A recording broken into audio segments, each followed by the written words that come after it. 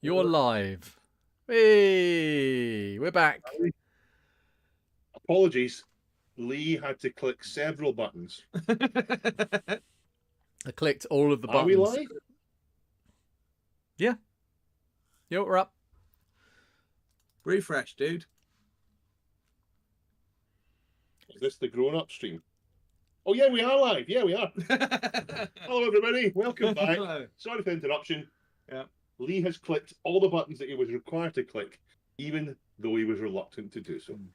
And there were other buttons. At this point, can we give a massive round of applause to Lee for just being an absolute legend, right?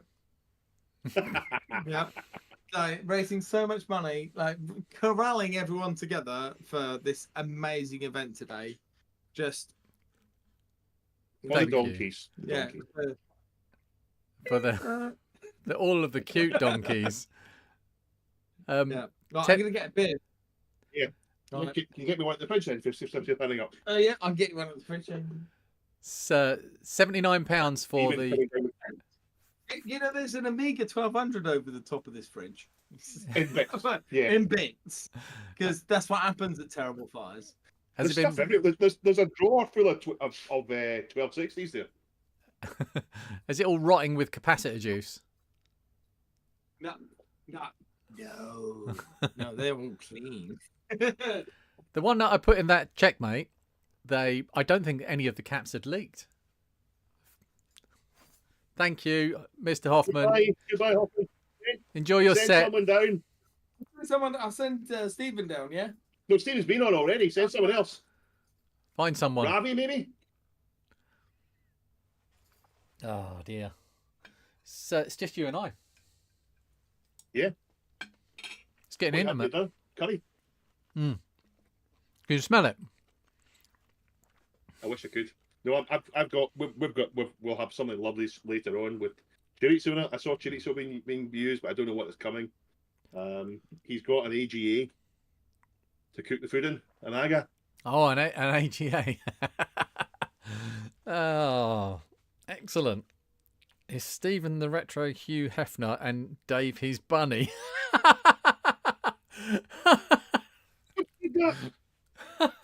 Who said that? I guess. Oh, it's Neil. Neil, you are a donkey. I've already played Donkey. I've played the Rose Tinted Spectrum remix already in the software hour. I don't tell anyone, but Banjo guy Ollie was eyeing it up as if he was going to do his own remix of it. Oh, really? So that may occur. Yeah. Who's sneaking down here? Oh, it's the man himself. We can ask him. Guy Ollie. Hi again. Hello. Hey. You all right, mate? Were you entertaining the idea of another Grand Theft Audio? Yeah, I'm always entertaining. Yeah. This is the man who made Daddy Mulk. Oh, legendary track. MSX machine. Yeah, well, you're the man that made Daddy Mulk. It's moments like that you can take and then turn into something that's truly special and will last forever. Oh wow! Look at that, the mug, 79. Yeah. For the original, not one of a kind this week in retro mug. Yeah. Are our mugs selling for more than your mug? No. Total? Oh, there's no total. There are individual mugs. There's no ganging up of mugs. You can't have multiple mugs against one mug. No. You tried to stiff us on this. Of course I did. Fought back.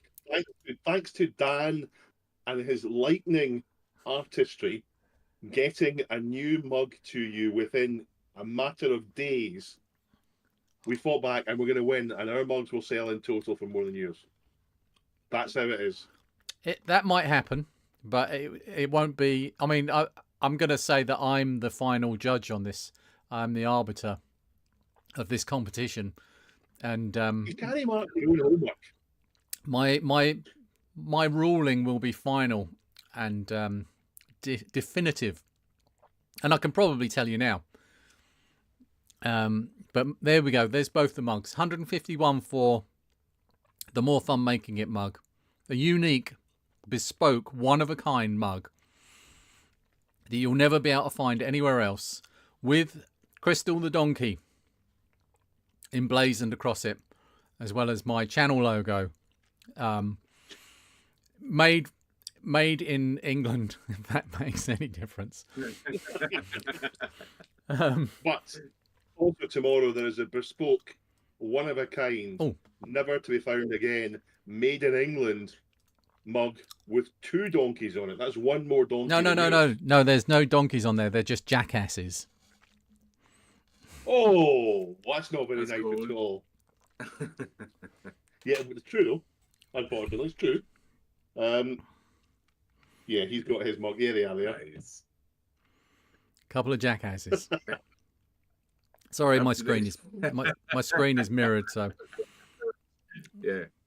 smells Updated bad. donkeys for out of date asses. Smells bad. Yeah. You call it. I noticed on your whiteboard, you've written a list of things, and you called it a twer spittoon. Yeah, that's the other one. Nobody wants this. I mean, it's almost a pity bid, really, isn't it? No, nobody. So is this an all-nighter stream you're doing as well now? Or No, God, no. is it, I know it's been going on for a while. Okay. 11 o'clock. Okay. Mike That's Daly fair enough. offered his neutral opinion on which of the 2 mugs he felt What was does better, he and I know? think you should do the same. Well, I've only seen the one on. Show your mug and our mug that's finishing tomorrow. Right, so to this... Banjo Guy Ollie. There you Yeah. go. So which do you think is nicer? More fun making it. Well, It's a nice mug. it is a nice mug. Uh-huh. Okay. I've shown you this Okay. one. That's one mug. Now show the other one. I gotta stay neutral in this one. you, Look, I just got. you coward. It's obvious which one he likes better. It's obvious. It is now. I've just been eating with this guy. Well, the people What will, did chat think? the people will tell. The chat have a preference. Yeah, that's. Oh yeah, that's a good idea. So I can tell you that the actual rare bespoke this week in retro mug is at £102. That's the one I would bid on. Which is wild. Wild. Um, Preferred Image asking, I'm at a party, the Scottish Amiga user group party, Terrible Bites, which key people are invited to from overseas. Yeah. Basically, if you're mates with Stephen Leary, you get invited. Yeah. Oh, I've got a vote against me here from Nothing New here. This week in retro mug is the better. Thank you very much. Can you choose Nice who to see subscribes some, to you? For your honesty. I encourage anyone else to speak up that's watching this and tell us which mug is nicer. Yeah, Remember, come on. on one of them, Neil and Dave are asses. Yes. Yeah. It's a good mug. I have to give you credit for a game well played. MFMI mug is clearly the superior choice, and that's from a life-size teddy bear. Oh. That's 1-1. I'll be crying myself this week. Right, the I next will be crying myself this week. the next vote wins. This is how these things work. Dangerously. That's dangerous. Yeah, I know. I'm going all in. Hey! Oh, What happened? Seb, Seb's Place says, More Fun Making It is the gentleman's choice. Nice. Slick. Yeah. two Boo. donkeys better than one, just maths. Yep. True. Thank you for voting for me, and I'd like to thank all of my family, my manager, the people that made this curry for me, and the the organizer full of sweets I have over here. Yeah. And crisps. You get a bunch of those finished. At 11 o'clock tonight, you'll be eating your way through that. I'm going to put it on the wall first, actually, with all the sweets in it. I've even got, actually, my favourite. Oh. They even put... Touch caramel wafer. Nice. You can't beat them. You really can't. Thought you'd appreciate that. Yeah. The factory's a couple of miles from where I live. My dad tells a story that when he was a junior in the bank, which would be 60 plus years ago, he used to go and collect. He used to take the wages money to the Tunnocks factory every week because Tunnocks wouldn't collect. Boyd Tunnock wouldn't collect the wages from the bank because he was scared of getting robbed. So the bank sent to the juniors along with the bags of money to pay the whole factory on a Friday afternoon. Paid in cash in brown envelopes. Yes, that's right, because that's what it would be like 60 years ago, yeah. Yep. Full pack of caramels from sat next to Neil at the moment. I wonder how far down that will be later. That was the reason we put QOTD in the Discord for your favourite snacks. Well, I don't buy Tunnocks caramel wafers. There's no point. They vanish within a day. Actually, I buy rubbish biscuits to do that. My Discord friends sent me when I was struggling just over a week ago. I was having a really bad day, and they sent over again with Lee, dropped off a care package with crisps and sweets and things, and some of these. And my wife, mine.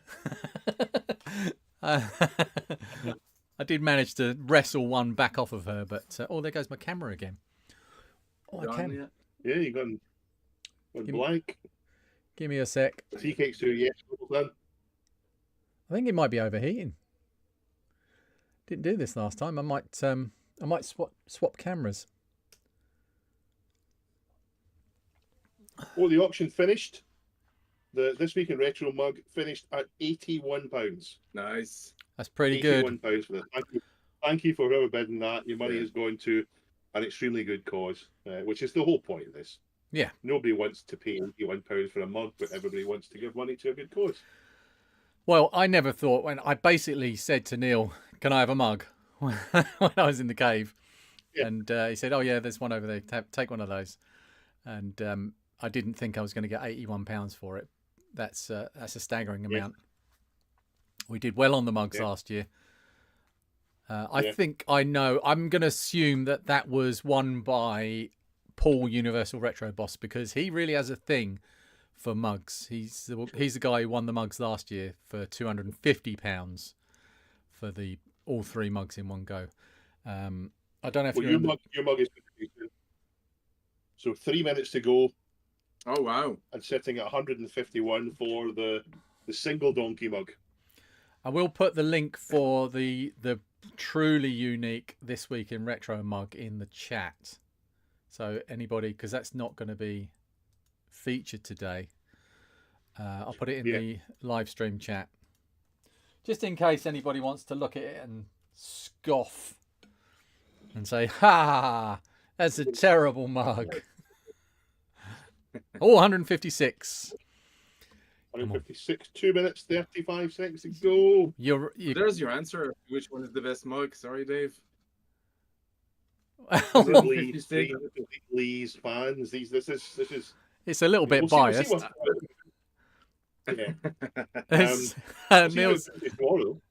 Neil says this new line is new line, a new line disgrace. This is a disgrace. Thank you, Neil. Thank you very much, Neil. Fergus won the This Week in Retro mug. Thank you, Fergus. Congratulations. A big bidder last year. So with two donkeys down, the MFMI mug would easily be. Well, yeah, if I put more donkeys on it, I could do that. The mono donk mug. Monodonk. The Cyclo. No, that doesn't work. It's not a Cyclops So donkey. who did that music video of the donkey video? Rose Tinted Spectrum. Oh, that was okay. Yeah. Rose Tinted Genius. Spectrum. Dave is apparently called, but I call him Rosie. Yeah. Him that did That's good. the Games Master videos. Yeah, they're really popular. His Spectrum review videos, tremendously good. He's someone I've been pegging for. No, I've not been pegging him. Somebody I've been saying for a long time. I've been saying for a long time he's going to explode on YouTube, and every time I tell him this, or have told him in the past, and said, you're just going to get that moment where your channel explodes. He just says that this isn't going to happen. No. You guys are much more popular, and then it happened, and I still haven't pegged him really. £156 with 38 seconds. No, I know. I've not pegged him. What time is it? 6:20, so we can almost get away with it. 25 seconds, 156. Oh my God. I'm counting on you to get me. I need some clear air between this one and the tomorrow's this week in Retro Mug. I'm feeling a bit nervous. Can't get clear air around your mug because it stinks. Yours is the smelly mug. I proved that in my video. Lee, 185. 185. That's ridiculous. 205. Hang tight. We're determining the winner. £205. What? Wow. Mine's still not updated. Yeah, 205. Amazing. Wow. Whoever donated that amount for it. Yeah, amazing. Congrats. Thank you. Was that you, Paul? He got outbid. It's all right, Paul. I'll knock you up a copy. Paul, can I suggest what you use your money to bid on instead then? Now that you haven't spent it on that. Well, he's already said he's not going to go over £200. 2.5 So times. one of each? There's one of my mug. Just one of each. That was it. And one of the This Week in Retro mug that's selling tomorrow. This one. Okay. These two This are one- unique. The standard one, yeah. Yeah. So Yeah. The unique one will sell tomorrow, and it's currently sitting £102, I think.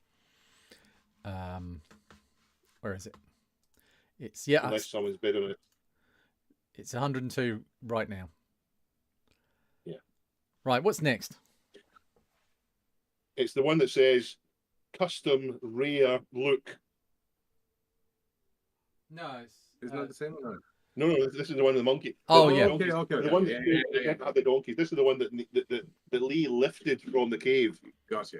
Can I have a mug? Yeah, can I have a mug? Yeah, took a mug. Didn't tell us that he was going to put it up against a custom mug. Hello. Mr. Leary. You guys still in my house. Yes, we're still in your house. Darth Leary. Someone bought a mug for £205. Well, I love you. Whoever you are, I love you. Deeply. Deeply. How's the party going? Is it warming up yet? The party's in full swing. It's been going since about lunchtime on Thursday, really. What happens at sort of like 2 o'clock in the morning? Do people leave or do they just all crash there? It's crash. Yeah. Yeah. We had about 10 people staying last Yeah. night. We've got probably more tonight. I think Ravi's going to do a set. Ravi's going to just said, has Ravi been down to talk? He has. And No, Ravi was coming Do down you want me to next go year. and get Yeah, Ravi? Oh I'll no, get sorry, Ravi. Ravi's not been. Yeah, be nice to see him. I'm Oh, not dear. sure. I think Hoffman. I don't know if Hoffman is doing a Hopping's set. been on. So we've had Stephen Leary. We've had Hoffman was very, Mike very Daly. drunk. we've had Hoffman. Yeah, we've got Banjo Guy Ollie, who is had a good drink, but he's holding it That's my together. second. Yeah, that's my Yeah. second.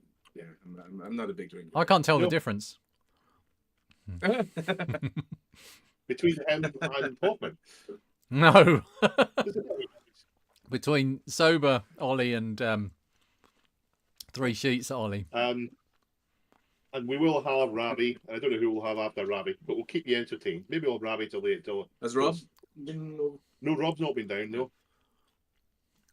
Rob is the man behind the Solus. Yeah. There it is. Not one Fergus. Oh, did you? Fergus says to relist his. Fergus won the This Week in Retro mug, so he basically doesn't even want it.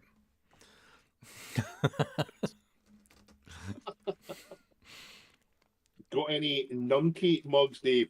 Oh, Neil's talking about an old thing, Lee. I don't know if you saw it, but when Neil was doing the lockdown streams,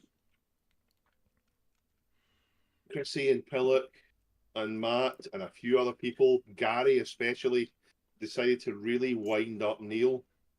And we submitted a video and told him not to watch it first. They had to watch the end video. Oh, God. And it started off with Gary saying, N is for nipples. There was a topless Gary with pictures of Neil on his nipples. And then it went on to me saying, N is for Nunkey Island. And I did my Northern Irish accent, which Glenn is thankfully not here to hear. And all sorts of wild stuff for it. Pillock had an Amiga in the bin. Oh, yeah, it was incredible. Oh, he's gone. You've gone again, Lee. Have a seat. To take over from Yes. Yes. the guy Ollie. Yes. Thanks, Banjo Gang Ollie. Thank you, Ollie. It's gone for a bit. I've just had an update from Mogwai Chris.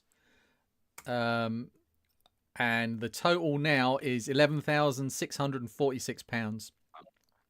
Yeah, not bad at all. That's impressive. This is Ravi, who Hello, you Ravi. don't recognise him, you know his voice Hello. from the Retro Hour. Yeah. Amiga addict as well. Yeah, Amiga Addict, Kickstart event, DJ streams, And general nerding. general nerding. Yeah, Sorry, Ravi, my... you're going to send it on, are you? DJ set, yeah. I need to have a few more beers and Yeah, loosen up. Yeah, get into the vibes. But yeah, gonna do a DJ set. We had a little play yesterday, but yeah. Last night you were Yeah. testing it to make sure. So are you going to? Oh, here he's back. You're back, mate. Oh, Back. now we can I'm see here. it. I'm just going to swap cameras because this one keeps overheating. You must be shattered after doing this. I'm all right, actually. Yeah, I'm not too bad. I can remember last year because the adrenaline keeps you going, and because you're constantly talking. It's like being at an event. It's very, very similar to that kind of vibe where you're constantly talking to people that have want to talk about the same sort of things that you are interested in. Sorry, I'm out of focus as well. And like Kickstart, for instance, where you just are constantly going and going and going, and then you'll just hit a wall, and you think, what's going on with my throat? Why isn't this working anymore? I get this when I go to the 2 cave days for the after. day. Yeah. But I know last year about 10 o'clock, just after Adrian came on, I just I was staring at the screen glassy-eyed and thinking, where am I? What's going on? Right, now that Glenn's here, you carry on talking amongst yourselves. I'm just going to swap over Hello. this camera. Hiya, mate. Welcome back, Glenn. How you doing? We're back. I am still here, but you can't see me. Glenn's on again. Yeah. So it's awesome because this is the first time I've actually met Dave in person. Yeah, it is. It's the same. First time I met Hoffman in person as well, but it wasn't as if I was meeting you the first time No. because we've talked so many times and I've seen you, you've seen me. Well, I've seen you commenting on the podcast for like 7 years or something Yeah, like that, yeah. and then of course this week in retro as well. Seeing you on that. He's fancy Guinness. Oh You my know God. what? Fancy Guinness. Is that a special way of pouring it? That's the Nitro Surge Guinness. Do you have it over there? Is it? Supposed to pour it like a draft pint then? What happens at Then this? you're house supposed to when you pour went it to up there in and then the let it room, settle you and then top it up. Yeah. You don't drink Guinness straight away. Definitely No, not. and let it settle. Let it cook. Can't stand this stuff. No, More for me then. It does taste different in Ireland for sure. The thing that Yeah. I don't like about it most was when I used to work behind a bar, my parents' pub, I was all right changing all of the kegs, like the pressurized kegs of real ale and things where you have to actually hammer a proper peg into the barrel. And you have to get that right the first time, because if you don't commit to it, that peg is just going to fly across the room and beer is just going to spill out all over the floor.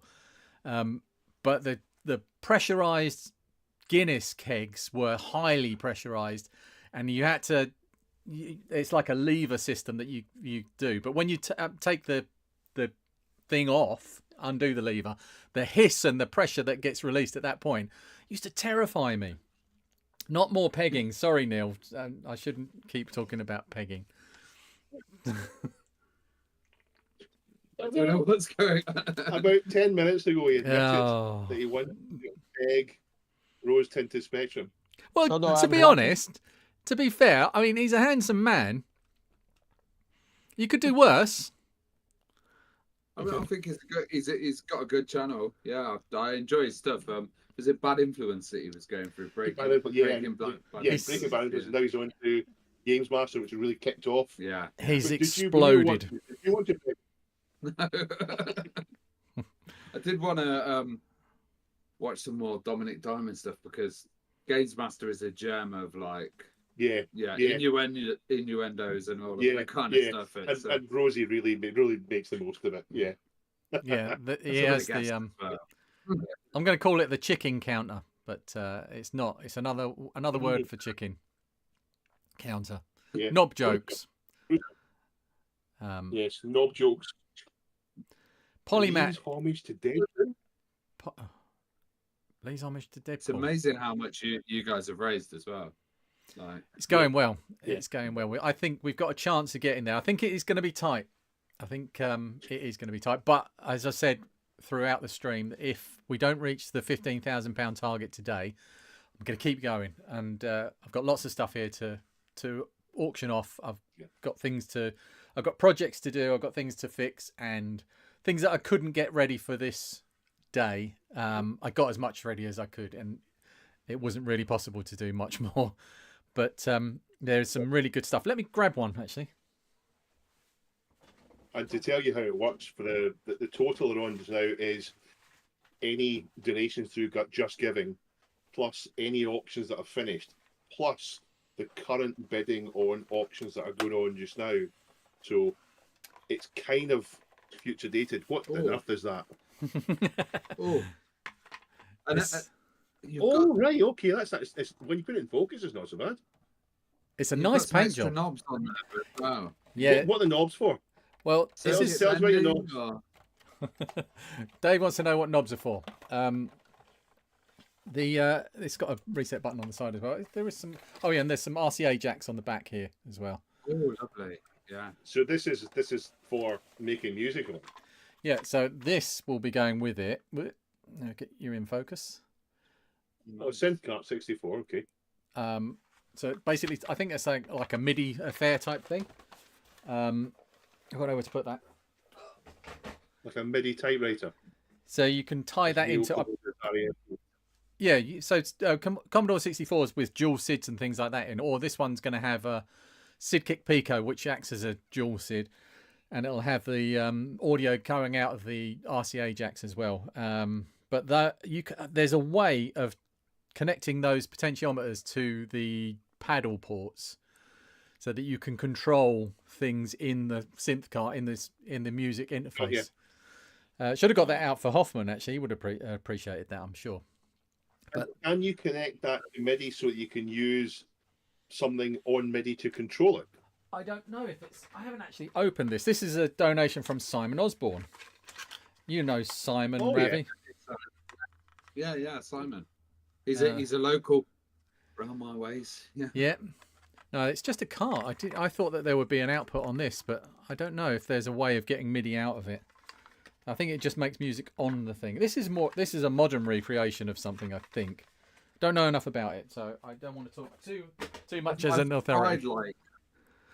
I've tried DJing with the C64. I hear it's possible, but obviously I love the SID sound and stuff. But it's a total different world for me, because I was Amiga rather than 8-bit. Yeah. But Dan on the podcast is a bit older. It's a 464.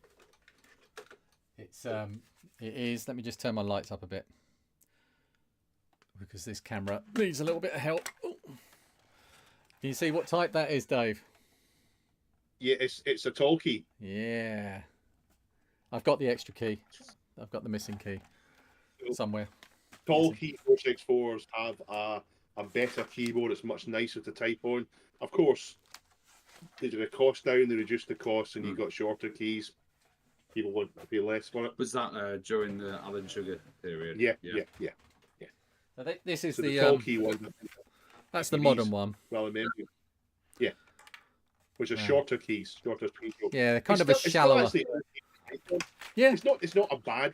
It's nothing like a Spectrum. It's good to type on, but the tall keys are just a little bit nicer. What do you think about Alan Sugar's renewed interest in? I don't know what that is. It's a vanity project for him. Is he trying to find things that make him feel good? I don't know. Yeah, maybe Probably he's getting seen an Amstrad Mini.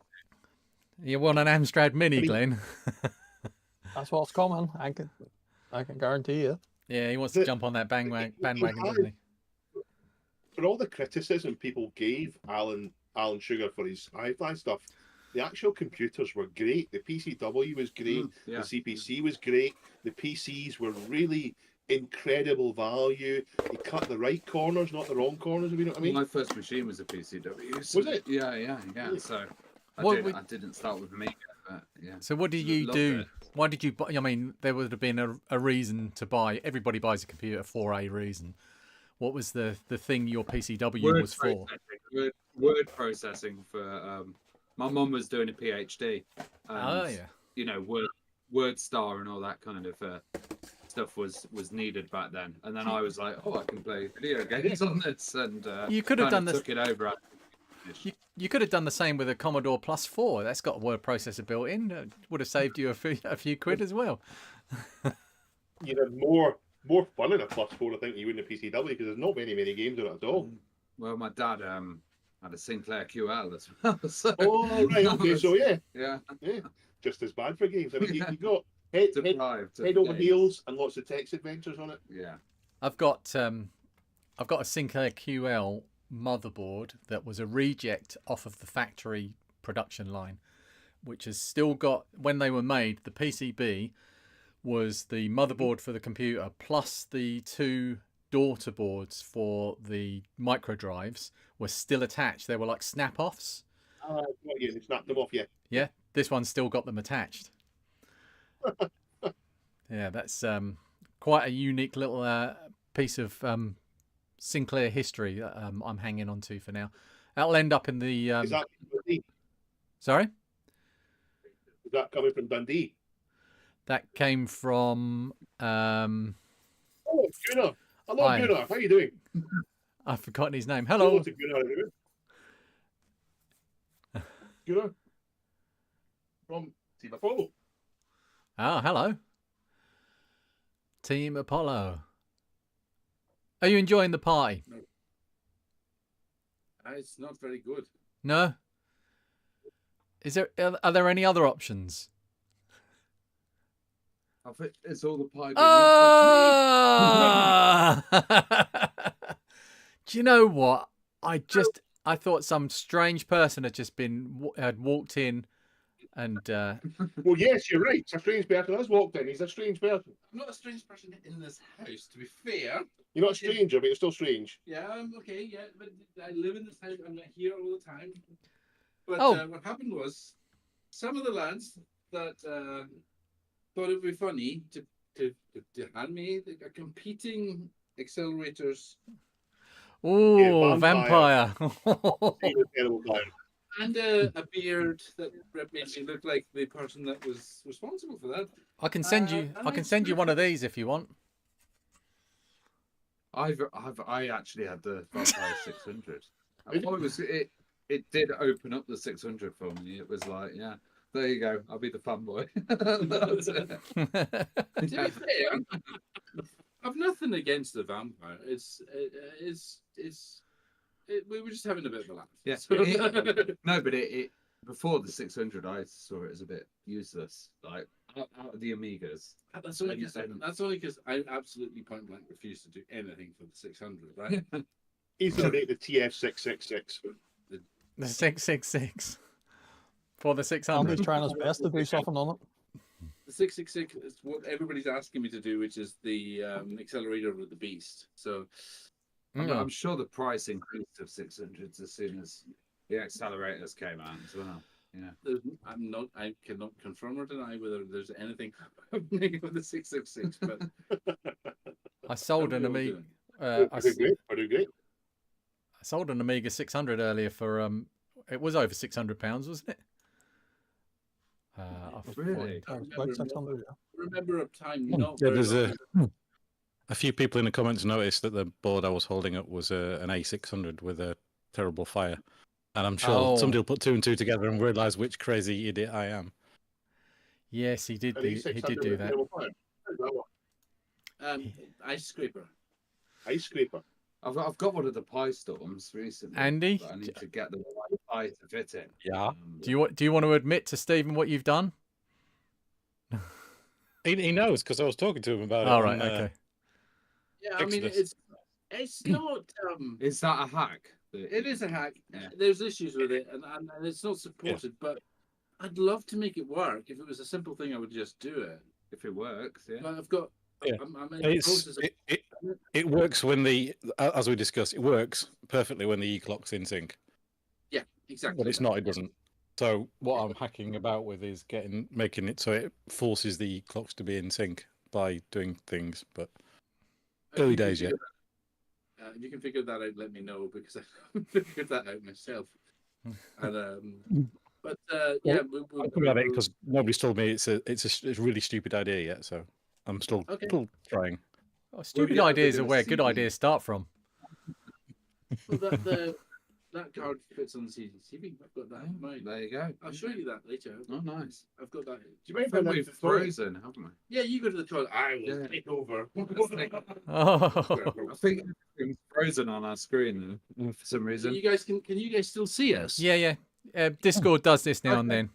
You can probably just turn your camera off and on again. Not your actual camera. The button at the button at the bottom of the screen that's camera shaped. Click it a couple of times.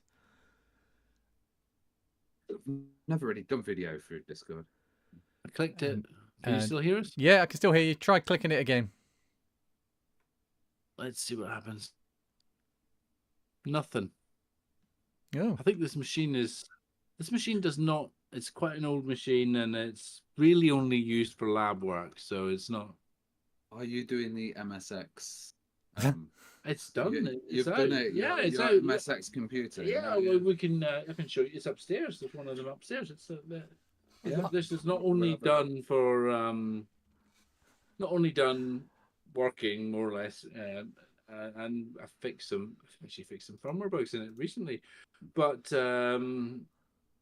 there's a JAMA adapter for it as well. Oh, nice. In fact, yeah. how tolerant are you of Father Ted references on this stream, guys? Oh, we still here. Yeah, we're in the evening. I think we'll be okay. Oh, okay, you're back. So let me find a. Yeah. Okay. Oh, that's all about the board. Like musical chairs. So we have a TFMSX. We have a little board that sort of sandwiches onto the TFMSX, which has got a ref. It's just the TFMSX blows my mind. Sorry, that's all right. I did ask before. No, that's good.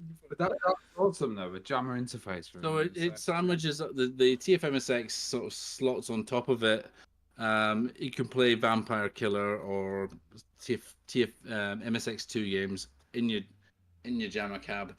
And it's the reason I did it. It's just it's not there's no smarts on it. There's nothing, there's no logic or anything. Just a way of connecting them together. Yeah, it's just a physical breakout board. I did leave the option of putting video amplifier buffers on there, but I never spent time fixing them to make them work. But it worked perfectly well. Do you flip from project to project, or do you work on one at a time and then finish? Yeah. I try to make a huge step on one project, then move on to another one. So okay, that makes more sense. Yeah, like trying to make a big. Once I make a big step, I'm like, okay, this step, and I've done a release. I'll maybe move on to doing something else to have a break. Are there any other systems you think they're targeting? I mean, I do? really loved the MSX. My first MSX is the one I built, which is probably very unusual. Well, also, Hoffman were getting some MSX clones as well. Ooh, Games. Yeah. So there's a bit of a good connection there. Yeah, and it was mostly Ollie, and you had Ollie on earlier, I think. Ollie got me into MSX, and I got myself a few MSX machines. And I just really loved the games. I loved Nightmare. Just some of the games are just really high quality games, and I thought, getting them running on these machines, amazing. So, looking back at the MSX history, I don't understand how it failed in as hard as it did. Really, I mean, there are quite a lot of machines. Yeah. Price, I suppose, because it's one of the biggest things that I pipe on about is the reason I think most of my boards are very successful is that I can keep the price down. I really work hard to keep the price down. I don't like put on these gold-plated features on the things. I don't support thousands and thousands of different combinations. I just try to keep it for the lowest common denominator and make it really cheap. And of course, there's better things in most of my cards nowadays, which is great. We did an interview with one of the top MSX journalists, and they said like they didn't really bother with the UK because there was so many systems out at the time that trying to get that market was really hard. It's saturated. It did well in the Netherlands, though, I think. Yeah, well, it would have done well in the Netherlands because Philips had a really big presence in the Netherlands. I mean, I know a lot of people from who work in Philips in the Netherlands, and in France as well did quite well. Amstrad did really well in France. Unbelievable. I think they tried to target Europe rather than going over to the American side. But Toshiba brought the MSX to the UK. Toshiba, the MSX10 was the that's an MSX one though. Yeah, that's the one that I saw. I can remember seeing that. Yeah, I've got one over on the shelf. Yep, same with that. That one there. Don't try and take the keys caps off of that. No, they're so fragile. Yeah, you can, but it's so risky. I broke two of mine trying to get it clean. I have one of those, and some of the keys are not 100% working, and I was going to try and tackle it one day. You either need to dismantle the whole thing, or you can just about get the key switch apart from the top if you're really careful. Yeah, I'll just dismantle the whole thing. I'd rather go all in, I think. Yeah, it's really a risky one. And if once they're broken, there's no way of coming back from there. It's the actual key cap, and it will go. Risk that, then.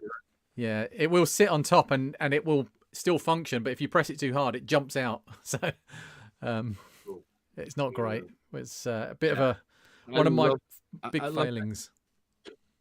I love my MSX. I've got, I think I've got my own version of the MSX, but I've got a HX10 and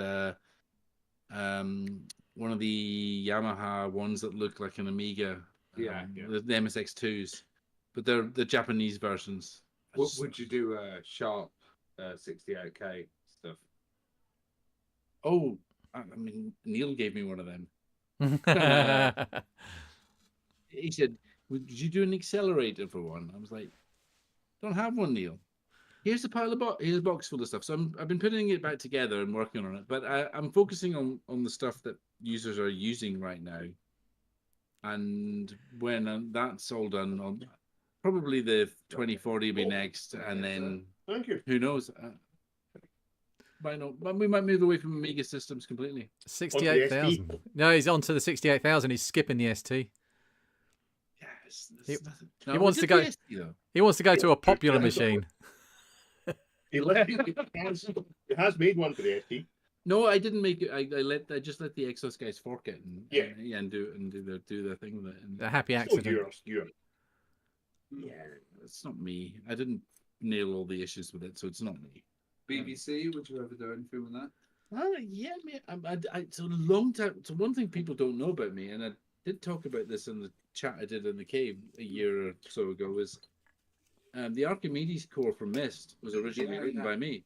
And I just love my BBC Micro stuff, my Acorn stuff. That was basically how I got back into retros.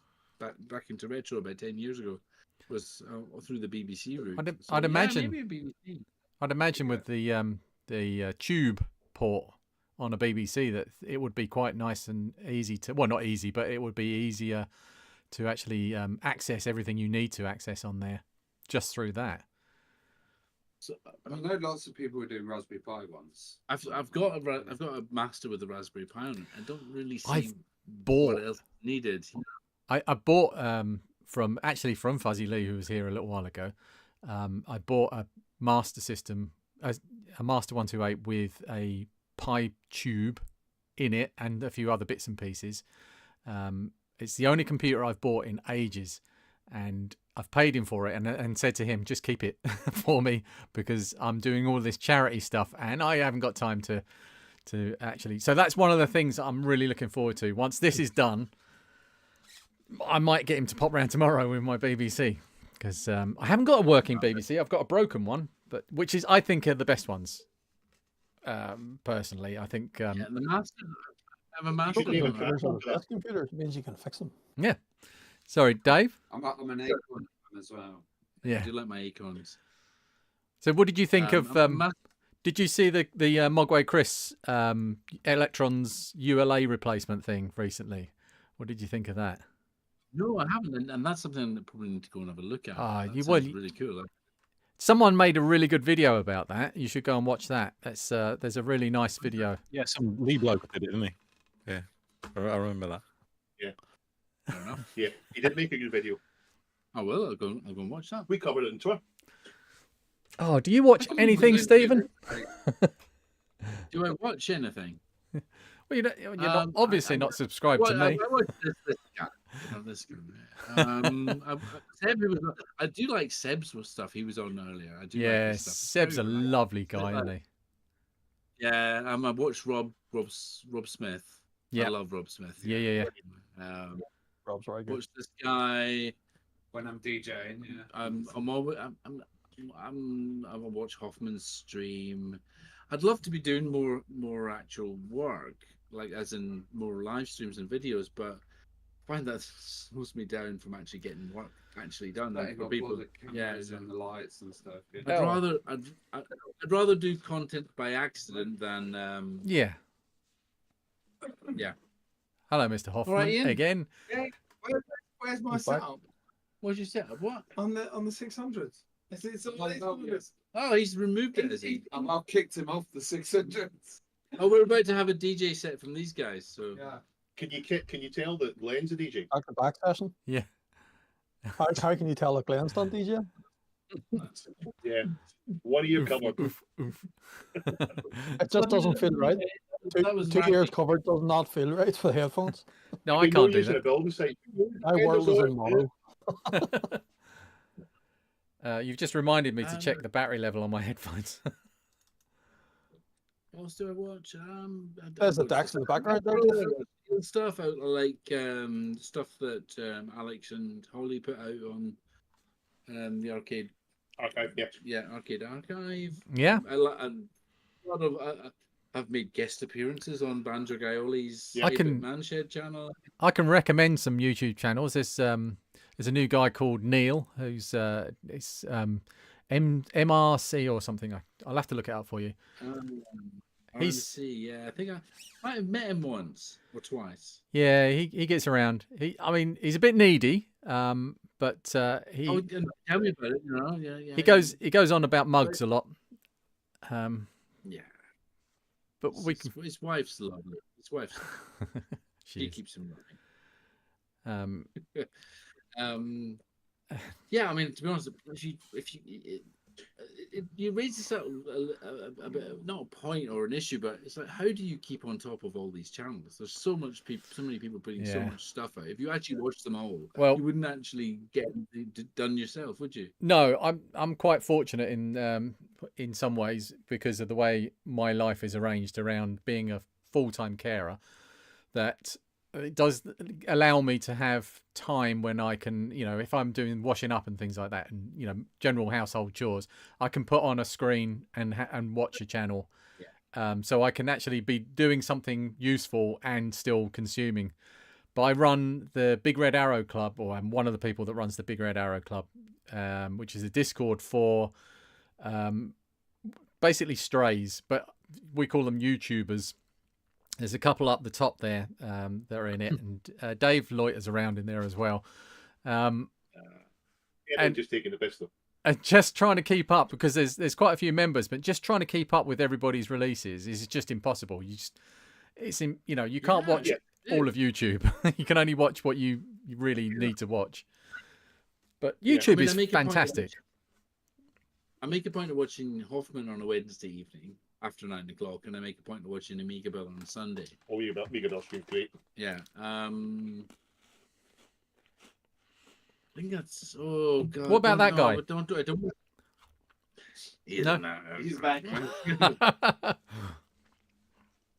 This guy, I've made guest appearances on his channel as well. Yeah, I've seen you on there. My favourite appearance for you on there, was it you or was it? Yeah, I'm pretty sure it was you. Was the little Simon skit where you were doing the getaway in the van? That was just comedy genius.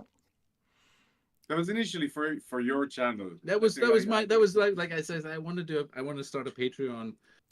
Can we do something with Simon for that? And like, I bet we just rob a bank, and he's like, just effing drive, you know. And it worked a lot better than I thought it ever would, actually. Likewise, Simon's just great though. The acting and comedy timing in that bit was no. Genius. It's not that. It's entirely this guy's editing skills. Entirely his editing skills. But anyone who's not seen Simon and wondering what we're talking about, watch Captain Planet. Captain Planet View. It's on 8-Bit Manshed, isn't it? Yeah. I don't know. Probably. And probably Top Dog Simon. Top Dog Simon would be the place to go, seriously, because you don't need to watch all of that other stuff about computers and things. It's I was looking for like a channel intro of 13 seconds where I could say, you know, it was more like we were trying to rob a bank, but Patreon's an easier way to get money. So that was the Patreon. You know, and he did that re-intro for me. Ollie, I really like I really like the last one with the Mr. President. I'll have what she's having. Where I'm wearing a skirt. Yeah. we do have a few more planned, but we need to get Neil. That's all I'll say. Okay. I look forward to those. You need to get Neil to join in, or you need to get Neil. Both. You know what? What's funny? What's great with those is PCBWay is fully on board with it, so they regularly ask me for more and more Simon videos, which I think is fantastic. You're going to find that I always you're going to find later on in years to come that the whole Simon thing has been a phenomenon in China, where it's like an underground TV station has taken it and turned it into a running series. I've got a bunch of guys that work for me where I work. I'm their manager, and they're all mad Simon fans. They're like, when are we getting another Simon video? I don't know. It doesn't tell me. I spent years mastering multiple instruments and Simon. one puppet. Yeah, and the amount of work that goes into one of your videos of I don't know, the Master of Shadow Puppets. The Beast one you took out there compared to Simon. Yeah, I know, yeah, exactly. No, it's like like one of your tunes. You probably, I don't know how much effort you put into that tune. The Bloody Tears one, and I heard it and I wanted to make a demo for revision at it, and people said, "Oh, it's not a tracker mod. Oh, it's just a sample." It's like how much effort he put into that. It's like, I get it though. Yeah, I get it as well, but at the same time, I was like you put loads of effort into that. It's like weeks of work, you know. When people expect a tracker tune for the demo, yeah, it's a natural thing. Yeah. All right. It's been lovely talking to you. We've got 3 minutes left, and then the Americans are coming. We don't have an auction finishing until they're on, do we? No, this Jerry Ellsworth one. Yeah, we've got this joystick here signed by Jerry Ellsworth, who invented this joystick. This is. Right. Do you know what this is? This is the whole Commodore 64. Yeah, it's a Commodore 64 on a chip, basically a 30-in-1. Come on. But it actually has a full Commodore 64 in there, so you can break out all the I/O and all. Yeah. Out of the inside of that joystick if you really wanted to. I mean, it's genius. It's genius. Yeah. Yeah, So- I don't want one. I don't know why. It's not a very nice feeling joystick. It's very, very plasticky. But the story, as I understand it, is that Jerry created that chip and then showed it, I think, at a big show in America, like ECS or something like that. And this company that actually did make, put that product on the shelf, said to her, can you get this ready? We want to make it into a product. And she went through the whole process of making it into a product, and they took it and sold it, and it did well. It sold quite a few units, and I don't think she got a penny for it. So, and she still signed it for us, and it's up to £205 at the moment. I think it's worth way more than £205. I think it's worth at least £600.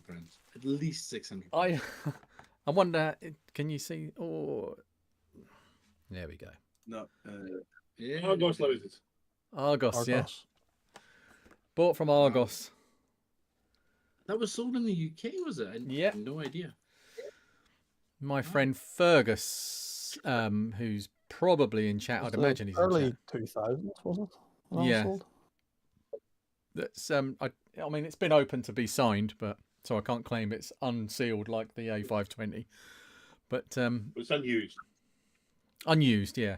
Pretty sure it's unused. Anybody else you want to get down here and have a quick chat before this? No, we finish in a minute. Oh, I think so. So 1 minute. who's joining afterwards? It's the Americans. We got the Americans. The Americans. We got Adrian will be on at some point. I'm not sure if he's on straight away or not, but Retro Bits TV Matt, Polymatt, and Todd from yet another retro channel are coming on. Glenn will be keeping me company. I think Andy's hanging around as well. But yeah, like there's Todd here. Oh, here they come. Comes somebody now. The Americans are retro coming. Yeah, another retro channel. Todd, he's a lovely guy. He's one of the honest YouTubers that hello Todd, that puts all the mistakes in and shows you his experience, not how to do things, just how he did things. And it's a nice thing to watch. Hello Todd, how are you? All right, about yourself? Everybody hear me okay? Yeah, perfect, Yep. perfect. Through loud and clear. Good. Things are going well. Here's it looks like Matt. This is Retro Bits Matt Arse Biscuits. Yeah, we've seen this already, Dave. I did ask them before. I said, "What's your appetite for a little bit of Father Ted?" Arse. Time and that sort of thing. And Adrian and Matt as well. And Adrian and Matt. And let's just let them get. Hello, Adrian. How are you? I'm good. I hope this works. Yeah. Is this working? Yep. Working fine. Okay. Working great. I don't do meetings anymore, like Zoom calls or anything, because left my old job, so I never test my old headset anymore. Of course, now you're unemployed. Exactly. It's, I'm a content creator. Yeah.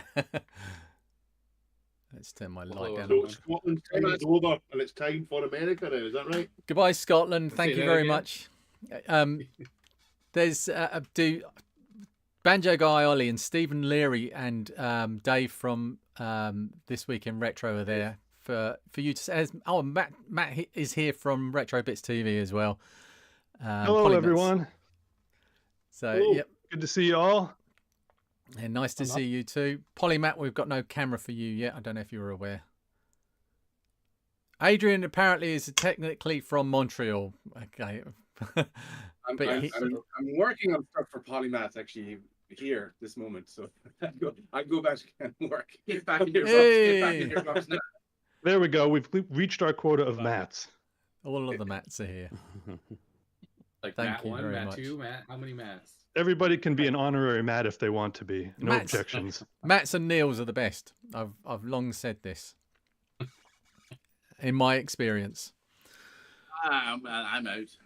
Well, Right. go and enjoy your party. Thank you very much. Have a Have a lovely good night. night. Bid lots of Gentlemen. money, donate lots of money. Well done, Lee. Goodbye. Well done. Congratulations. Yeah. Thank you. I'll speak to you all soon. Bye. Bye. Get out. Hey. More mats in the chat. I've Matt Desmond. got 4 hours to go. I don't know if, I mean, it's been a long day, and I'd imagine that it would. Sorry? It's flying in. I know Oh. you say it's been a long day. You're doing but I think well. You're Yeah, I'm starting to feel You tired are now. hanging in there well. It's going nicely. Look, £2,337, which is kind of leet, but with a 2 at the end. In the Just Giving, which is 15% of the £15,000 target, but we've got a big load of money to add to that. I just need to, before we say our hellos, I've already. Stefan Jack now has given us €25. Viper Reese, I don't think that's the real Reese, but thank you very much for your contribution. Dave Wild, good luck with the rest of the live stream and fundraiser. Don Quixote, take my tuck shop pittance, you dedicated nutters. Okay, thank you. nice. James Potts, with this £10, you can claim I paid £600 for the A600.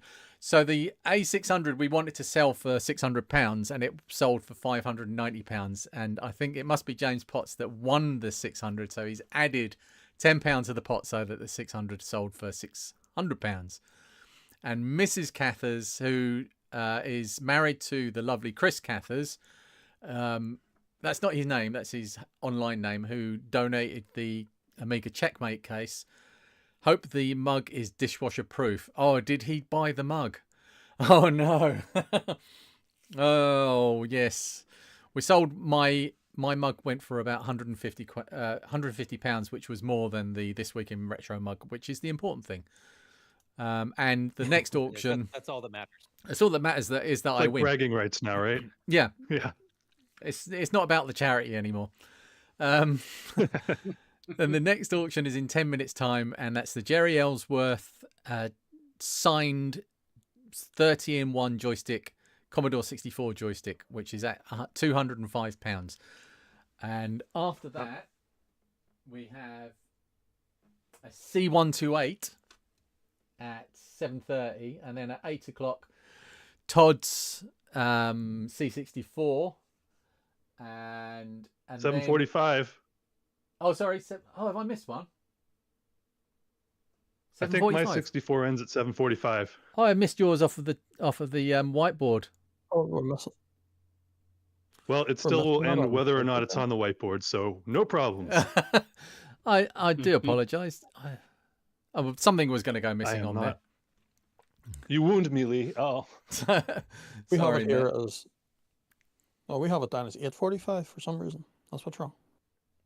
Ah, let me check my master list. I'd just blame that on good old daylight saving. It could be. Oh, that's what it is. When's ours change in the US here? It's the C64 in November. Ends today at 8:45. Just get rid of it already. Seriously. Yeah. Right, Retrobits Matt. Here we go. eBay. But anyway, after Lee's update from the Just Giving page, how about an update of the totals then? We're sitting at 11,706. 11,706. Oh. So, Matt, yours is at 8:45. Our time. 8:45. Yeah. Oh, okay. All right. Yeah, my mistake. It's an hour and 38 minutes. I'm not good with time zones. Sorry. No, me neither. So that's why I'm just sticking to my own and let everybody else work out theirs. It's just, if I try and do it for everybody. I was so convinced there was a 4-hour difference, but then it wasn't. It was 5, and so I'm still like half on the wrong time zone apparently. I'm just glad that you're here on time.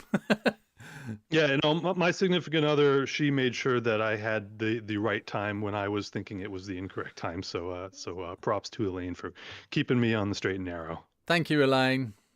You've done a grand job. Right, so Matt, I haven't heard other Matt. Polymatt. I'm just going to call you Polymatt tonight. That's fine. Hey. Yeah. Mine is, let's see. Yeah, mine's 8:15, right? Yes. 8:15. Yep. Matt has Polymatt has a silver label C64 going up for sale. Yeah, I'm a little disappointed that it hasn't gone for more. Although I've had so there's everybody on the call is probably much more experienced with Commodores than I am, but I thought this was a pretty cool one. because it's a silver label, it's a metal label, right? Which was kind of, I believe, only done in the States, only in specific factories. It was kind of 82, 83 early, but they all had problems. So they all got, well, you didn't have to, but they all got shipped back to the manufacturer. Some swapped out the CIA chips, some swapped out the entire boards themselves if the power supplies were faulty. But so you can rarely find one that's original, and so it, yeah.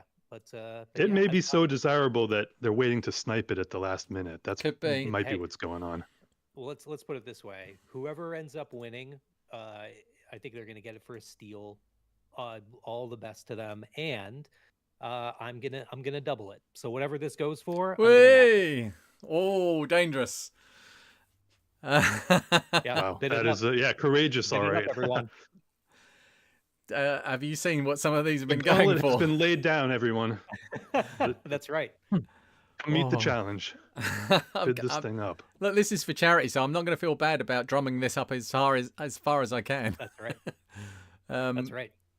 I'm that's so glad very- I did do something like that with the A500. Yeah, Andy's sold for 600 quid. I wasn't expecting it to go for Nice. 600. Ooh, nice. Very nice. Not only is it for charity, it's also for donkeys, which is even more fantastic, and mini donkeys at that. Can you So, get any? Is there any yeah. other better type of donkey than mini donkeys? Not Kongs. No, You're not allowed to say of course Donkey Kongs. Even theme-tuned Donkey Kongs from. Is there? I was like, is there a history? Does anyone know for Donkey Kong? Why is it Donkey Kong? I mean, what's the donkey? They Donkey had Kong? chosen different names, and there's a story behind it. Yeah, the Huh. the original names I can't remember what they were thinking, but yeah, there was some reason they abandoned the original idea. Interesting. Not coming to the top of my head. do you know that you've Copyright violation. you've just reminded me that the Okay. Pac-Man ghosts have different names as well. In the Inky, orig- Pinky, Blinky, Yeah, in and different Clyde. regions, right? Yeah, Yeah. different regions is and they're quite good. I'm just looking it up. I did it. I know here they're Inky, Pinky, Blinky, and Clyde. So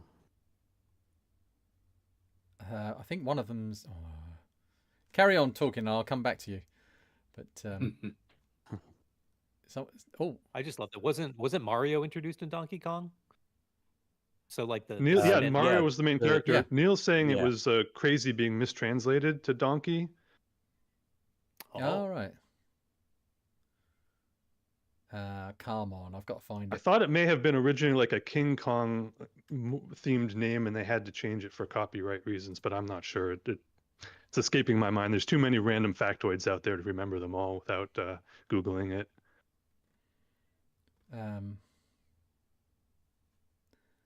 Oh yeah. Oh, there's Oh, Ian in s- chat. Old Ian Scott. Can father of the anybody- Pico Gus?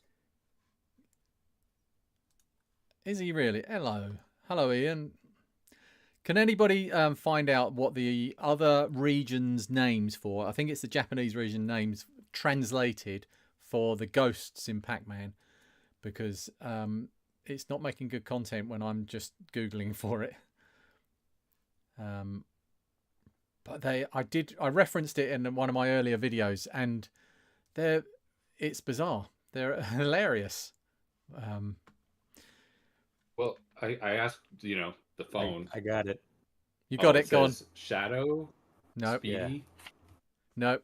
Bashful, and Pokey. Chaser, Ambusher, Fickle, and Stupid. There we go. That's the one. What? Yeah, that's not as So appealing. AI lied to me, is what you're saying? Yeah. Say it again, I pulled Todd. up in Google. There's the Japanese names which I won't even try to pronounce, but they translate to Chaser, Ambusher, Fickle, and Stupid. There we go. It's I'm sure basically their Stupid is our- AI. Right. How they were coded. Yeah. Yep. Which I think they should rename them back to what they were.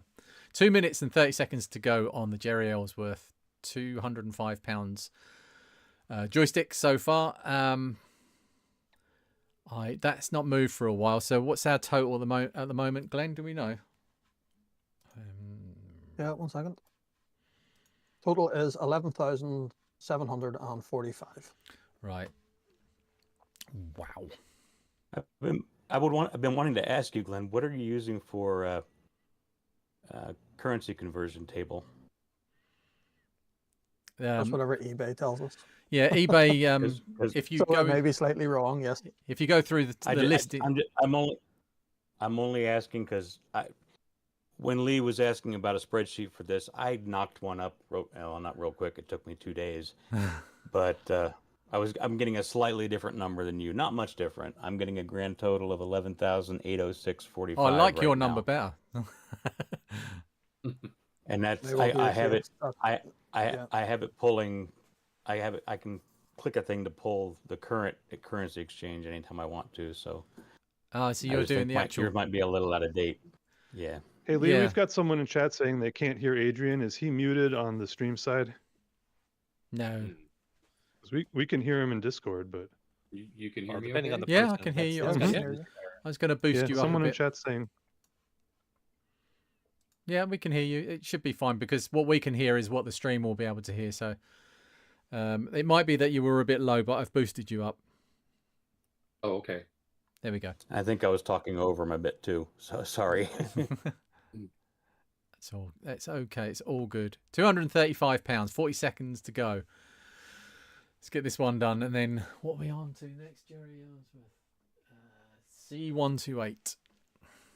Yep. Which I was trying to blag a C128 off of Matt Retrobits TV, Matt, actually a while ago, but that didn't come off. Yeah, it would have cost more to ship than the machine was worth. It didn't. That didn't work out of time. It was like during the pandemic lockdowns, and at that point, shipping was really expensive for some reason. Has it changed? Isn't it still silly? It's still very expensive. I haven't priced it out, but at that time, it was going to be hundreds of pounds to ship this package. So 2 seconds, 1 second, and it's done. £235. Very good. Thank you very much, whoever won that. We were trying to do a thing because there's obviously with America and the UK, you've got your machines that we don't get over here. Apples and things like C128s and Atari 400s, 800s, and are very difficult to get over here. Obviously, you don't get the Spectrums and QLs and stuff that we get over here, and BBCs are much more difficult for you to get. So I was trying to get a way of swapping things over the ocean so that we could access a few of these things a bit easier. But postage and maybe geography, we'll revisit that again in the geography sucks. Be a way, but well, if I ever fly for work, I'll let you know. Pack a suitcase and fill it with tech. Always take some interesting hand luggage. I've definitely done that before. I'll have to come visit the cave someday, and maybe I'll bring some American stuff with me for. If you ever do, for swaps. And I said this to Adrian as well. If you ever go to the cave in the UK, any of you American YouTubers, I'll make every effort I can to meet you over there because it would be lovely to meet you in person. I'll be sure to coordinate with you all before planning any trips. Excellent. Right, let me just get the I've been back C128. two or three times this year, but it's always last minute for me, and so I have never been able to make it to the cave. I have to make a special trip just to go to the cave, not work related. Yeah. I thought the 128Ds were actually more common in Europe than they were here. Maybe the flats are rarer, but I thought the Ds were more common over there. I've never seen one. They might be, but it's going to be a relative thing, isn't it? Because the C128s, all of them just didn't sell very many. So they're just a rare machine wherever you go. But I think they seem to be cheaper over in the US for the wedge, at least.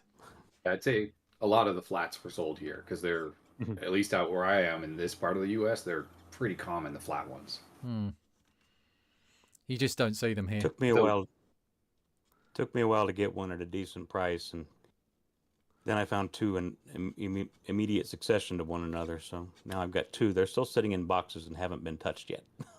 Buses. That's one of our sayings. So it's at £285 and it's got 12 minutes to go.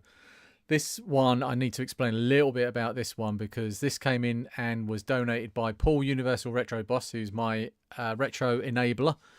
He gave me this machine originally to be repaired, and it was proving quite tricky. It had a broken key on it as well.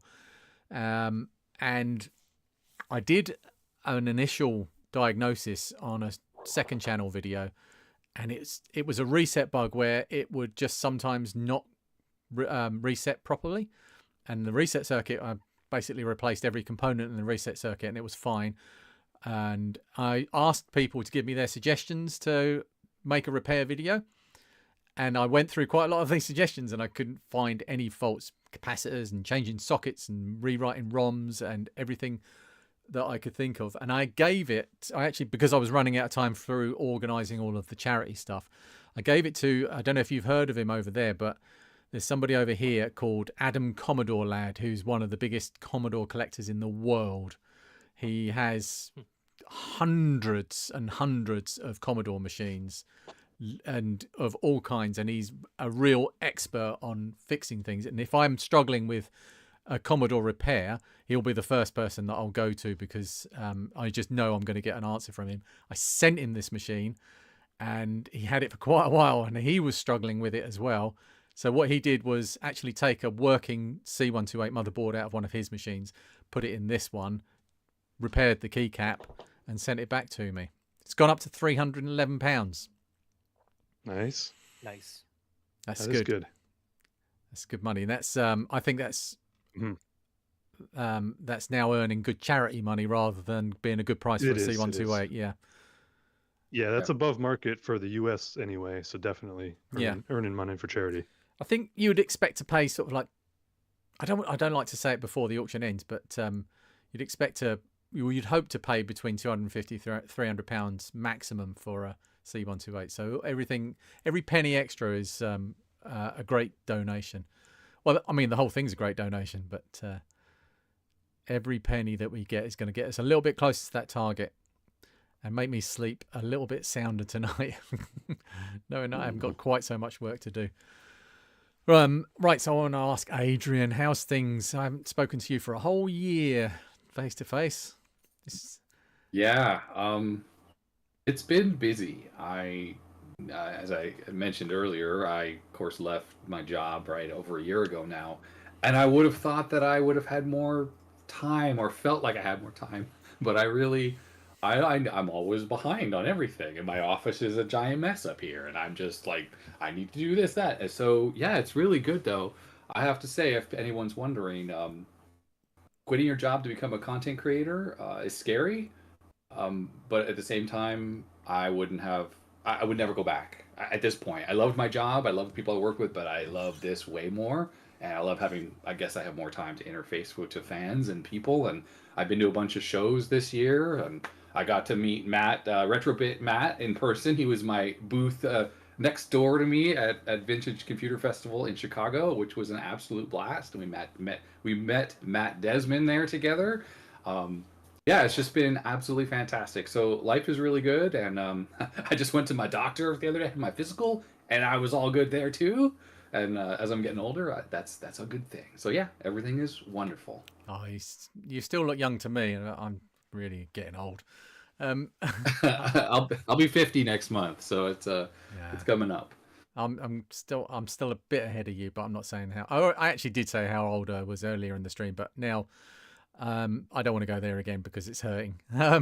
Polymat down there was waving at you because I believe he saw you at VCF as well. Yeah. Yep. We were on panel together. That's right. Yeah. So Adrian, Matt, and I were all on a panel together. So we got to meet in person for the first time, which was super cool. And yeah, it was a really good convention too, because it was VCF Midwest, Vintage Computer Festival Midwest. And for those of you who don't know, VCF is a large kind of organization in the States. They have a lot of kind of splinter organizations that go and start up computer festivals in different locations around the U.S. That some are sponsored, some are official, things like that. But yeah, so Midwest is always a big one, but the venue was, let's just say that it had gotten absolutely maxed out, like just completely. and it was a brand new venue this year, and it was beautiful. The hall was huge. It felt full but comfortable, right? You could move around. You could really get the sense to, kind of explore everything without kind of like squeezing through people and fighting to get to different places and things like that. And they had a great lineup of lots of different panels and things like that. So it was a great experience. I hadn't been to a VCF in a couple of years before that one, but yeah, so good experience, great panel. It was an absolute ton of fun. Matt, I don't know if either Matt's remember. I think there was over 300 exhibitors this time, or tables at least. That's how the scale of it is just insane. Yeah, they grew almost 4 times in square footage from the previous year, and they filled it very nicely. Yeah, it was just, it's awesome. The best by far. You guys are making me feel bad. I was supposed to go. It would have been my first VCF, and unfortunately, not looking for sympathy, but my dad passed away in August, so I didn't get to go. And I had been really looking forward to it, and honestly, Adrian, fangirling a little bit, I was really looking forward to finding you and meeting you finally face to face. Yeah, I'll have to wait till next year. Yeah, I mean they'll be next year, and I'm sure, hopefully, it'll be just as good. I don't see any reason why it won't be. And then Todd, you'll have your opportunity. And it was, I mean, I'm sure Matt and Matt can agree. Like, just meeting your fans and stuff is, for me, one of the best things of going to these things, because otherwise we're sitting at home behind a camera all the time, right? We don't get to interface to other humans who are into this same hobby. So that festival is like a giant love fest. And I was at the airport in Chicago flying home, and I was feeling really down just because, back to normal it's over. life. I mean, yeah. I mean, my normal life. I mean, Matt D'Amico, you too, right? We do this all the time for a living now, but it's still different to have the people around us, right? Versus just a bunch of inanimate computers. Yeah. The moment you get home, you're like, when's the next one, right? It's like right. Yeah. Adrian's sitting there thinking, I get to meet my fans. I'm sitting here thinking I get to realize I have fans, right? Like I actually had a couple of people recognize me. I was like, you got to be kidding me. Like I got some subscribers, which I think is amazing. Just that happens. But when somebody actually recognizes you for the first time or wants to talk to you about something that you did and kind of like that's big, And so as an early YouTuber, I got that experience this VCF Midwest, and it was really cool. It was super cool. Doggo alert. Hello, dog. That's Oliver. He came in to see me, so I decided to let him say hi to you who's guys. a good boy. Good boy. How old is Oliver? He's a good boy. He'll be 4 middle of November. Oh, he's a little baby still. He's a little. Must have so much energy. Oh yeah. He's a good dog. Look at him. He is. He's a good boy. Oh. I think like at the festivals, what really blows my mind, and I was lucky because I got home from VCF Midwest, and then we had Portland Retro Gaming Expo like a few weeks later, so I went to that as well. And meeting fans who are young is so, I don't know how to describe it, but look, we're all right? getting up there. Wait, what was that, Matt? It's crazy, right? The kids right behind us that had that huge table, they couldn't have been, they were in their 20s and they were all so enthusiastic about being there and doing what they were doing. They never grew up with any of this stuff, but to see them so excited the whole weekend, showing off their technology that they, predates them by 20 years was amazing. That's incredible. And that was a perfect example, and it's so great to know that there's going to be people around, at least some amount of people, when we're no longer here, who will still be into this old stuff, in the future. That's reassuring. When you meet the 10-year-olds, it just will. There were a lot of young people. Yeah, and like it's the whole so event, cool. Right. I mean, exactly. And their parents are with them, and they're like, "Hey, they wanted to meet you, or they wanted to see all this stuff." And the excitement that these young people have is so awesome. And we're all just used to like phone technology now, and it's so easy. And these kids want to like dive in and actually understand how things work, which is what's so approachable with the old retro stuff, right? You can actually look inside and understand it versus this thing, which is like a box. You don't know how it works. Yeah, it's a box, a magic box. Yeah, there was a soldering station at the VCF, and there were so many young kids sitting there putting LEDs on circuit boards and kind of creating their own circuits, and it was such a cool thing to see because, like, like of course they're through hole and things like that, but like the kind of wanting to learn and wanting to put stuff together and getting their hands on it, like that's the stuff that's exciting for me, and it's cool to see that it's translating to them too. Did Yeah, I you? feel like- Most of you Go ahead. guys have probably already seen them, but there's actually a couple of young YouTubers now. There's Sayaka and Kari, Yeah. both who are young female YouTubers getting into this retro stuff and really enjoying it. So yeah. Yeah. It's I think to some incredible to see. degree, video gaming is universal, and young people can enjoy and get their foot into retro and vintage just from the gaming scene. And I kind of lurk on a bunch of subreddits. Shout out to CRT Gaming and Retro Computing, but there's a lot of young people, in their teens and early 20s acquiring CRTs that they never had those growing up. It wasn't something that were in the household at that point. And so, to see them actually going out of their way to learn about this stuff is really cool. We've got They were sort of- doing- sorry, we've got Sorry, go 50 seconds left on the Commodore 128. Click that bid. Click that button, everyone. Get Bid. I'm just showing a few pictures Remember, on the it's going to be screen. double. Oh, that's the silver label. I'm sorry. I got a little excited. I can't see what's on the screen, so yeah. You can watch the stream as well, and you'll get to see what I'm showing on the stream. But basically, it's 20 seconds to go and £365, which is a good amount. Nice. Yeah. Buy that 128. Still my favorite 8-bit home computer. And I'm just showing one of the test screens. I've got the man. booting up into C128 mode.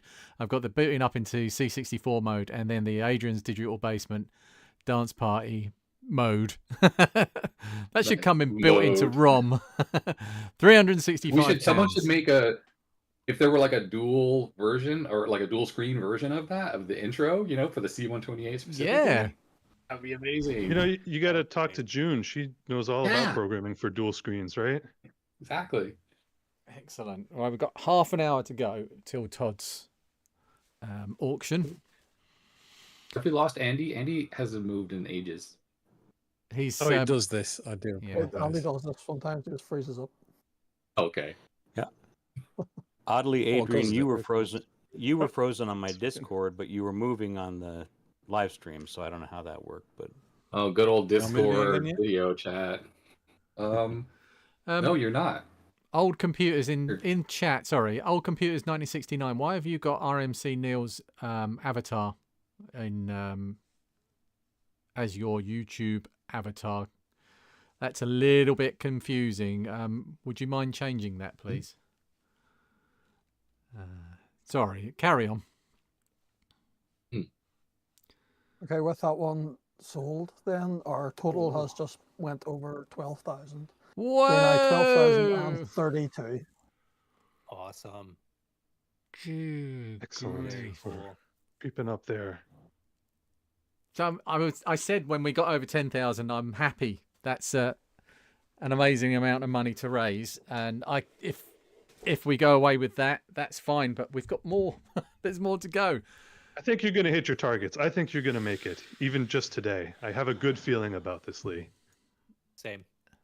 Yep, I think it's going to happen. Especially, yeah, that silver label is gonna go up at the last minute, and then Matt's gonna double it, and then gonna take off like a rocket. I'm committed. We've had a Bid that up. couple more Just Giving donations. Electron Ash and Ian Polpo Scott says, "Take my filthy American money." And another anonymous donation. Thank you very much, everybody. Keep the Ian. Sorry, go ahead, Lee. I was just going to say, keep the donations coming, because that's all of the amount that we're showing at the moment. This £12,000 is including the current bid of all of the auctions as they stand at the moment. Sorry, so it's not like the total amounts will be added. That is all. We've got a way to go. It's going to be tricky.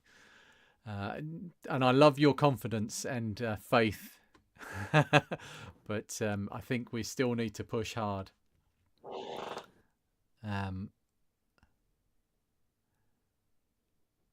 Thank you, NWS969. Sorry.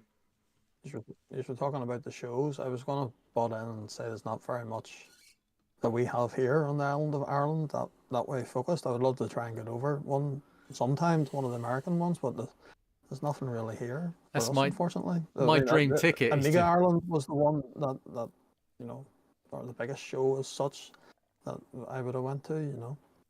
Yeah. I was going to try and sneaky use this opportunity to plug Amiga Belfast, which is coming in a couple of weeks, and me and a few guys are putting on. Yeah, go for it. We're trying to set up a user group just for all the local Amiga guys, get us together and try and meet semi-regular. It's something. Apparently, that's the whole plan. It's how it starts. I heard. Well, exactly right, and someone told me that while Chicago Midwest was going on, there was a show, I think in Germany, like a VCF affiliate show happening. So there is one at least in Europe. I don't know the details, but apparently there's a live stream. I don't know, Matt. Did you see anything about that? I did not. I heard about the Germany one. Yeah. They had it like playing on one of the projectors or something there. Yeah, where they were showing. Yeah. So I don't know. I don't know how big it was or what the deal was, but apparently it was VCF affiliated, and I think it was Germany. Oh, that triggered a memory here. VCF Midwest is the Vintage Computer Festival Midwest. It is not associated with Vintage Computer Federation. They're separate organizations. Very confusing because they're both VCF. We're going to have a VCF, like, it shows up on their website as well. They kind of like co-brand each other. They have an arrangement, but VCF Midwest started out as like the Chicago Classic Computer or something. I forget what it was. This is the WWF again, isn't it? Yeah, but they are distinctly different organizations that have a relationship with each other. Wrestling animals for wildlife funds and things. I don't know. Oh, that was it. Yeah, that's the one. Yeah. If you're in Northern Ireland or anywhere in Ireland and you're interested in Amiga Belfast, you can check out the website, amigabelfast.com. Tickets are free.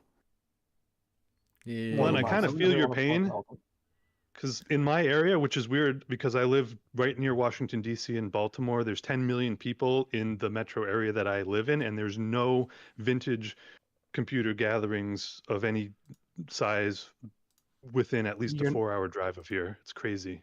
You're not that far from Jersey. Yeah, it's 4 hours to Jersey from where I am. And it's 12 hours to VCF Midwest. So, yeah, it's you got to leave town. There's nothing here with so many people, and they're all in technology in this area. This is a huge technology area, and you would think there would be massive interest in this sort of stuff. But for some reason, there's not. I mean, it's kind of the same in Southern California, because there's obviously the one in Northern California. People are like, oh, it's California. But California is a pretty big state, right? I think it's from where I am. Going up to San Francisco is probably a 5.5, 6-hour drive.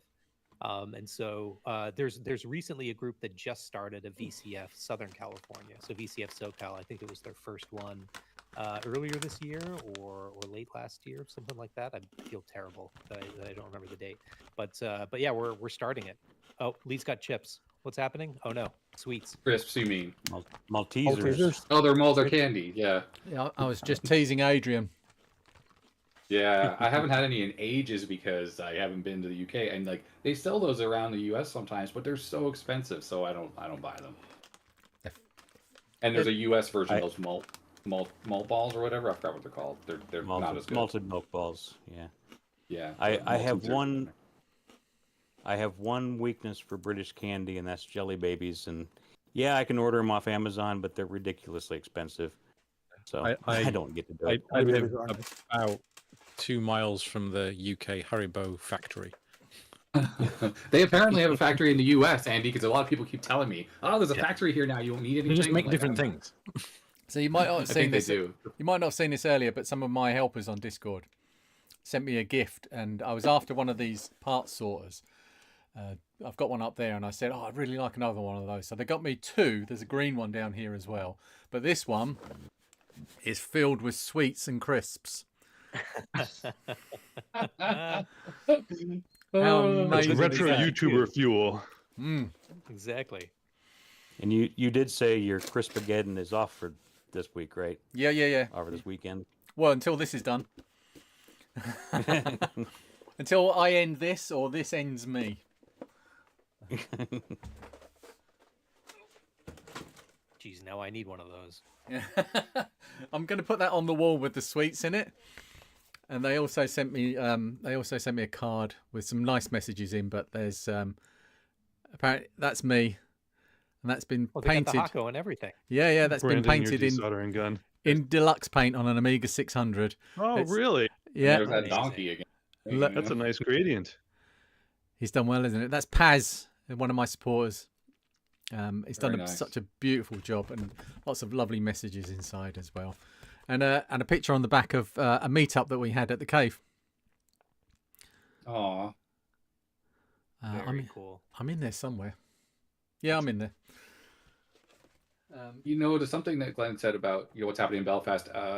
There was that video by Robin, 8-Bit Show and Tell Robin, just about he lives in Thunder Bay, Ontario. Relatively small place compared to Toronto, and it was really important. He was just saying how you can start your own retro gathering, and they've really kind of hit it off in Thunder Bay, which is such a small city compared to Canada size even.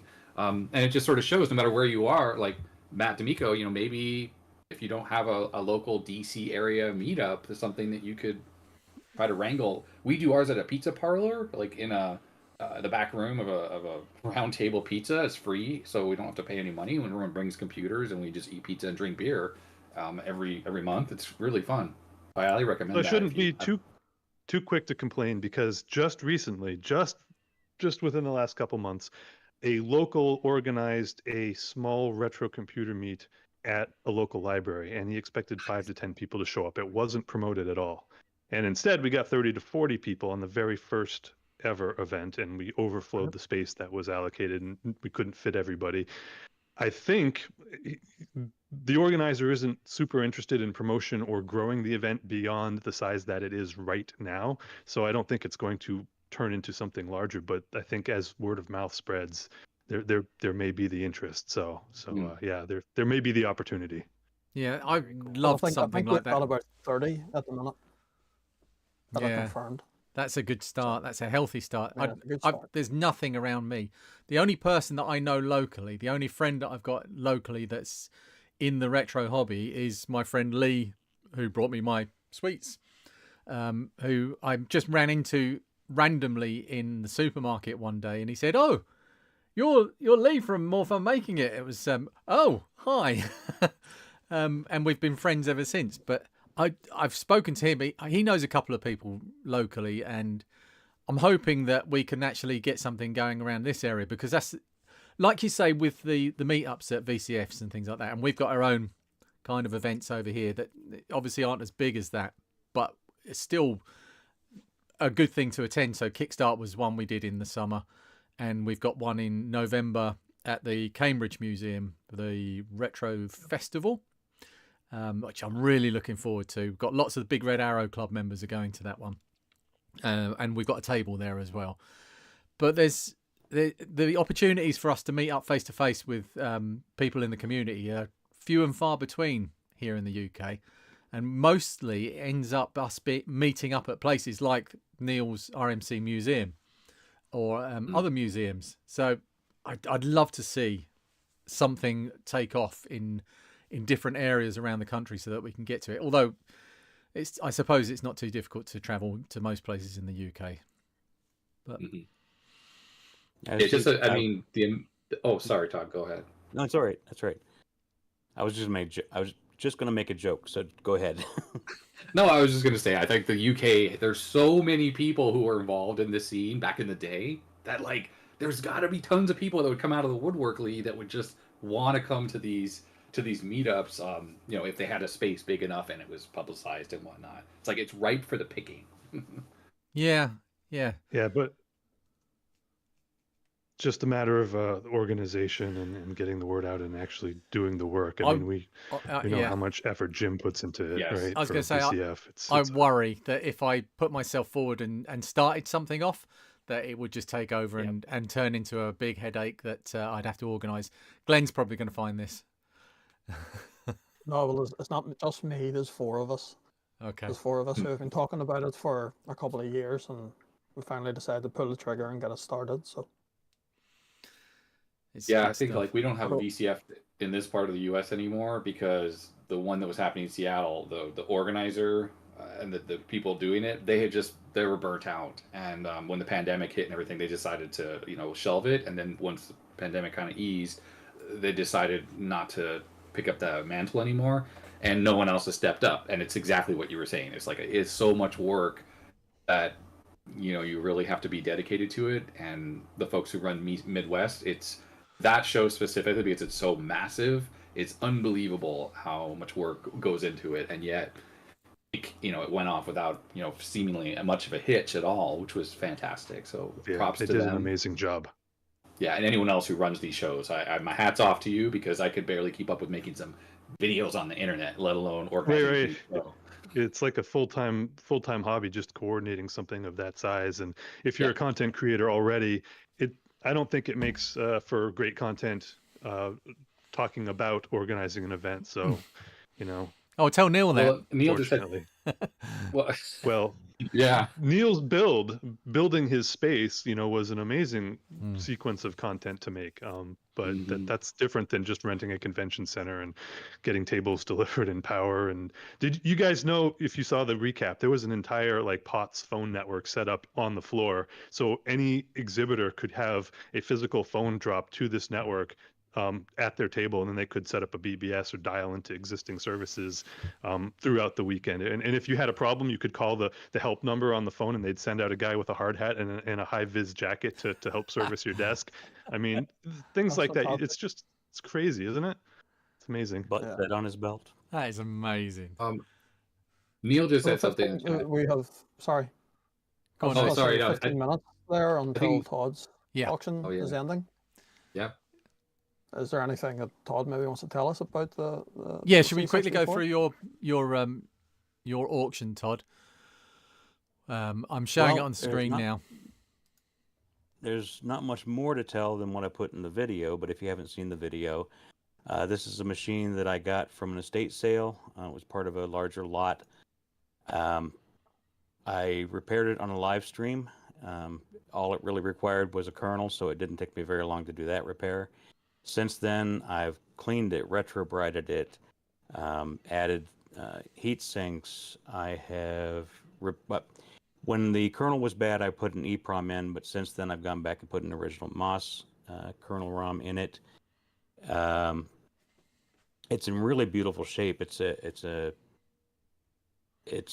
everything inside. The motherboard is still pretty shiny. It was just dusty when I cleaned it.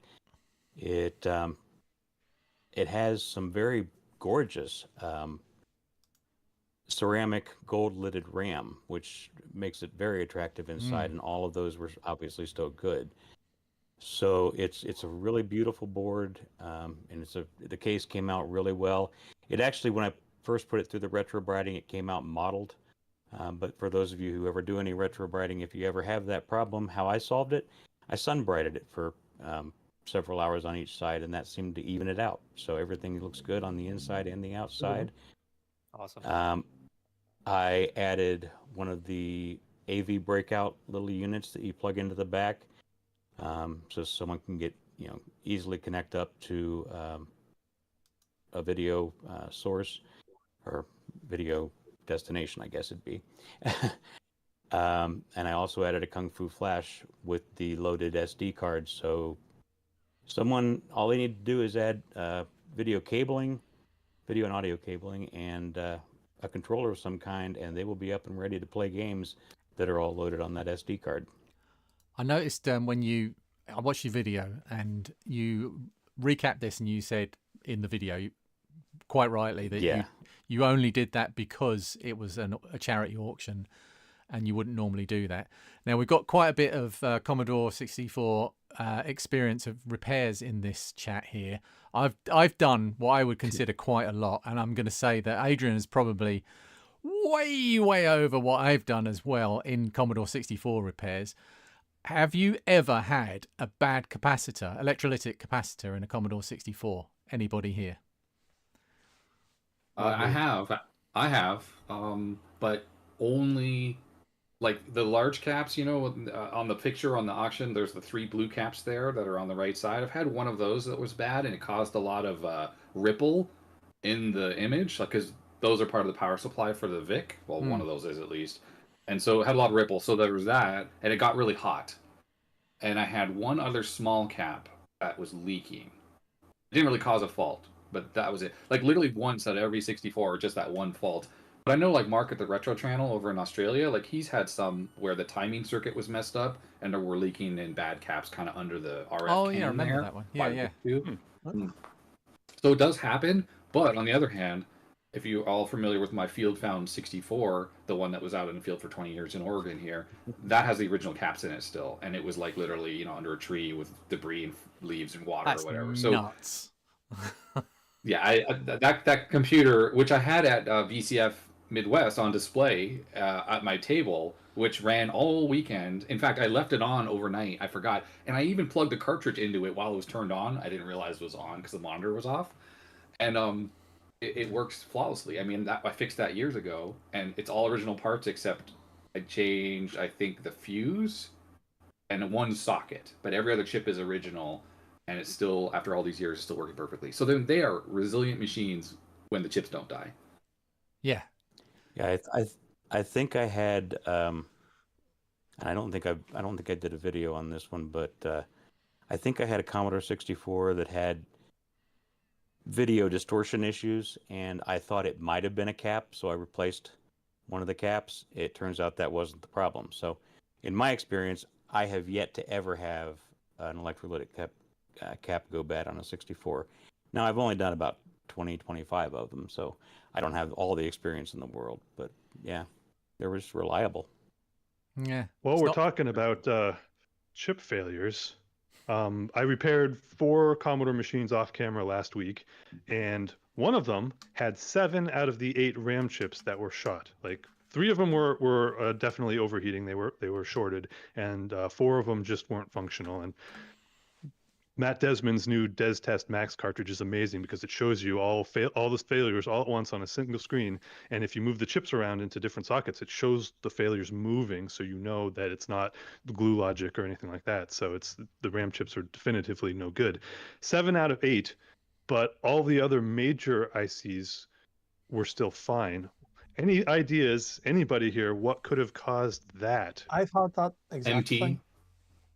Empty RAM? No, not empty. No, they weren't. None of them were empty RAM. There was a mishmash of RAM, but none of them were empty. Matt's in the chat. Factor of Matt. One of the first 64s that I repaired had that issue, and it was caused by an overvoltage. And yeah, I was about to say the power supply went, and it took out 7 out of the 8 RAM chips. Are the other chips more or less susceptible to overvoltage then? Like the CPU is driven by the same 5-volt rail. Absolutely, yeah.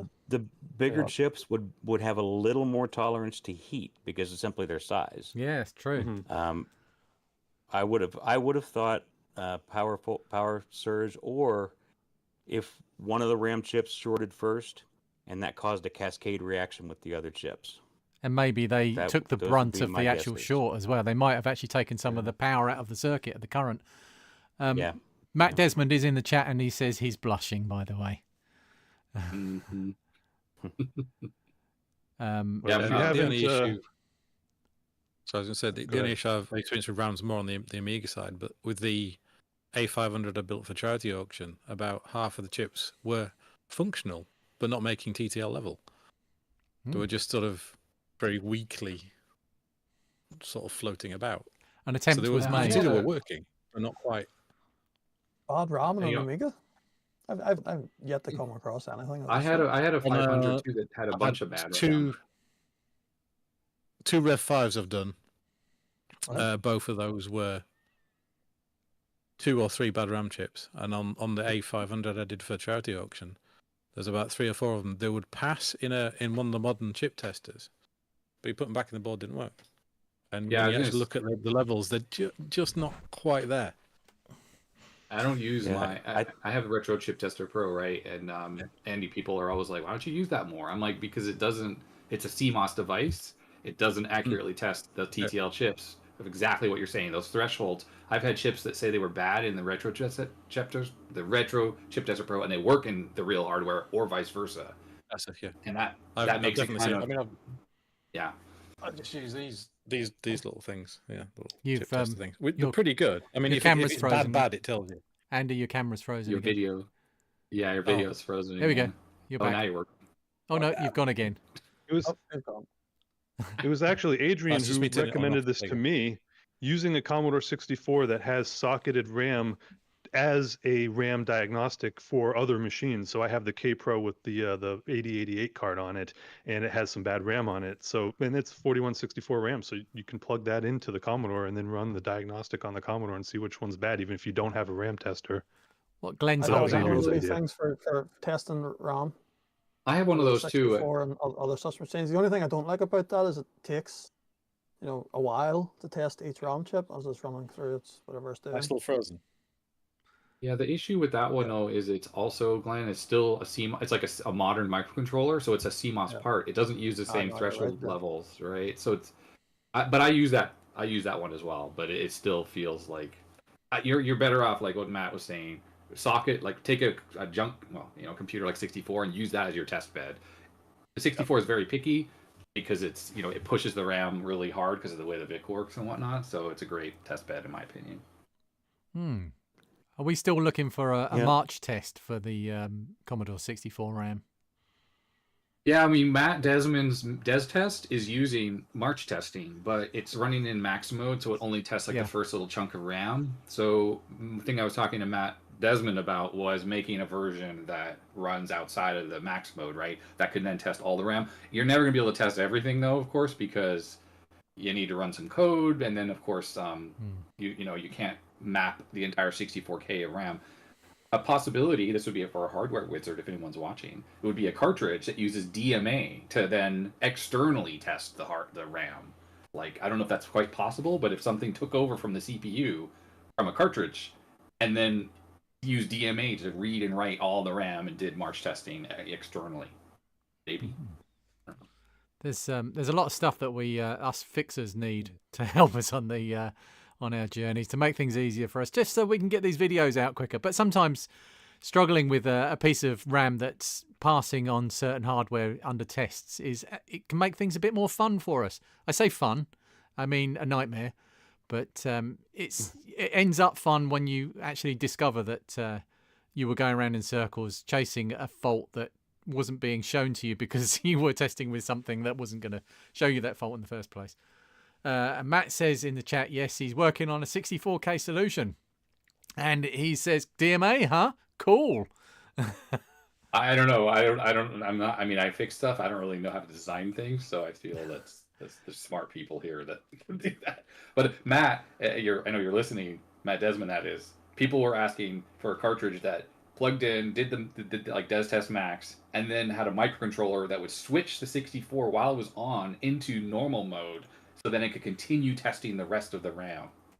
Maybe that's possible. I don't know, with like a Teen C or something like that, or a Raspberry Pi Pico. If you change the game and XROM lines while the machine is running, can you switch it out of Ultimax mode while you're booted?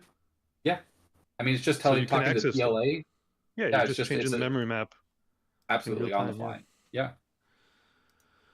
I mean, it might be But some maybe tiny the cartridge considerations for the VIC-2. I don't know, but I don't see why that wouldn't work. Another possibility might be to do something like Tynemuth Software did with their VIC-20 dead test on the Penultimate 2 cartridge, where it actually uses the memory on the Penultimate 2, apparently, and I don't know exactly how he did it, so I can't give a good description, but he apparently used that in some way to replace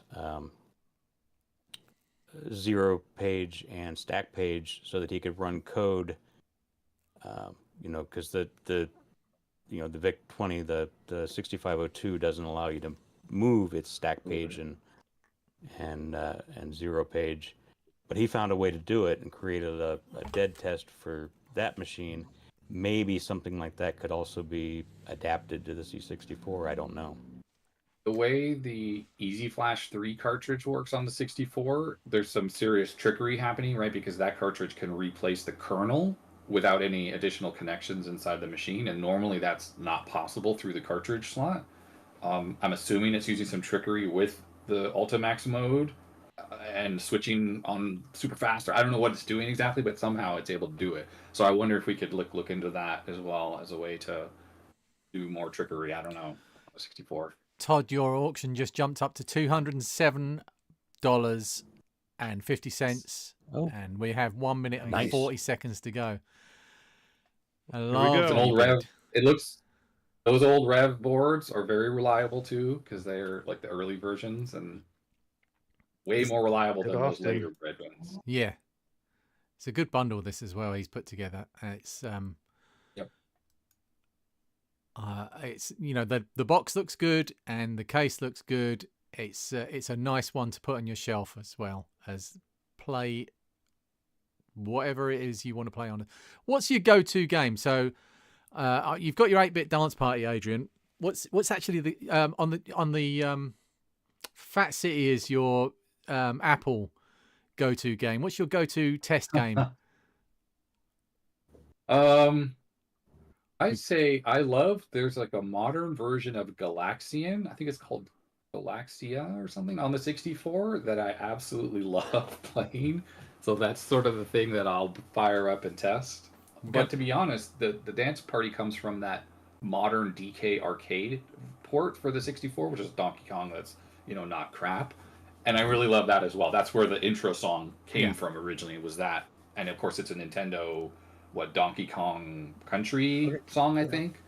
We're going to get everybody else's answers in a second. We've got 20 seconds to go.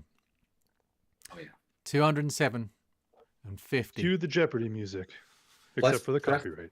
Play spit, everyone. Play spit. We would do the countdown music over here. It's a... Boom. I guess there's a little delay between what we're saying though and seeing and like what's actually happening, right? 255 it went for exactly. Sweet. 255, nice. Very nice. So awesome. I'm going to get the next one. Glenn, will you be how long till the total is updated? I can tell you right now if you want. Yes, please. Total is sitting at 12,536. Amazing. Nice. I'm hoping. I'm hoping. So we must have had. Yeah, we've had some more. So we've had some more donations. On yeah. Wow. Bazak. By the way, so can I just do these donations first, Todd? Bazak just gave us £100 on Just Giving. Anonymous, another £25. These are plus gift aid. And my friend Rich, who is one of the reasons that I do this, he is the person that got me into podcasting many years ago, and he's one of my bestest friends ever. Just gave us £300. Wow. Not all heroes wear capes, but you should get one. You look okay in a cape, Rich. That's plus £75 gift aid as well. So thank you, Rich. I always said you were all right. He's a nice guy. Todd, carry on. I was just going to say this is not a big point, but I know they just recently dropped the selling fees on eBay in England. They have not done so on eBay in the US yet, but I'm gonna eat the selling costs, and you're gonna get the full amount. Oh, thank you.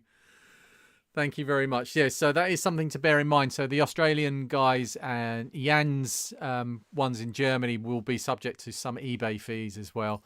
But for instance, Jan has offered to sell his or send his anywhere in Europe. I'm hoping that they sold in Europe for free. And other things have happened with the other auctions as well.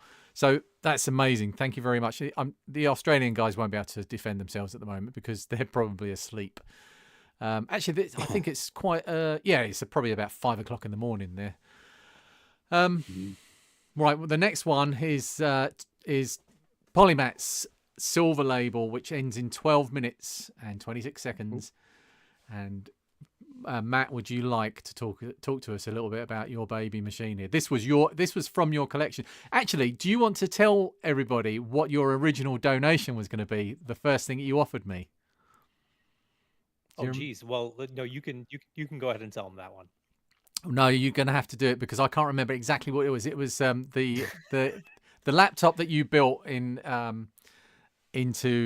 Yeah. So yeah, the 3D printed one. Yeah. One of my things that I do quite a bit is I work on a kind of a pretty famous laptop called the IBM ThinkPad 701C, and I've got quite a few in my collection.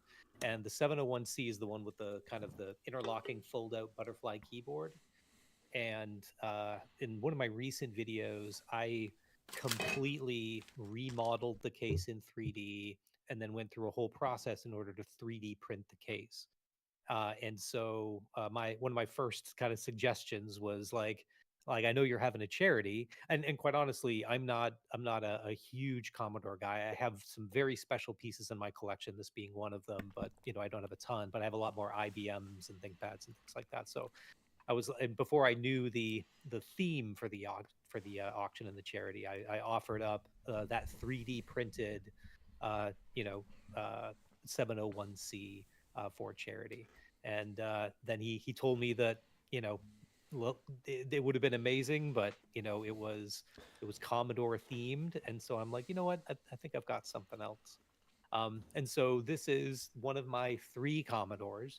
I've got another one that's the white bread bin from a West Germany production.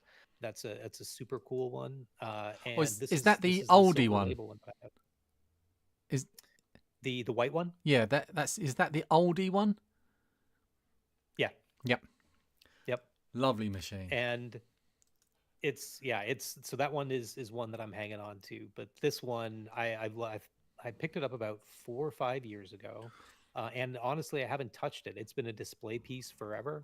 I've used kind of some other Commodores that I've had, but this one's just absolutely beautiful. And again, it's a metal badge, silver label. The metal badges were early production runs out of U.S. factories, and this is before they switched to the more economical stickers. And the stickers, I think, because there were, if memory serves, the silver labels were created only from Germany and in the States. And the German ones all had the stickers. There was a run in the States that had the metal silver labels, if I remember correctly. But yeah, so it's a pretty unique one. The board is not original, which quite honestly I didn't expect it to be. That would have been huge, because a lot of these had to be sent back to get fixed for a various number of reasons. They were under huge pressure to do the initial run of Commodores, and so they just released them with bad CIAs, bad PIAs, and just the power supplies were often faulty as well. So yeah. Oh, we just jumped up to 255. Look at that. Keep it going. I'm going to double it. There we go. As soon as I found this earlier. As soon as you start talking about a machine, people start bidding on it. I don't know why. Yeah. It's good. It's good. I was going to, for this machine too, Matt, it looks like it's the 39,746 based on the serial number made in the U.S. So relatively early considering how many 64s were actually made, right? Correct. Yep, it's a relatively low serial. Yeah, 39,000.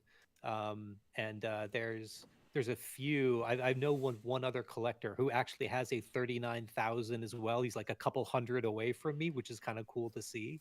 So, but it's also really good for authentication, right? So you can see that, yep, the same types of badges, the same types of stickers, the things like that. And so yeah, it's pretty cool. But yeah, this is a really neat little machine, and really give all my best to the person who wins it, who picks it up. Please bid up. This is for a really, really good cause for charity. And I've known Lee for, I don't know, has it been a couple years now? Yeah, maybe about a that. year.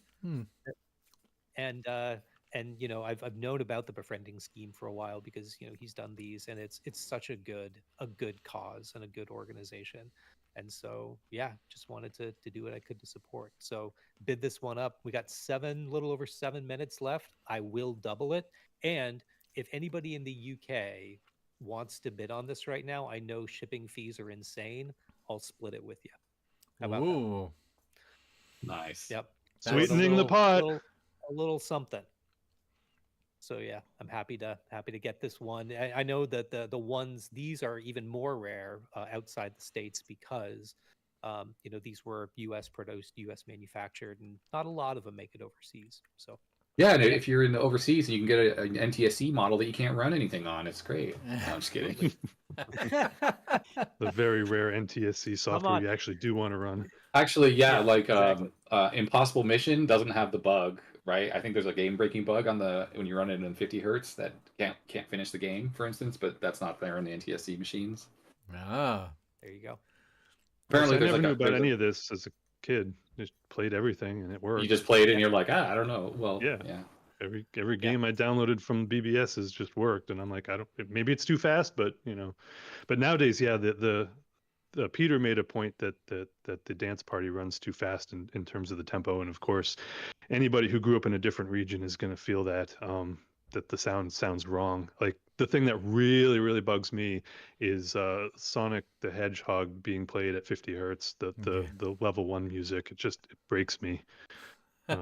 So I understand what he was saying. I know this is an unpopular. I know this is an unpopular opinion, especially with Mr. Black there. I prefer the dance party music faster. Well, I don't. Well, it's all you've ever heard, of course. It's the way I know it too, so it sounds normal, like for me. Yeah. So I know that it's wrong, but I guess, and that's the thing. Growing up here, if you were playing games back in the day, that's how you know everything, right? That's your recollection, even though the tune is off a little bit and everything. But my first Commodore was the 64C, and it came bundled with a pack-in title called Bulldog. I don't know if any of you have played it. It's just a shooter, but it has a really good intro theme that was written by one of the famous Commodore composers. And I would load that game just to listen to the music and not play the game. And then I learned much later that it was written for a PAL region, and that I was always listening to it too fast, even from as a child. And I'm like, well, yeah, that's how I know it. That's how it sounds good to me. So what's your favorite bit of C64 SID music then? Me? Anyone? Oh boy. Mine is the in terms of mine is the music on 1941, or is it 3? That's my go-to. We were talking about that earlier. Your go-to testing game, and mine is 1941, I think. And I love that music. Every time I hear that, when I'm doing testing for hours afterwards, it's going around and around and around in my head.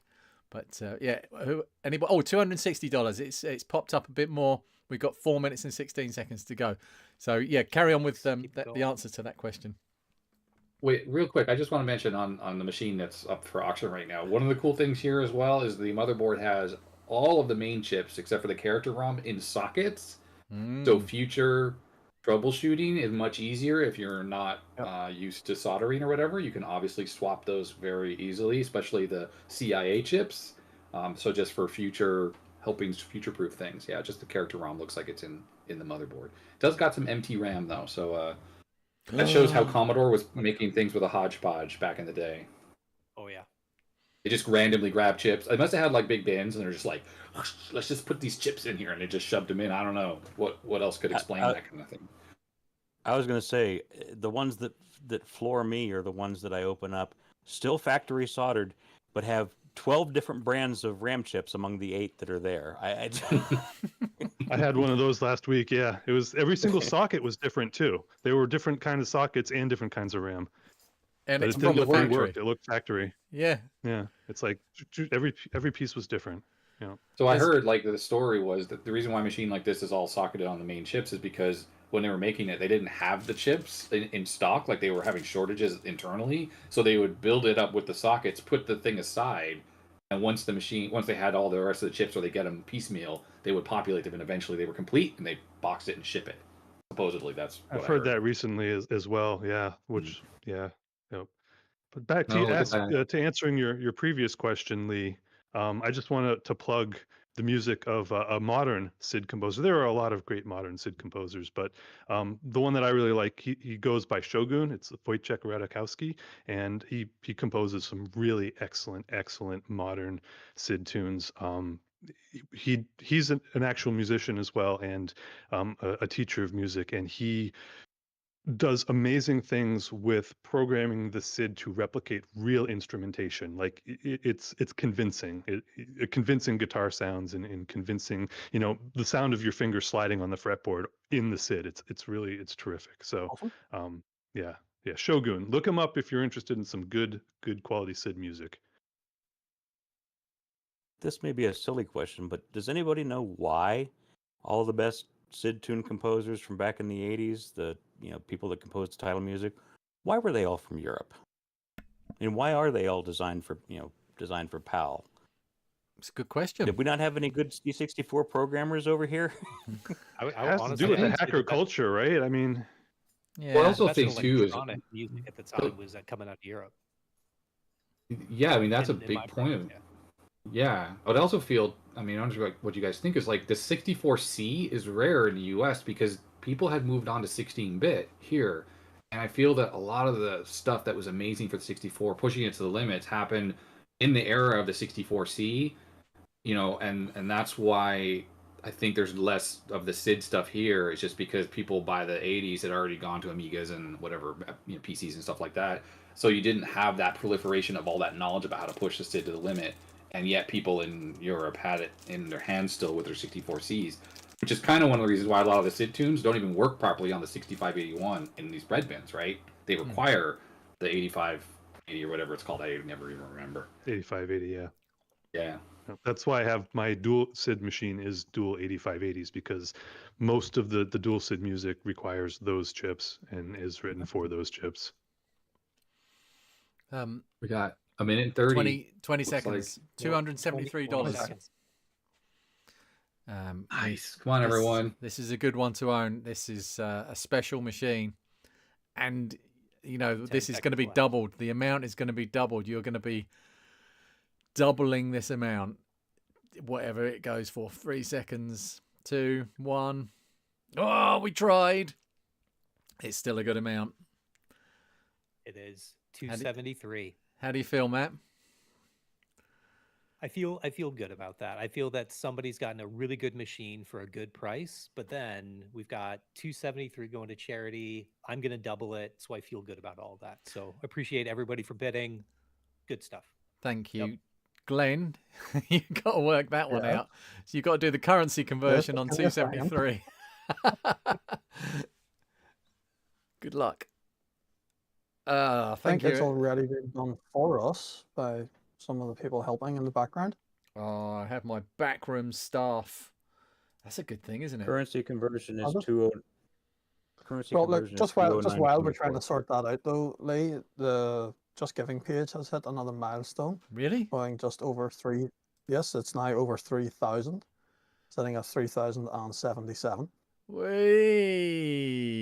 Thank you.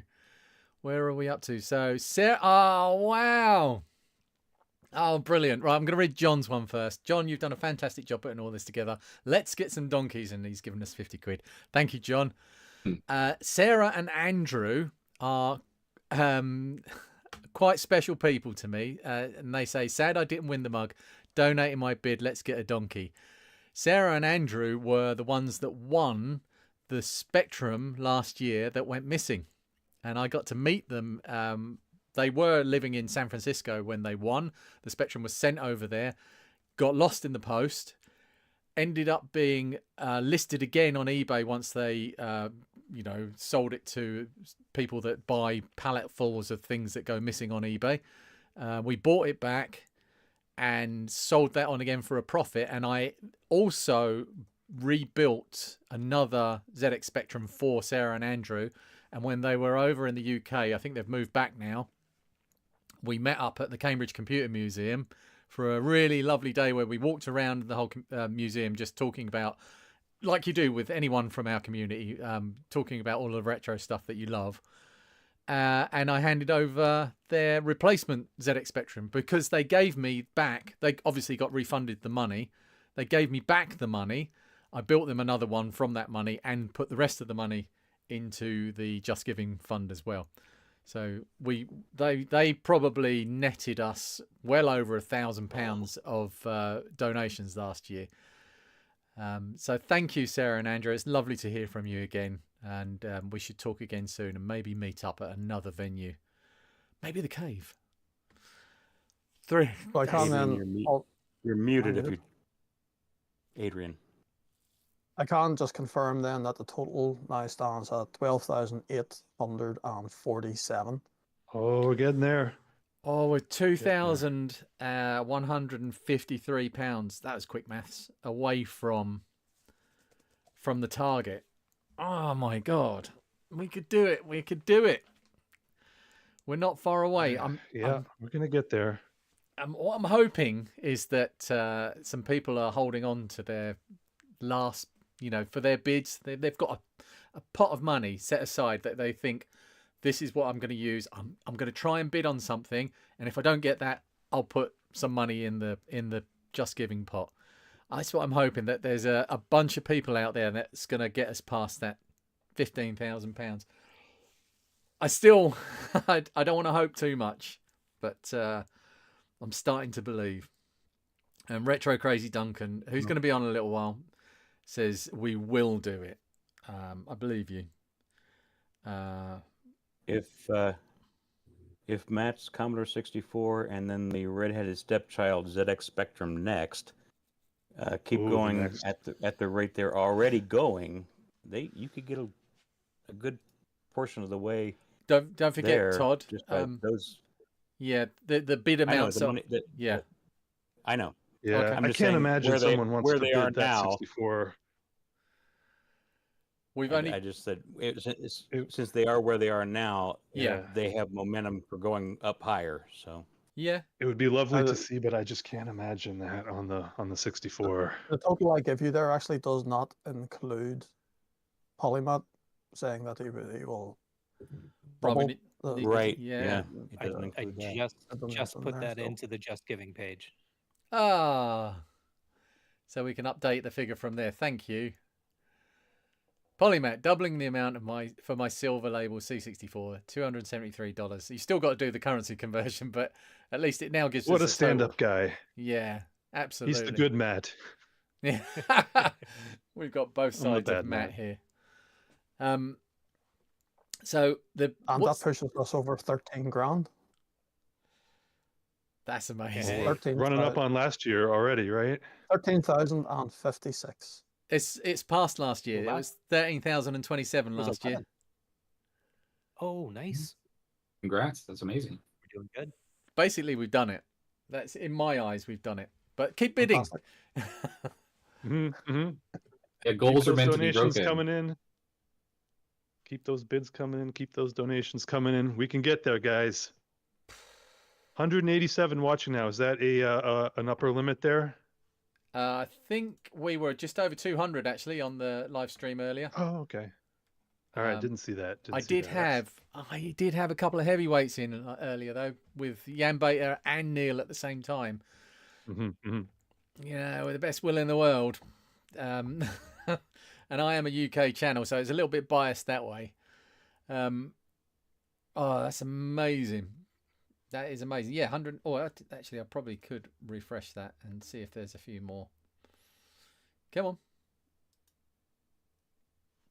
Yeah, 187. Right, so what's next? After the... it's a +4 next at 8:30. So we've got 9 minutes to go to that. I'll get that one up on screen. This one was... Nice machine, the +4. Donated. Yeah, it's a lovely little machine. This was donated by Dan from Retro Recollections, who hasn't been around too much on the scene. He's popped up a couple of times recently, but he met up with a few of the Big Red Arrow Club members at the cave a while back when I went over there at pretty much at the start of when I was collecting things for the auctions. And I ended up with... I've got quite a large car full of retro stuff. People were just queuing up at the back of my car and giving me stuff to put in to sell at the auction. All sorts of things, including the Checkmate case appeared on that day. But this was from Dan, and also Mike DX, who's another of a long-time channel viewer, who gave me another +4, which was rancid, a horrible condition, just smelly and mouldy and nasty. But the +4 that Dan had given me, the boxed +4 that Dan had given me, didn't work. So I managed to take all the parts that I needed, I think CPU and something else, out of the other one and swap them over and made a working machine out of the two. Again, this one has a really fancy modern power supply. Let me just show you this power supply. This was built by my friend Arcadey, whose streaming channel and YouTube channel, Rage Against the Retro. He's done a really good video on actually how to build this power supply, showing you how to build a Commodore 64 power supply from scratch. And he's a lovely guy. So he built two of these red ones and the one that was in the kind of metallic blue case that went with the LED crystal C64 earlier as well. But yeah, let me say, for the power supply, these +4 power supplies have a different connector than the 64, but obviously you can use an adapter to run this on your 64. So if you want to not kill your 64 and you don't have a modern power supply, getting this auction, you'll have a modern power supply for your +4. You just need to get the little adapter to use it on your 64. Better than that, That's Adrian. how I use mine. Yeah. I'm showing it on screen now, but what I did was actually took out the port on the +4 and changed it for a C64 Switched it one. to a round in. That's amazing. Yeah. Well, there you go. There you go. Then that's like double awesomeness right there. So you've got a C64 power supply and a +4 that's compatible with it. Yeah, and those power supplies are not cheap. If you want to go buy one, then it comes with this machine. That's perfect. Yeah, these modern ones are quite difficult. And having I've got a modern C64 power supply that Adam Commodore lad built for me, and it's the only thing that I plug into C64s. I don't plug in I know some of the C64 power supplies are pretty reliable, but I won't plug them in anyway, just in case, because there's no point in risking it. I know I've got a known good power supply. I'm going to use that, but having a modern one is quite a boon. So we're up to £142 for the +4. Fully tested. I'm trying to think what I bundled this with. I don't think it's got a tape deck, but I've said with the other ones there is a tape deck that comes with this, but it will come as faulty if the buyer wants it. And I did in the listing, I photographed the C128 manuals as well by accident. You won't be getting those. They're going with the C128. Sorry. Excuse me. 4 minutes and 13 seconds. Here we go. Countdown has begun. I don't know why I'm showing the C128 manuals now. That I actually saw it's quite interesting, the power socket thing, because I under testing I found out that the power supply for this +4 wasn't working, and I was a bit disappointed and thinking, oh, now what am I going to do? Can I find an adapter in time? And then somebody said to me, oh, just change the socket. So I looked up online how to do this, and there are a few guides that say that you have to cut traces and drill holes in the motherboard and this kind of thing. And then somebody else said to me, no, just they're pin compatible. Just take the old one out and put the other one in. And so I did, and it just, they are just perfectly. All of the spare holes that you see on a C64 motherboard that don't necessarily get used, they're all there for both types of socket. So I don't know what they were thinking of. Why did Commodore do this? There's a story. There's a story in Bill Hurd's book about why they did that, and it was a management decision, and he tried to reverse it, but they wouldn't let him. Management. Yep. Yeah, I know the 128, if you try to change the socket, you do need to do a little bit of modification to the motherboard. It's still doable, though, and then you can have the round DIN on your 128 as well, and then use that one power supply on all three machines. I Yeah, bought of course, the 128. 128 square DIN isn't compatible with the Amiga 500 square Yeah. DIN, which isn't compatible with the +4 square DIN Oh. without Yeah, I mean, adapters.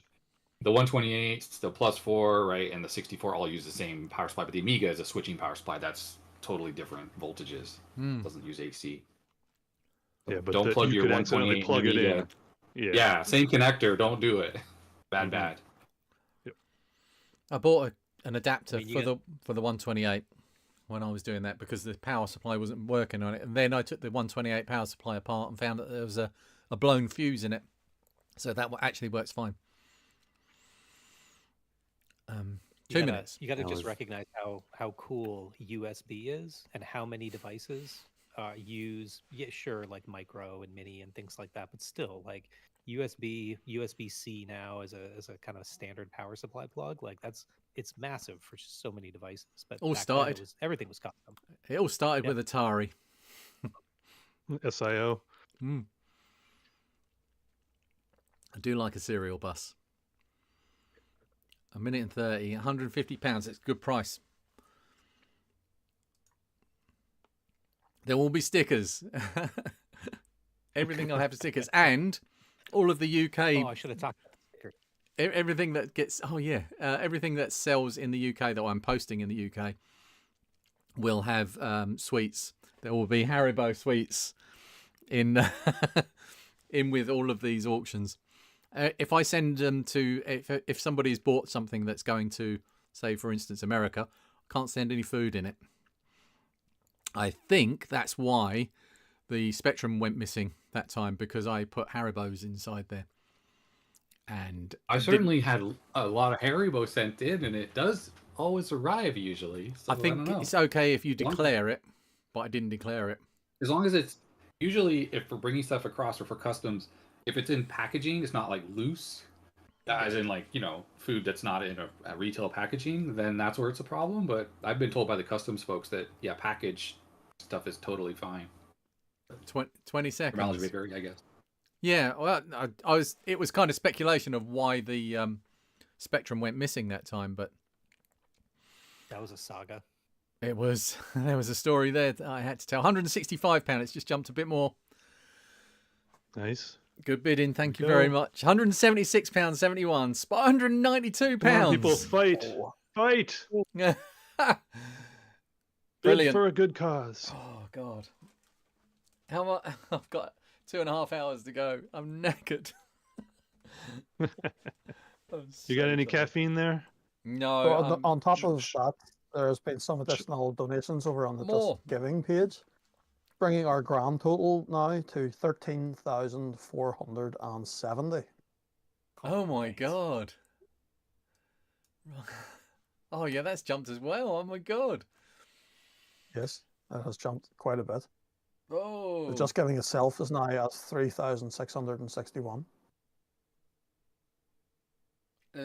Right, so after Polymat's donation, other Retro Matt, who's Gothmog plays, great friend of mine, more Donkey, Paul Universal Retro Boss, list the C16 I won again earlier again for extra funds. There's something I don't need, is more computers. Well done, mate. So Paul won the C16 and he wants me to list it again, and he's given £100 to the Just Giving page. Oh, just give me more work as well. Matt Benyon is Retro Sega dev. You probably will be hearing a little bit about him. He does 32X and Mega Drive, and I think it's mainly 32X development. And he's doing something about, there's some talk with, actually, Matt, Retrobits Matt would know more about this than me, but let me just finish the donations. But thank you, Matt. He's a lovely guy. Matt Benyon. Kevin Gonzalez. Here's some more American money. American money's just as good. We don't mind. It's probably the best. Have been watching the whole, this is Jupe or Yoop. Have been watching the whole day. It's a euro, so I'm going to say Yoop. Have been watching the whole day and having a great time. Amazing lineup, and keep donating, everyone. It's for a good cause. Thank you. Wolsey1703, adding a top up to my original donation after missing out on the amazing mugs. respect to you and everyone else for all the hard work and bringing the community together for such a good cause. Thank you. Les Pounder, keep up the great work, Lee. Thank you. Tim Gilberts, Lee, this is a great and entertaining way to do something really worthwhile. Well done. Thank you. And Commander Yemen, thanks for a wonderful stream. Let's see those mini donkeys. I can't actually show you the mini donkeys. I haven't got them. So, Matt is still here, but he changed his position on the screen. Can you tell us a little bit about the thing that Retro Sega dev Matt is doing with 32X and Doom?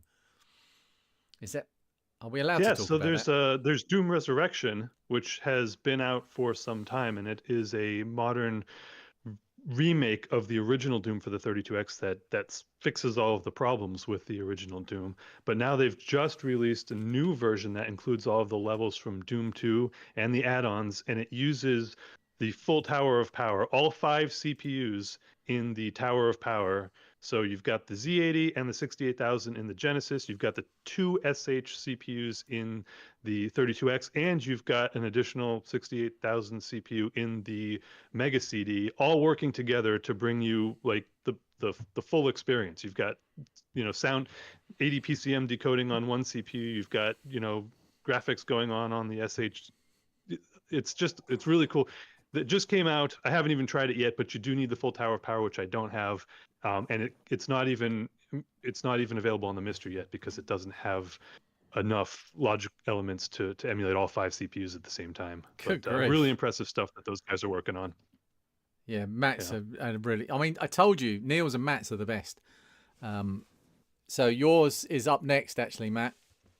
You've got 10 minutes to go. Sell us your C64 with this beautiful 1980s feel dust cover case.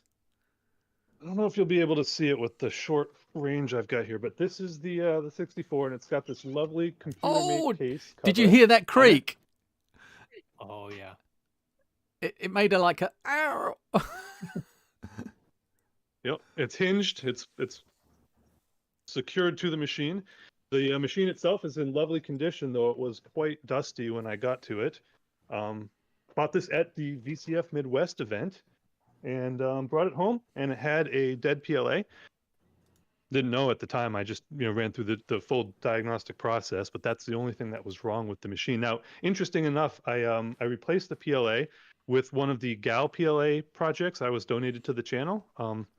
And you had asked earlier what games you guys tend to run to test things out, and this is actually a case where running a modern game revealed a problem with the GAL PLA that I wasn't previously aware of. I tend to run whatever games have just recently come out, and I ran Pig's Quest on this thing, and I ran Super Mario Brothers on this thing, and I ran some of the games that kind of pushed the machine to its limits, modern games. And if some of you are aware, there's a bug in the C64 called the VSP bug. Some versions of the 64 have that, and VSP is a method that the coders have used to do smooth scrolling. It's a software trick that does smooth scrolling, but what happens is on some models of 64, that VSP bug results in a timing issue where the memory gets corrupted between drawing frames and the machine crashes. So you get smooth scrolling on most, and you get a crash on others. And this thing was crashing on those games. It was crashing on Super Mario Brothers, it was crashing on a Pig's Quest, and it was crashing on one of the other modern Mayhem and Monsterland. But it wasn't crashing on Zaxxon or Super Zaxxon, the ones you tend to think the PLA needs to be perfect to work on, right? So I was focusing on it being a problem with the VSP bug, and I was trying to figure out if there was a way I could fix that for this auction, because I had already wrapped up the video by the time I discovered that problem. Turns out, though, it wasn't that at all. It wasn't VSP. It was that the GAL chips on this PLA were programmed. They were programmed with the logic for 25 nanosecond, or is it millisecond? Brain's not working here. But anyway, nanosecond, right? And when I reprogrammed the left GAL with the 15 nanosecond logic, even though it's a 25 nanosecond chip, all the problems went away. All the games worked fine. So I'm glad I discovered that before putting this up on eBay, and I'm glad that it was a simple fix. But I spent many hours chasing down the VSP bug problem because it was on these games that use that smooth, high-speed scrolling. So anyway, interesting little thing. Going back to the auction, it includes your choice of keycaps. I've got neon green. I've got hot pink. This is a exclusive color. This is pure white. This was never available during the Indiegogo campaign. Ooh. And I've got a color here. This is SX64 gray, also never available during the Indiegogo campaign. So thank you to Jim Drew for making these available. The lucky winner will get to choose their color of keycaps, large keys, and F keys. You can mix and match anything you want. So that's part of the auction. And then, of course, we have this brand new ElectroWare power supply. I bought it specifically for this machine. Brand new, never even plugged in. That will come with the machine as well. So bid often, and it's for a good cause, guys. Fantastic. You've got... I mean, you've sold it to me. I really want the hot pink keycaps. They... Yeah, it's a shame that the bread bin Indiegogo campaign for all those new color bread bins hasn't finished up yet, because a black bread bin case with the hot pink keys would just look fantastic. It would look amazing. So if you've got one of those on the way, you can buy this machine and get the keycaps and go crazy, you know? Amazing. And a lovely video that you made on this one as well. Thank you. Really enjoyed that one. Has that jumped up again? Yeah, we've had a couple more donations. Oh, my God. Colin Curry, who is actually Colcuz, who's donated. So some of the stuff that I've got to sell, there's another VIC-20. There's another 2 Amiga 500s. And all 3 of those machines are from Colin, who's donated another £100. He donated all kinds of stuff. There's an Amiga 600. I'll probably do a Colcuz auction all by itself because he's donated so much stuff. He's given us another £100. Thank you. Engage's Brain, great work, Lee, and everyone else involved. Oh, sorry, Colin said he missed out on the Snazzy 64. I was sure I was going to get it. Oh, well, absolutely fantastic amounts being raised today. Well done, Lee. And Engage's Brain, great work, Lee, and everyone else involved. Mike Husley, here's a few Canadian pesos for you. I wish it could be more. Thank you very much. And if you can give us even a little bit, everybody, the amount isn't important. It's the total at the end that's important. And the more of you that do it, the bigger that total will be. Math Sweet says, great Scott, when this sucker hits 88 miles per hour, you're going to see some serious donkeys. And he gave us £88 plus gift aid. Thank you very much. Has that moved the needle, Glenn? Yes. The current total is now sitting at 13,762. So getting very close. Wow. This is when it got interesting last year. Do you remember, Adrian, when towards the end, it started just kind of ramping up and Yeah. Yeah. I thought things would calm down after, like the big auctions had gone. Right, so what have we got after your one, Matt? The ZX Spectrum next, so the Specky fanboys can get involved and see if they can get one over on the Commodore Brown Boys. Let's see what happens. The Spectrums were always, second fiddle to the 64. Ooh, did I say that? I'll see you in the playground. I know. After school, by the swings. Well, there's plenty of material for disputing the two. The one that always gets me, though, the one thing that the Commodore always had over any Come on, everyone, Spectrum, bid this one up. Was the keyboards. Those keyboards sucked. And that creaky hinged cover. Yeah.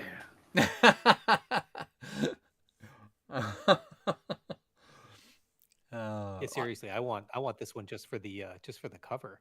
It's lovely, isn't it? Is that a reproduction, or is that literally like a 1970s, 80s like computer made cover? I remember computer made from way back in the day. Matt, you're muted. Matt, you're silent.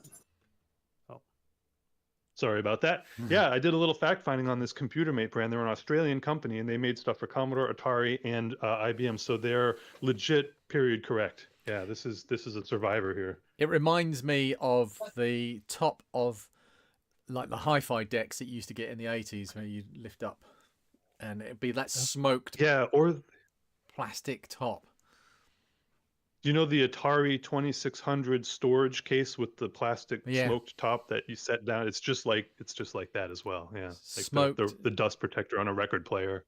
Smoked plastic is almost as ubiquitous of the 80s as flock wallpaper or corduroy. I'm not sure what it was like in America, but that was very much an 80s thing. 2 minutes. Corduroy. Yeah. When I saw this for sale at VCF, I just had to buy it just because of the top, just because of the dust cover. That was that company, the same one who made that replica short board case from Australia? I don't remember the name of that company. Oh no, I didn't. That didn't come up in anything that I was looking at. Yeah, I think that's different because they plastered their logo on everything they made. Oh yeah, okay. Oh, go ahead, Matt. Matt. No, I was just gonna say I remember literally a wooden floppy disk case that had it was the same thing. The rolling top. Yeah. Mm-hmm. No, this one was a plastic top, and it looked like the same plastic there. But I just found one on eBay that I was going to try to share, but it didn't work. But yeah, it was wooden. That brings back. Yeah, it was wooden. Well, wooden. Was it like wooden, or was it just that? Who remembers those disc boxes with fiberboard with the wood on the top, and it was like it kind of rolled like a garage door? Yeah, with the a desk, like an old timey writing desk. Yeah, but it was a box of discs. Yeah. What I remember when those were out was that I don't think most of them were actually wood. They were some kind of plastic material with just a wood grain sticker all over the outside of it to make it look like wood.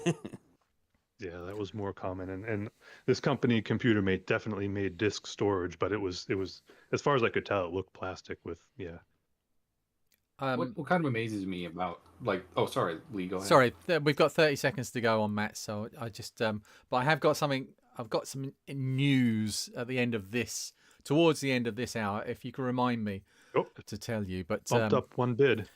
Oh, it hasn't refreshed on. It went from 9 bids to 10. 27 seconds. Says $420. Come on. I can't imagine. That's. We just got a big bump on Just Giving, taking us up over 4,000 over there. Wow. Oh. Here we go. Nice work, guys. Let's finish this one and then we'll go and look at that.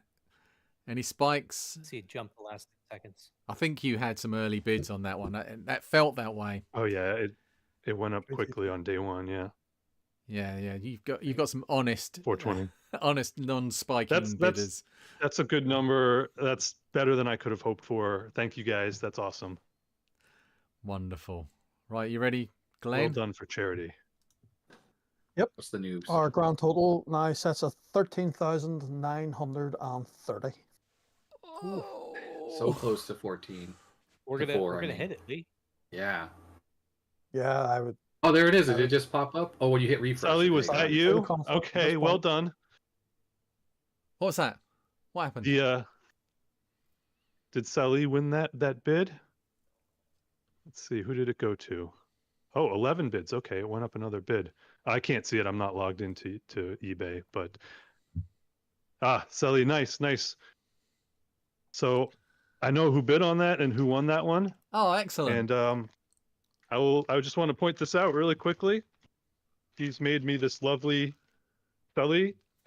this lovely accelerator card for the Amiga. And this is there you go.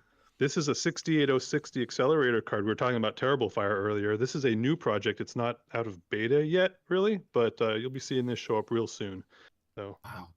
I've never even seen a 68060 chip in person in my life. I bought one from Russia a few years ago. It was too cheap to pass up on. It's a full, FPU, MPU chip. The Rev 6. It's going to go into something finally. I've been waiting for years to put it into something. So this is what it's going to go in. But what's really cool about this? Are we looking at another auction? I'm sorry. No. Carry on. We're all right. No. I was half expecting Glenn to whip out his 060 and.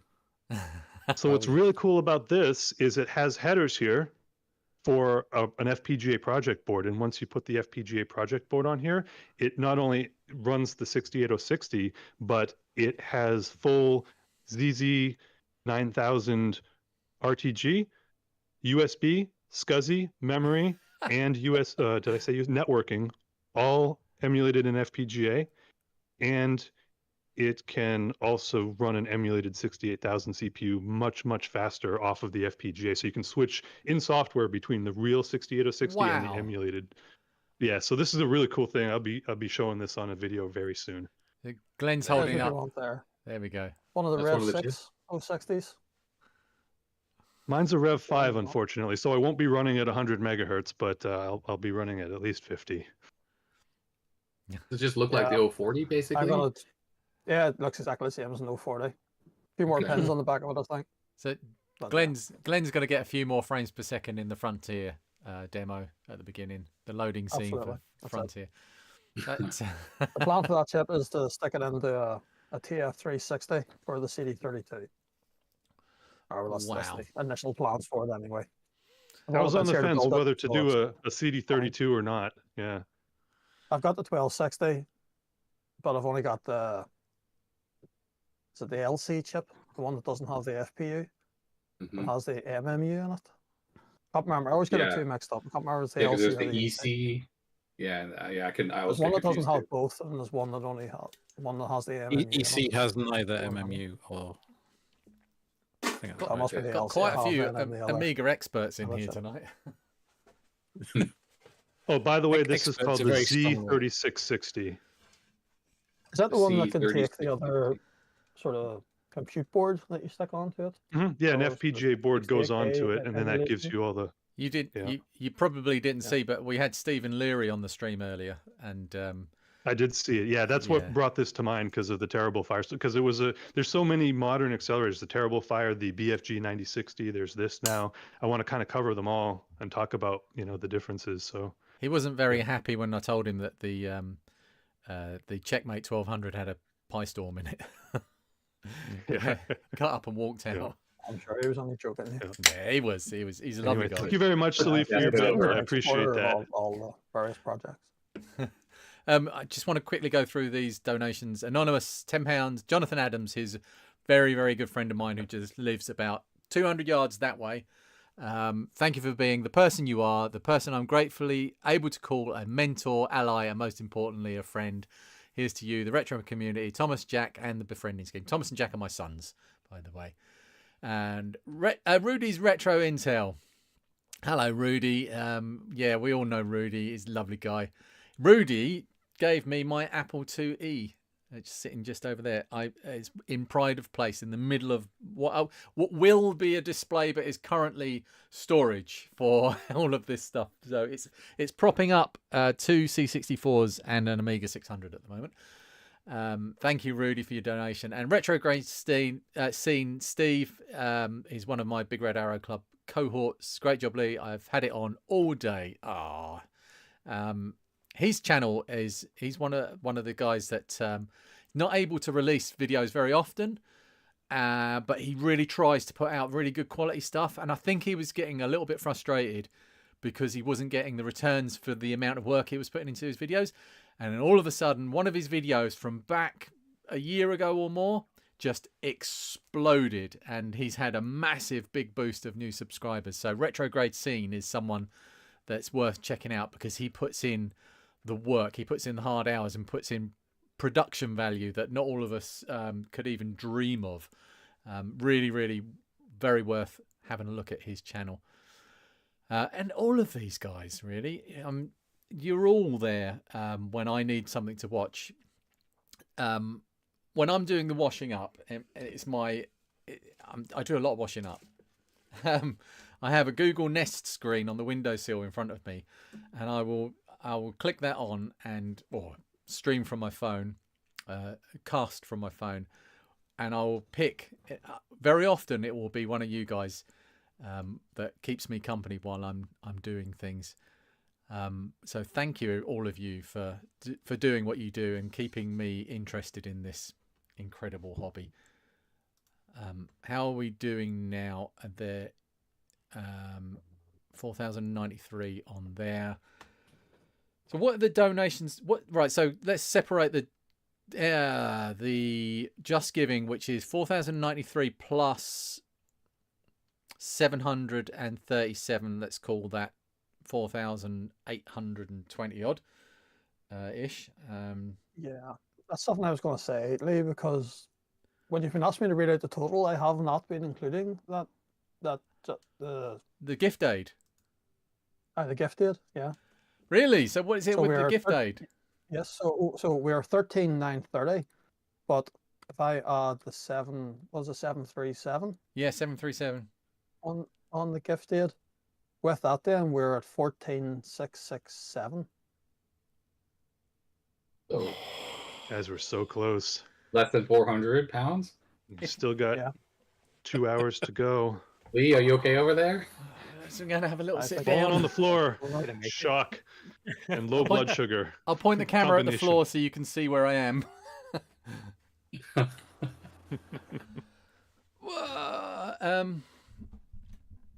Wow. So we are going to do it. We're going to do it. Yeah. I don't know what to say. Has anybody got anything to say on this? There's a little bit more to go. Come on, let's everyone just click those buttons. Yep, let's get it over the line. Yeah, there's not a question of whether you'll make it now. It's a question of how far past you're going to go. Well, no, yeah, I'm no prognosticator. I don't know anything about charity, but I wouldn't be surprised if you didn't hit the total 16,000 that they're looking for. That would be good. I mean, that's very possible. What are the auctions still coming up? Right, yeah, good point. Next auction coming up is the ZX Spectrum Next. Let's get that on the screen. That's and that is 35 minutes away.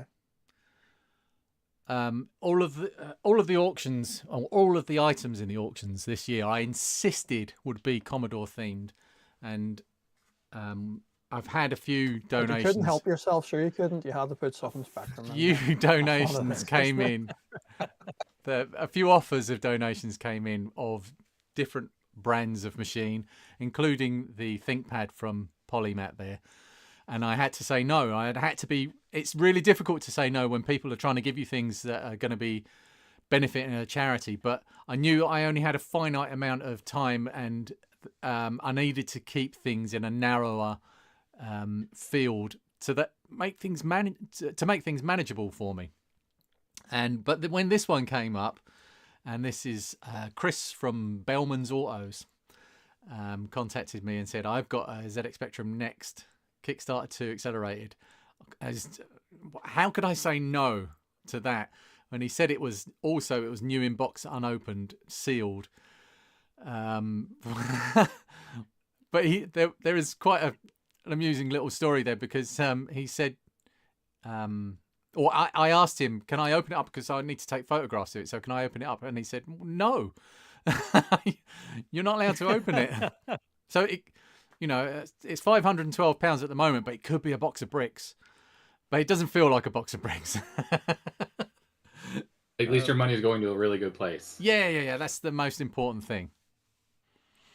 Even if it's bricks. Even if it's bricks. Yeah, but it's going to be turned into donkeys. So that's the most important thing. And I was just checking, Lee.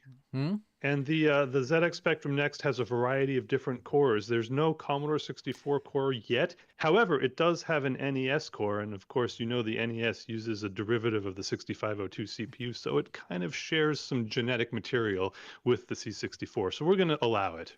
Okay, thank you. Did you guys know that someone has a 64 basic emulator on the NES? Have you all seen that? Is there? No, that's cool. Makes sense. Rudimentary. But I didn't know that. Yeah. Yeah, it uses the family computer keyboard, and it has BASIC running on it, but it looks like you're running on a 64, and it does a lot of 64-ish stuff. So you need an EverDrive to run it, obviously. Why? Why would you do that? I mean, why not? Is what I ask. Yeah. I wanted to try putting an NES CPU in a 64, and that wouldn't work. But, can we run an NES CPU in an Apple II, for instance? What's going to happen? It is missing a bunch of logic because in order to get around the patent, they disabled. It's still on the die, right? But they disabled the logic. Yeah, some of the pins are missing because it has like the sound channels and stuff instead. But maybe with a little external logic, we could replicate that. I don't know. You probably someone could. And then you could have think of the sound. You could have NES sound on another 8-bit machine. That would be cool. What's better? What's got the better sound though? I'm sure it's the C64, isn't it? Well, it's different, but I'm thinking like an Apple II, which Apple II would need way better. Yeah. But it's a toss-up with the 64. 64 has 3 sound channels. The NES has 4, but the NES's waveforms are fixed. Right. Whereas the C64, of course, is programmable. And analog. But the 64, you have to go through massive hoops to get the digital channel to do anything. And then the 64 is not that hard. The NES has built-in. PCM sound. Yeah. So we've got quite a while. They're both iconic. Oh, sorry. Sorry, no, I was just going to say we've got 31 minutes to go between now and then.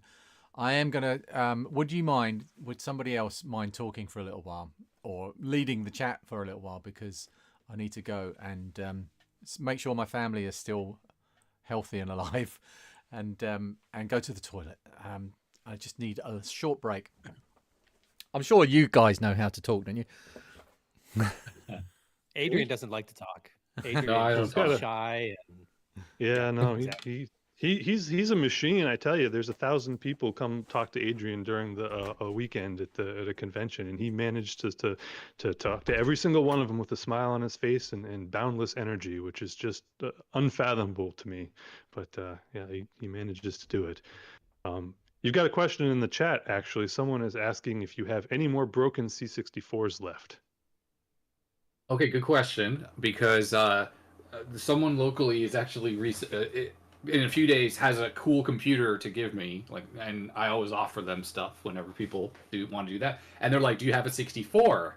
And you would think I would have 64s to give away, but I've been purging lately. All the fixed ones I've been repairing, I give away to local people at our meetups and stuff like that. So I had to scrounge deep to find one to give to this particular person. But point being is that I do have some more bad motherboards, and this was a really nice viewer out of Germany sent in a huge stack of shortboard motherboards at one point, and a few longboards as well.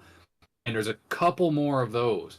But the weird thing is when Matt Desmond, in the chat here had the Des test thing, I was looking around for broken 64s. I have a lot still of machines that I keep in my collection. I thought, they're broken. Sitting around, they would just break. None of them broke. I had to look everywhere to find machines, so I finally scrounged up some of these bad motherboards that I still have. So I only have a few, and I mean, if I fix those, theoretically, I'm gonna run out of broken 64s. So impossible. I didn't even know this was possible. I don't know. Yeah. Roman was visiting another YouTuber was visiting and came to the basement and saw this huge stack of broken 64s. Don't stack your bread bins on top of each other where the keyboard, where you're pushing on the keyboard, because it will break the case. So I keep mine vertically, I turn them on their side and they staying on the floor. So they're in a whole line. I had probably 15 bread bins all broken, and that's a couple years ago. But I've been whittling my way through those, and they're all almost, So shock of all shocks, I don't really have many left. So slightly related, I was working on the last of the broken 64s I have. There were 4 left in there, and I encountered my very first 64 that had an actual failed reset circuit. Is that something you've seen often, or is that, because we always test it? It's like one of the low-hanging fruit things to test, but I've never seen it happen before. But this is the first one, and it wasn't that reset was pulled low the whole time. It was actually just floating high the whole time, so the machine was never initialized properly, and if you just ground pin 40 on the CPU for a second, it pops right into life. So I thought that was kind of neat, but I've never seen it. Longboard, okay. 5-pin video port. It was an early one. Rev A. I've never. I mean, it's a 556, right? So I've never seen. Those are some of the most reliable. Things. I've never seen that. Yeah, I thought it might be interesting to do a quick little video about that, because I have never seen it before. and it's kind of an interesting little thing. If Kind you of haven't underscores fixed it how yet, you Haven't take for fixed it granted yet. the reset circuit.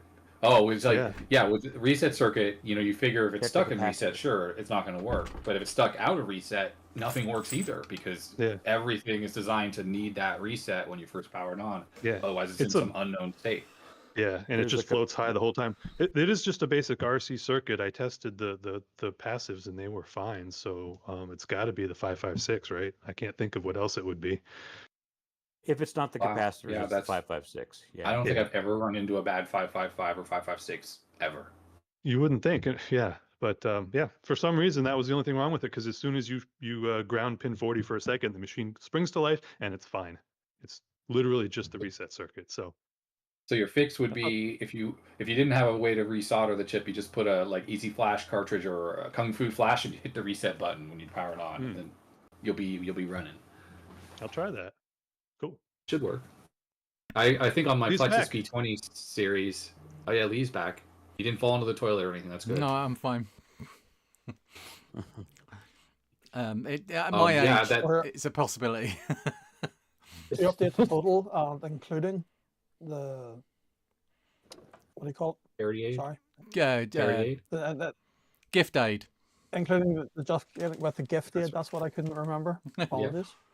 But including all of that, we are at 14,878. Oh my God, we're just within touching distance. Close.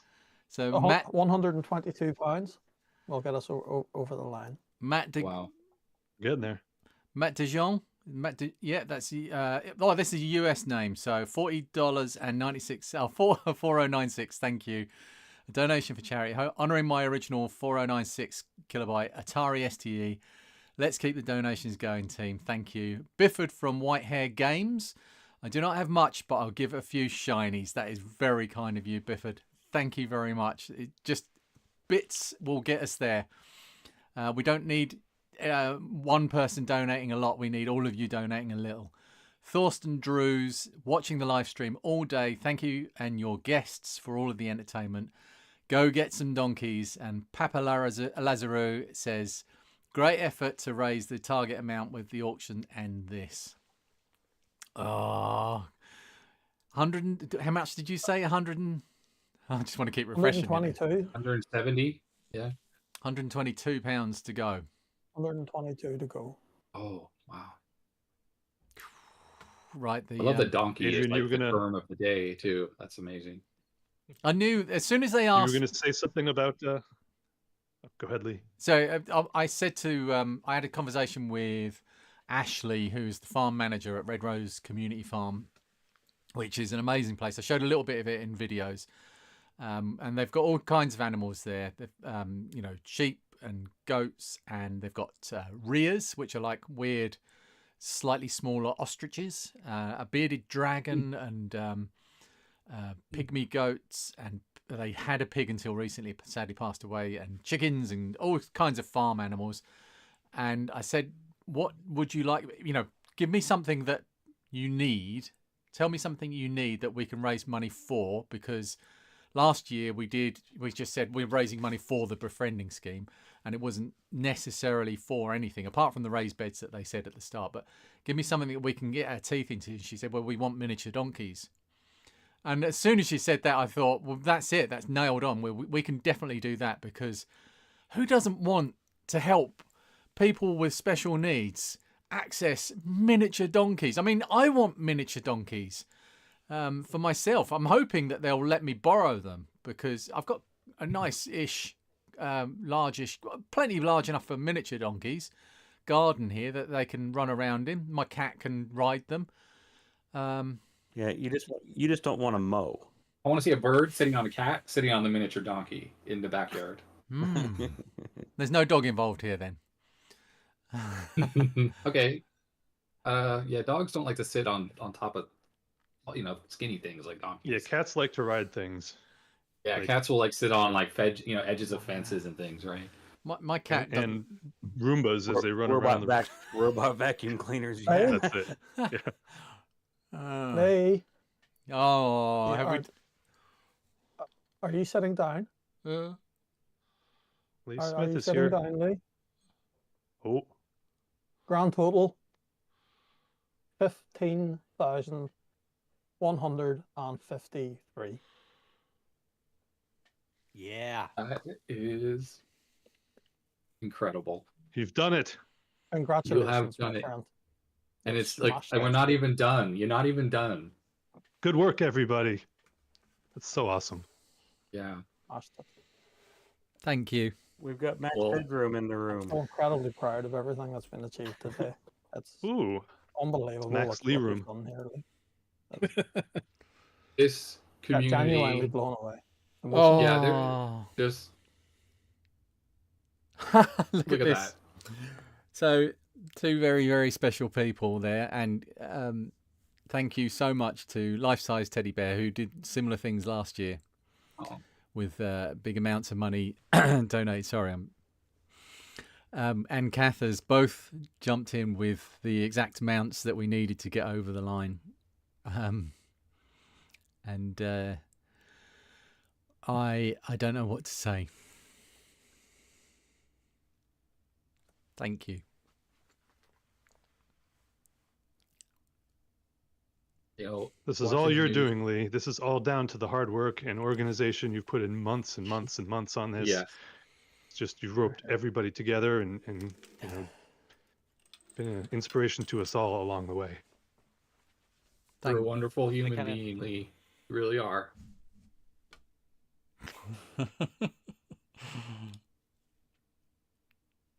Yeah, you in can the tell a lot community. about a person by the people that are around you, and there's a lot of good people around you.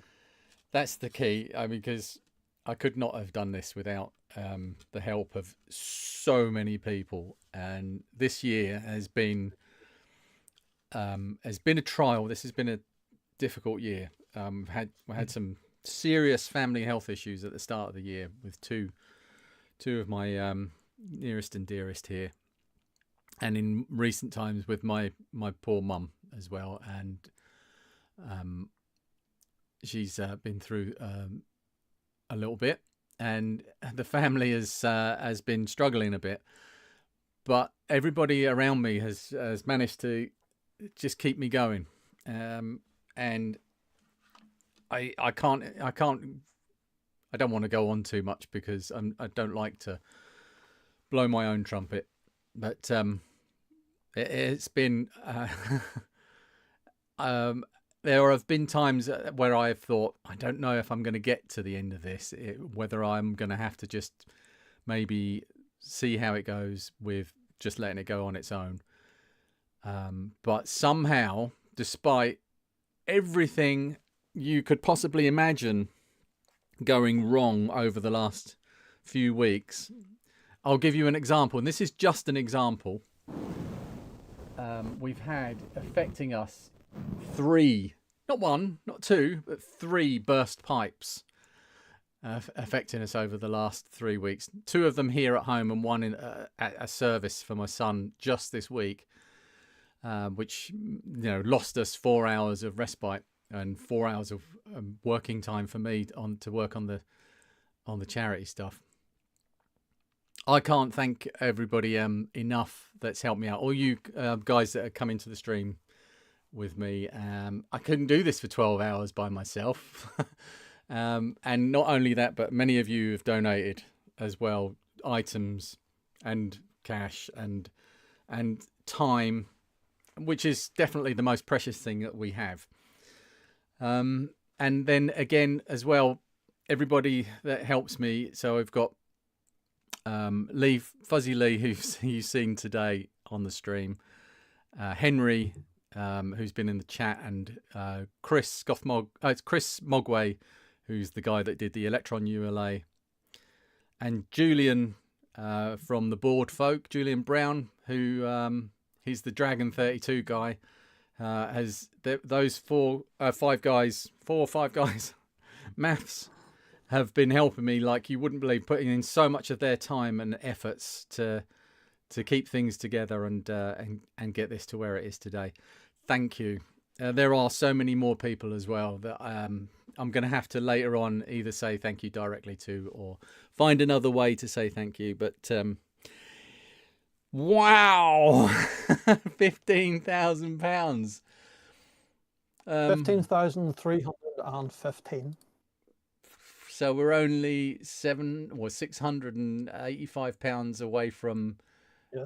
the couple that they wanted. You can do that in your head, Or but you the can't leads count to to- 5. yeah. How's the Spectrum Next auction coming along? How much time is left on that? Who cares? 17 Yeah, minutes. well, we 17 got to and a half see it to minutes the on end. that. No, I'm going to 17 and a bed. half minutes to go. I'll see you later.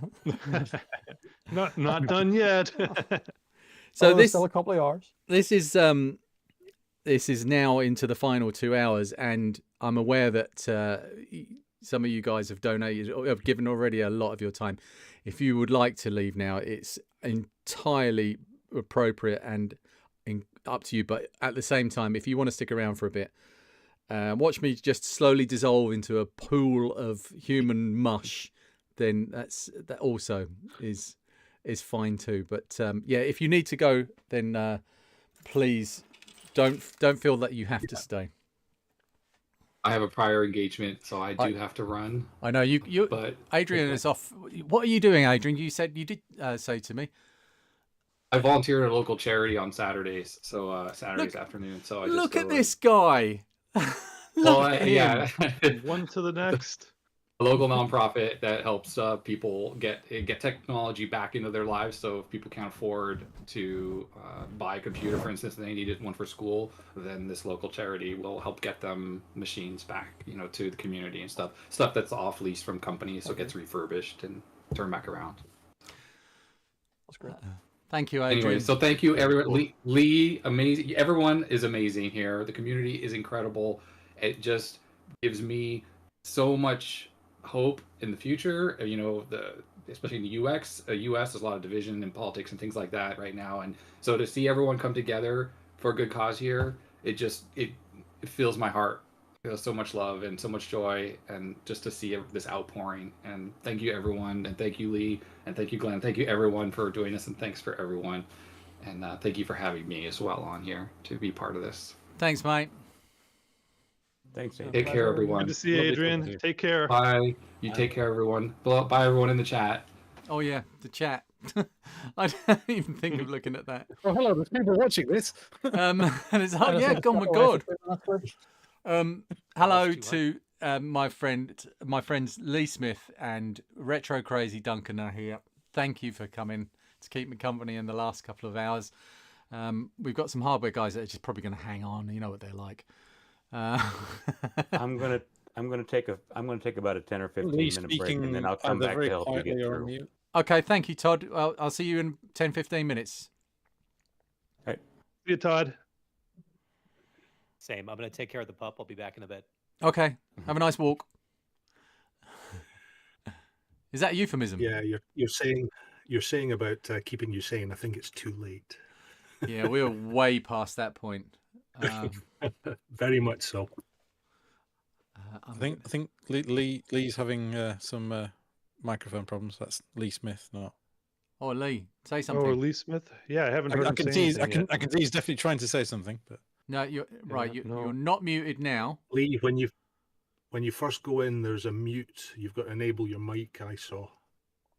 No, you've got no mic, mate. You're not muted in Discord, so it's going to be something else. So you've got the right mic selected. Yeah, go into your settings, audio, video, and make sure you selected the correct microphone. I'm just going back through the chat and having a look at the moment where we got over the point, and I did this a few months after the last live, a last event. Went back because it's impossible to read all of this chat as it goes past and have a conversation with people at the same time. Because even if I'm reading this and somebody else is talking, I still need to listen to what they're saying so that I can hold a reasonable conversation and take part in it. But thank you, everybody, for your congratulations and well dones. Dudley, I'm just going to pick yours out. Mate, you got together a pack room of Australians to start and another of Americans to finish. That's an achievement in itself. It's been what a day. I've had a great time. I'm tired, But this has been brilliant. I'm just not going to be able to go to sleep tonight now. Thorsten Drew says, "Well done, Lee. Thank you for getting the retro community together for a good cause." Oh yeah, Dudley also, or Sir Olmy says Dudley, and suffered hours of the software guys creating total chaos. I don't know if you saw this, Matt, but the software guys from 3 till 5, with the likes of Rose Tinted Spectrum and Dudley of Yesterzine and all of the others, it was chaos. It was total mayhem. I could Did barely they ever get talk. an answer to which game it was? No. Yeah, the rabbit game, right? It was absolutely that nuts. thread took. Guys are out of control. They are.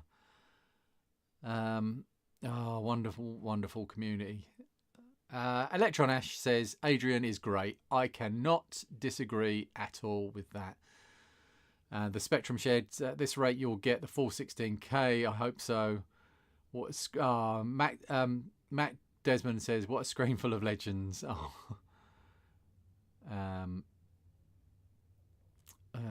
Who was that? Oh, I've lost it again. The chat just moves so quick. Life-size teddy bear. I imagine that Lee will be on a high and buzzing for a while after today is done. Yeah, and last year was the same thing. I got into bed last year and I was vibrating above the mattress. I could not. It was like the adrenaline was still going. Yeah, and it really does take it out of you. The next day I was wrecked. So I'm taking a day off tomorrow. I'm playing tomorrow. I'm playing Satisfactory. Is going to be my guilty pleasure. Nice. I've been waiting to play this for so long, and I actually loaded up because it's come out of early access recently, and I loaded it up. I installed it in a few months ago when all of this was kicking off, and I got addicted to it, and I had to delete it off my hard drive because I was just I couldn't stop thinking about it. Rather than like planning everything I needed to do here, it was like, where's that conveyor belt going to go, and what do I need to get this this item to do? Can't wait to get into that. There's a guy on YouTube. His channel is called Let's Game It Out, and he does a bunch of Satisfactory videos. But his challenge is always to break the game in new and unusual ways. Any simulator he tries to. He's hilarious though. Oh, that's what I remembered when you mentioned the game. I haven't played it, but it looks fun. Oh, it's so good. Yeah, but it will take over. Yay, Lee! Yay, Lee. We got Lee. Yeah. Is that it? Yeah. That's it. Hey! You've got video on audio. I still haven't got video. On the stream, I'm still crouching down by some shelves. You look like you're hiding, waiting to jump out on someone. I've been changing every setting in Discord. And it doesn't seem to be. There's no problem with network. I've got loads of that. It's weird. Very strange. Nice to see you again, Lee. Nice to see you too again, other Lee. It's always a pleasure to talk to you. Yeah. So Lee's not been releasing very much content on YouTube lately because he's got a real job now. Yeah, it's been quite the year for me, really. It's really made a big difference to you, hasn't it? Because previously you were kind of working for yourself in your Lee Smith's workshop, doing all kinds of things and trying to carve out a niche for yourself to make money for yourself. But it was just, I mean, the timing wasn't ideal with things, chip shortages and all sorts of things going on. And then you just landed into this. It was 7 days a week as well. It was getting too much. But I mean, some of the stuff you created, for instance, the Mectrum last year, was amazing. Yeah. We've really benefited from your work. But tell us about your new job, because I know that you've basically fallen into something you really love doing now. Yeah, I'm working for a company called Chauvet, and they do lighting, but it's like basic DJ lighting, stage, theatre lighting. All of the video walls that you would have seen on Tomorrowland, that's our product. like huge, big video walls. I've not even touched like 5% of the products that we do. Fantastic. So you get to repair lots of this stuff. Like, yeah, basically that's what I'm doing. I'm servicing and quality controlling. Basically, all of the knowledge that I've gained over the years of electronics repairs and 3D printing, how they work, has pushed me to have everything I need to know to do this one job really, really well. And I always said I didn't know if I could go back to working for somebody else. And it's just perfect. It's like the people that I work with, the company, and I'm going full time in January. So I'm so happy for you, mate. It really That's is. awesome. It's Congratulations, really Lee. That's awesome. Yeah, finding your. We talked before, didn't we, that it was getting like a bit stressful for me, and it fell perfectly. But as you pointed out, I haven't been making videos because I downsized my workshop, and I just don't have the time to put in to do the videos how I want. So I just haven't been doing them. That's not to say I haven't been like busy. I have been working on stuff, and I've been trying to do some recording, but it's moved towards my hobby of 3D printing rather than the retro. So I'm not actively like looking for any more retro systems. I still have quite a few. Well, you gave me something that I've been after for a long time, which is an 800 XL. And that's one of the things high up on my list of things to do when I've stopped doing charity stuff, when I can finally do some projects just for me, is get that the keyboard. We have Johnny. Sorry, we have Johnny at Reused to thank for that one. Oh, is it that one? He gave me that one. Yeah, he gave me that one to fix the acid. Sorry, that was the spare one, which turned out was just the Sally chip, which I had a spare, and then fix the keyboard. So that's what you've got left to do on that one, isn't it? The keyboard. Yep, just do the replace the ribbon cable with DuPont, basically. Yeah, because it's not a membrane in that one. I don't think it's the PCB style. Yeah. So Duncan is here as well. Thank you, Duncan. I know you've had a difficult weekend, and I really appreciate you being here. How do you feel? Anytime. How do you feel about your auction being the last one on the? I was actually kind of hoping that it would be like £14,050, £14,950. Knowing the pressure's off. Yeah. It's really nice, but I'm actually really pleased with where it's got to so far. So, yeah. We've got a few to go before we get to your one. Current running total is now up to 15,637. We're gonna do it. We're gonna do it. So is this Just Giving donations again? Gary Turner was the last one on there. That's including. Yes, there's been some more on Just Giving there, and obviously now also including the gift aid. Loads. So Noodles, thank you. Great work, guys. Enjoying the show.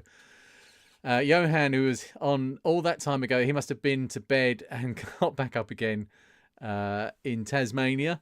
We're almost there. Keep giving, everybody. We can buy the biggest and bestest tiny donkeys. So proud of you, Lee. What a champ. 50 Australian dollaroos. Thank you.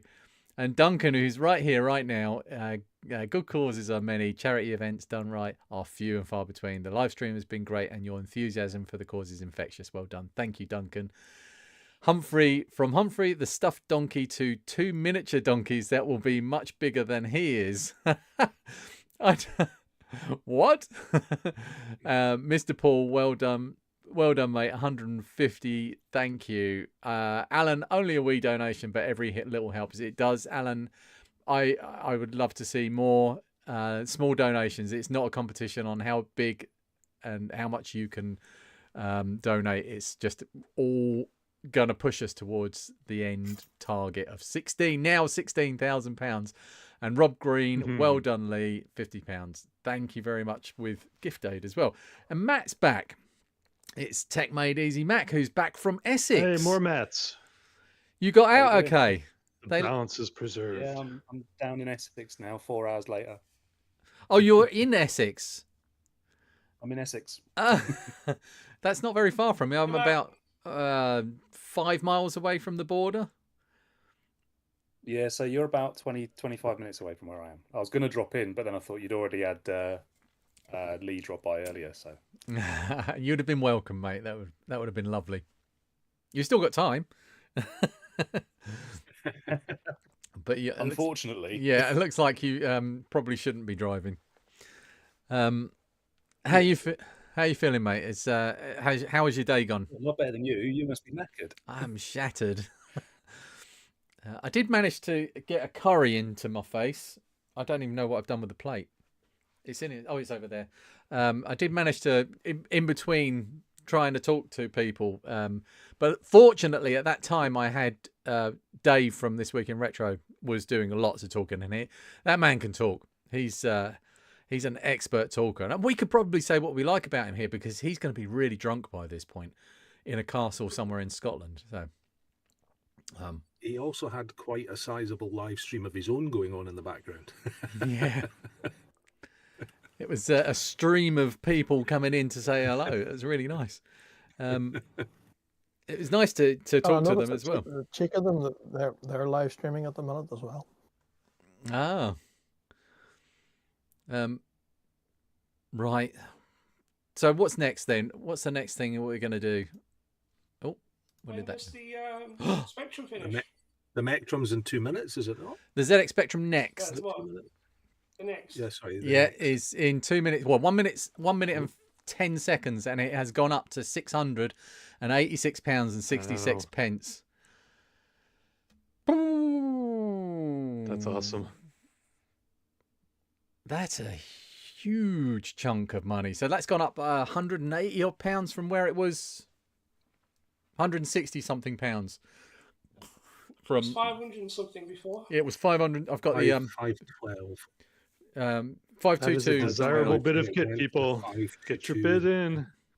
It can be kind of a Commodore 64 via being a NES type of thing, doing C64 basic through some Famicom thing that Adrian explained much better than I could. I know the next scalpers will be loving that. Yeah, pushing the price up. Yeah, I did make sure that I put on all of the titles charity auction so that people, if they searched for these and saw the price, that they would realise that this was charity auction and that the price wasn't going to be realistic. 5 seconds. 686.66. I think it's peaked. It's peaked. 686.66. Thank you, whoever bought that. That one's nicely packaged up already. It's already in its box, and I'll be able to get that one out quite quickly. By the way, for all of the people that have bought stuff, it's going to take me a little while to get through this. I've got 27 items to send out. So I'm going to work my way through them this week as quickly as I can, but I'm not going to be able to get them out in a couple of days. If anybody is going... all of the packaging stuff that you want. I haven't got everything yet. No, I'll probably have to buy a bit more, but I'll sort it out. It's not unachievable. Let me know if I can help with that. Okay, thank you. And that pushes our grand total, Lee. Yeah. Our grand total to 15,864.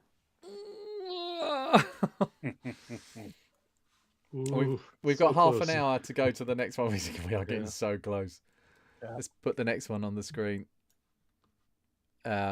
Which is right, Lee, I'm going to drop out. Thank you, Matt. So, yeah, so well done. Excellent job with everything. I wish you the best for the rest of your stream. And yeah, good luck. Nice to see y'all. Nice to see you too. Thank you. See you too. Good night. Yeah, God, he's just a nice guy. Right, so we've got. I was hoping that we would have just a few of us at the end, but if any of the other guys that were on earlier are still around and want to join in, feel free to jump into the stream if you want to, but I'm quite happy with just a few of us. I'm just Okay. It's one of those crazy software guys is back. Oh no, not him. I never did figure out where what that rabbit game was. No. It's going to be one of those themes now, like when Rosie was doing his stream and he kept dropping the Bible in the Dizzy game. And that's all people talk about now. Or not dropping the Bible. Rabbits, donkeys, and sausages. Rabbits, donkeys, and sausages. Yeah, you're going to be the sausage man from now on. Hello, Keith. How are you? Yeah, I'm really good. Lee, absolutely bloody amazing. I've been watching all of this, and she's going to hate me for telling you this, but Mrs. YA is in the bath at the moment. And when you cross over the 15,000, I had to run to the bathroom door to tell her that you got her. So she sent her congratulations and well done. Thank you. Do you know what I'm really looking forward to is on Wednesday. Yeah, I'm looking forward to bed. Really looking forward to on Wednesday. Thomas goes to the farm on Wednesday, so I get to drop him off at where the bus picks him up, and but not so necessarily at that point. But when he gets dropped off, Ashley, the farm manager, is usually driving the bus at that point, and I'll be able to tell her to her face how much we raised. But I mean, she'll probably hear through email and other things. But yeah, oh my God, what a day! This has been incredible. Yeah, amazing. Quite a day. Been fantastic. I keep forgetting that we're actually live streaming and that there are loads of people in chat. I'm sorry, chat, but you the camera will. It's been fairly steady. There's still like 170 people watching at the end of the day. Yeah, that's fine. That's normal. Yeah, it's good. It's been like say steady all day. Yeah, that's been steady. Good mix of people. It's been great seeing so many different people talk from around. I mean, I really enjoyed the American guys on listening to them. I thought that was just, it was just really interesting because they're just relaxed and casual. I mean, you watch their individual channels, but having them all talking as a group. So same with the Australian guys this morning. It's just really interesting as you're interested in the scene, and then people from around the world talking about their scene around them. I just find it fascinating. So yeah, really good. That's one of the reasons I really like listening to the Grumpy Oz Retro podcast, because it gives you a flavour of what the retro scene is in their area, or not just the retro scene in their area, but also the computer scene from when they were relevant, when they back in the day. They will talk about things how they were, and they'll talk about things how they are now. Because you know, we live in our own little bubbles and we know what's going on in our own areas, but it's really fascinating to get that glimpse into into different areas. And Australia has got that weird mix of everything. Being they had a bit of everything, not necessarily as much as, let's say, they didn't get as many Spectrums as we did, and they didn't get as many of Ataris as America did, and or Atari 8-bits as America did, but they got a good mix of everything all through the different eras. And Tony and Craig they're great listening to those two talk together. And I mean, it gets fruity now and then, but that just adds to the charm. Really, I really recommend that podcast, Grumpy Oz Retro. They haven't released too many episodes lately, but they'll get back to it. I know they will. If the Australians aren't using fruity language, there's something wrong. Yeah, it's code for I've been kidnapped and please send help. Yeah,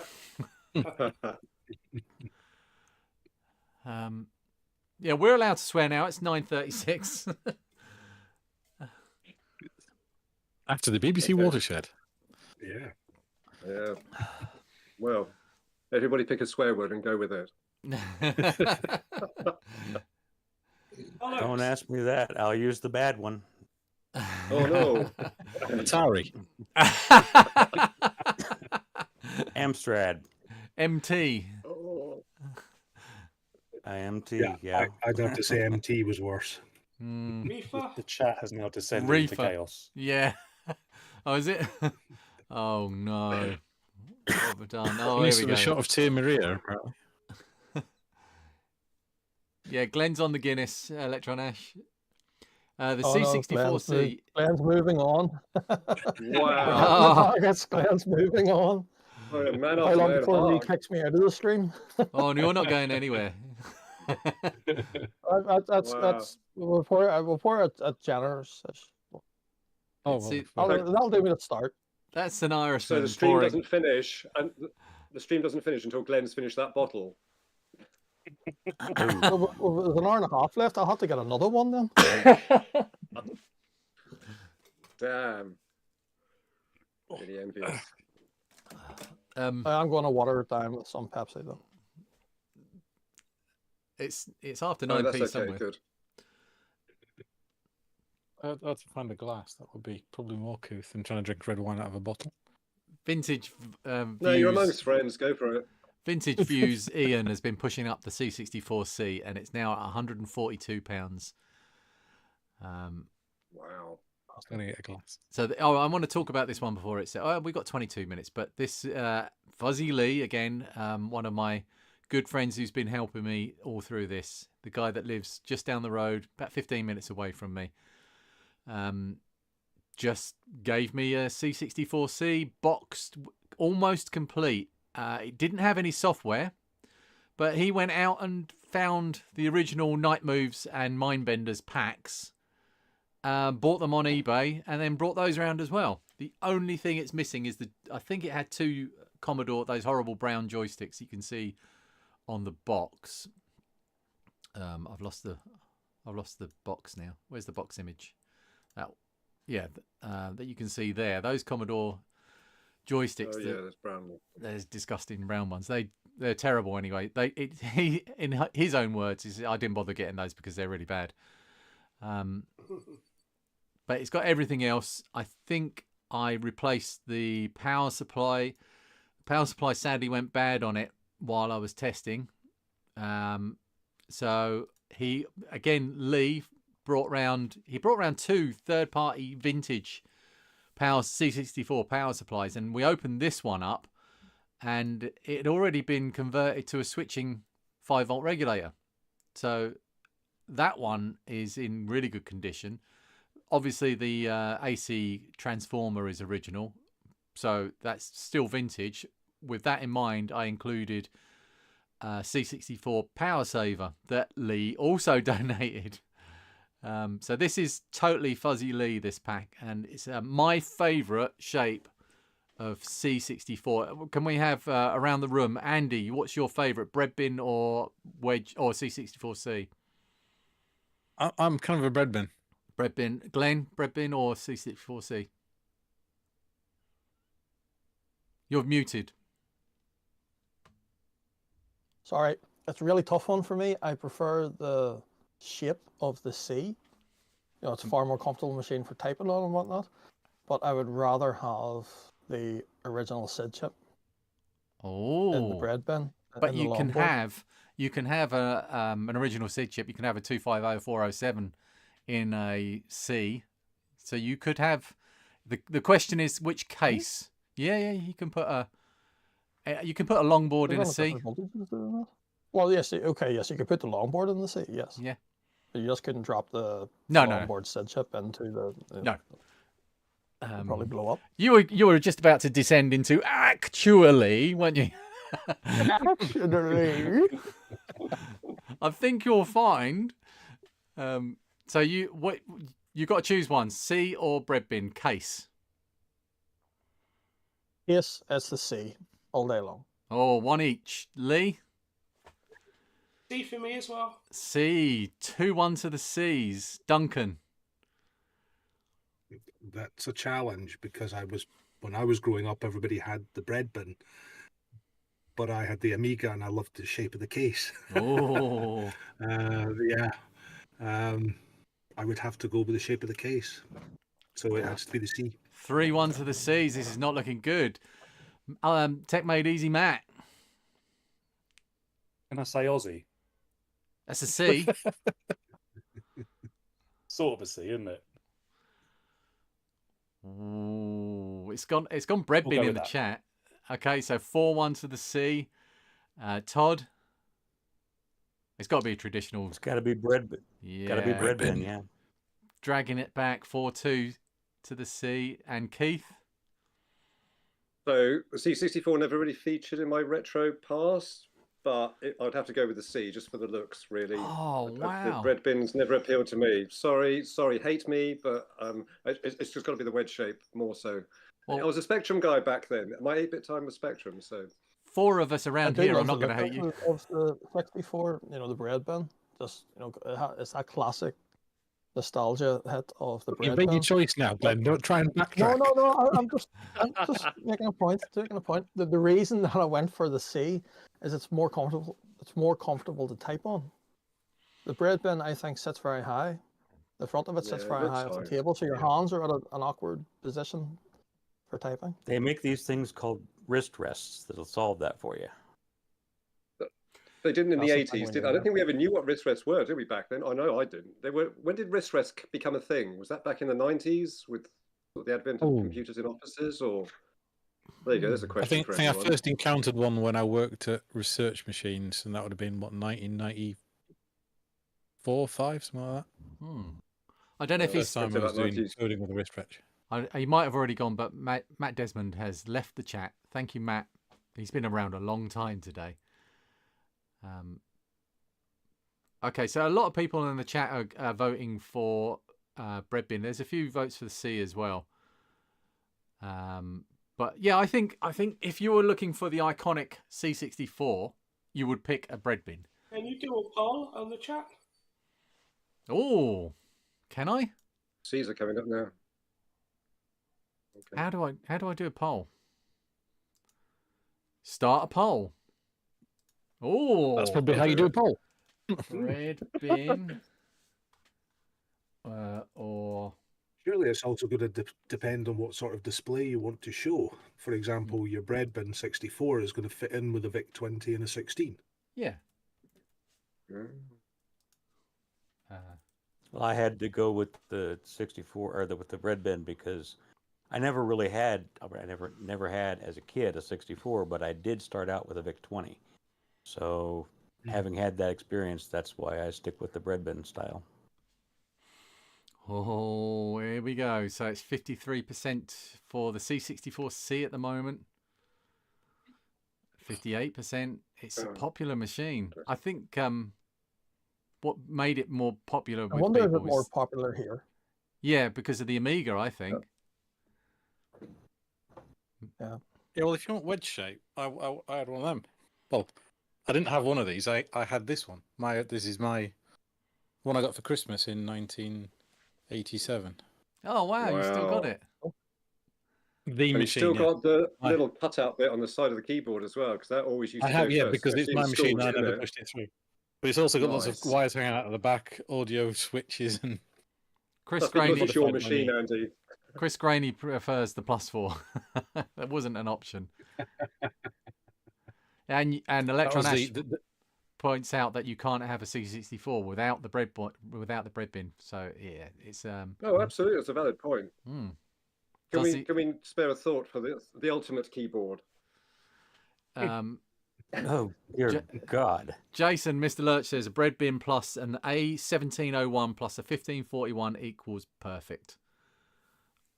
Yeah, that gets his vote. It's 59% C64C. And Tony from Oz Retro Comp says, does the SX64 count? No. I can't. I mean, I want to get one just to mess with it, but they were so expensive back in the day. Really, it was aimed at businessmen, and only businessmen bought them. And yeah, little tiny screen. You're not playing games on that little tiny screen.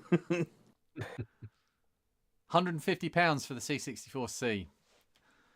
But the reason that I love the C64C is because I did go from the ZX Spectrum in 82, right at the start, and I had a big hiatus from not being very interested in computers while I was being 16 to 18 and getting more interested in other pastimes at that time of my life, until my wife to be bought me the C64C. I'm pretty I think I had the Batman pack. Was it the Batman pack or something like that?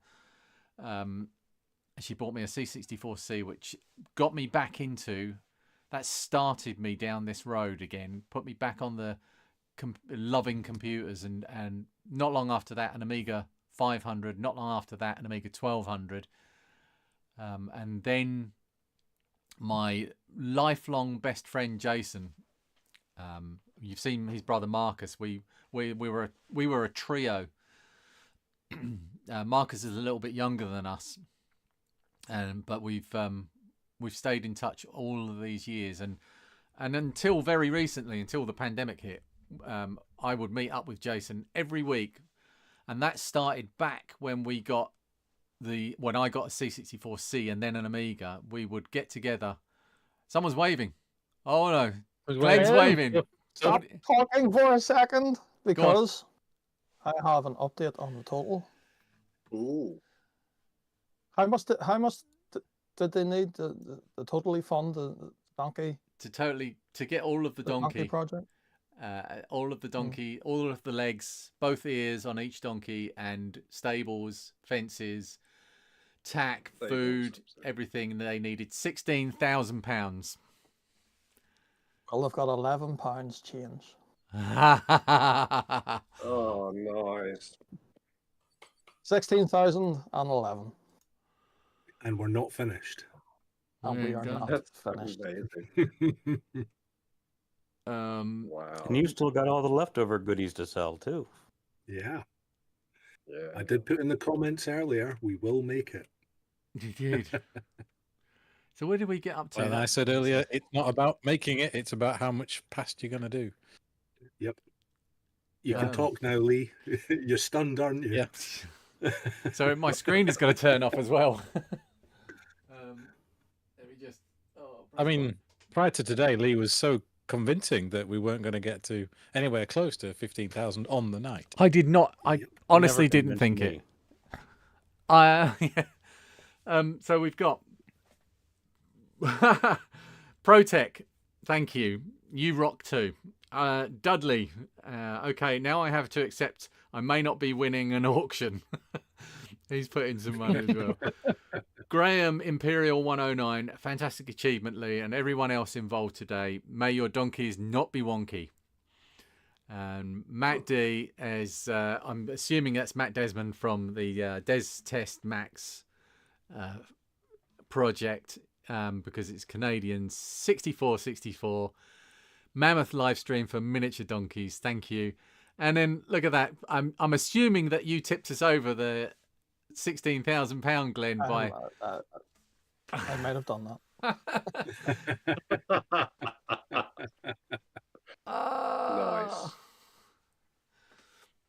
Nice. Jason's just pointed out, Lee doing our bit, you were doubtful. I've been saying for weeks now, I don't think it's going to be possible on the night, because not this time last year, but before we started the stream last year, there was £4,000 in the Just Giving kitty, and when we started tonight, there was something like £800.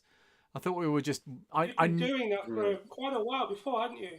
Yeah, I'd been building up as well, and I knew that there were only 5 computers that were sold last year, plus a few other bits and pieces.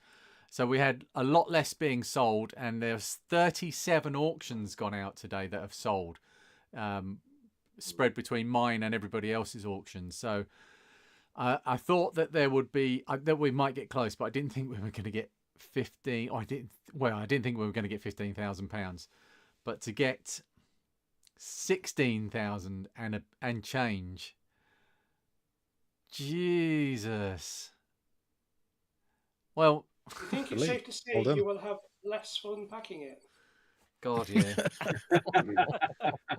You've been waiting all day for that, haven't you? I had that on queued up. I think what you should do is just have like a 24-hour live stream of you just packing boxes on your second channel. Yeah, just the sound of that brown tape being ripped off the roll. So I've got a question for you, Lee. Matt's all back. Of the auctions that have gone up today, if you were able to keep one for yourself, what one would Crystal it be? and Crystal why? Amiga 500. Without doubt. Yeah. Without doubt, that's the one that I not only enjoyed the most putting together. I also put quite a lot more work into that one than anything else because of all like spraying the different parts of it. But it also the way it went from an idea of let's make a Crystal one. Oh, why don't we just put in a new motherboard and then it turning into the arms and legs. It snowballed very fast, did that? It did. What did it go for in the end? I didn't see that part. Give me 820. Thank you. Nice. So we didn't like last year. We did have the Metron went for over £1,000, so we didn't have one that cracked £1,000 this year. But we had a lot that got, well over the £500 mark, and just mind-boggling. I still can't believe that my purple Amiga went for 600. That's incredible. That's insane for an Amiga 500 Rev 5. But upgraded as well. You upgraded it to the 6 version. It's a Rev 6 technically. After some idiots hacked about with it. I think that's probably on video. One of the better Amiga 500. Well, it's definitely as long as you've got an Amiga 500 with 2 meg chip RAM, you're golden. It's only got 1. It's not got 2. Oh, okay. You only get 2 when you get up to the. Oh, sorry. Yeah, ECS sorry. chipset. Yeah, as long as it's not 512. Yeah, sorry. Yeah, 375 you need for the 2 meg. Yeah, I didn't go that far. It's just got an 8372 in it, 2A. And it was signed by a load of people as well. So yeah, well, I mean, yeah, it's been graffitied, and I was hoping I'd be able to bid on it myself and buy it. Jeremy's Vintage Hillbilly Shack says, but I don't see my donation in the list. There we go. Is it in the list now? We've got an anonymous there, and Martin Martzmisk Mix, a small token of appreciation for the amount of emotional and creative capital you invest in both this charity and your contribution to one of the most inclusive and positive communities. Well done. And I have to say thank you to the community for making it possible to do that kind of thing, because it has to be there for you to grow into, and it's one of the great pleasures of my life is in this hobby has been building and creating and finding and discovering this amazing group of people that everybody pretty much, there's very, very few people bounce off of what we try to do together. I've found that pretty much every time that you ask someone, and you might find this quite difficult to understand because it probably doesn't seem apparent to you, but I'm quite a shy person. I don't like bothering people. I don't like to ask people things. I don't like to ask people to put themselves out to do things. But when you do it for charity, it kind of releases a little bit of that pressure, and you feel I can be a little bit cheeky, and say to people, would you mind doing this? And pretty much, I can't think of any exceptions. Everybody has just said, yeah, I can do that for you. So it's the community.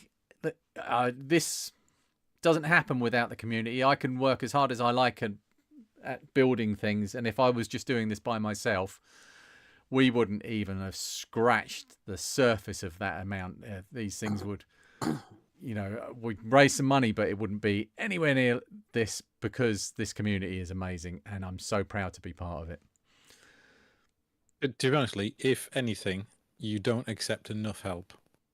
The amount you do and take on yourself is insane. And you're almost turning down offers of help. Yeah, I'm glad to see that Glenn's helping today, because Glenn's been a rock. How you did it all yourself last year. I did didn't. A lot to take on. So, well done, Glenn. It's been a pleasure and an honour to be on here all day with you. But we're not done yet. We've another hour to go. So let's not get too soppy just yet. I want to go to bed. Got 3 minutes left. On no, the you're next not one. allowed to go to bed. But for Have next another year's, three, we'll we'll be have all fancy right. graphics and everything. There The are latest couple of donations on the Just Giving page has pushed that total to just over 5,000, setting at 5,018, giving us a grand total, which has just disappeared from the spreadsheet for some reason. Uh-oh. So there it is, 16,061. Marvelous. So the question is, how many of these donkeys are we getting for the 16, and what's the target for the next donkey? Well, it's £3,000 per donkey, and the We get a bulk discount on donkeys. the current. So we're already part way towards the next donkey. Yeah. I think we've got like an extra ear on one of the donkeys. Maybe they could upgrade these donkeys to full-size donkeys. Yeah, but they're not as fun. I was about to say, the minis C64C. sound more fun. Sorry, Glenn? Well, we've got about 2 minutes left on Yeah. on the next auction, the Yeah. C64C. Sorry, Todd, what did And you it's say? just gone up again. Has it? I just said I was about to say that the mini donkeys sounded like more fun than full-size ones. So. It's true. Minis are more fun than full-size ones. Maybe we could have even minier donkeys. Little thing further away. Well, I think it was Ashens had said on chat that how many micro donkeys do you get for a mini? So, Are the maxi donkeys out yet? How many donkeys can you get in a mini?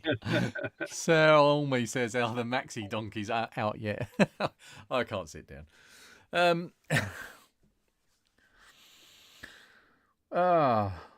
Well, just it's going to be difficult to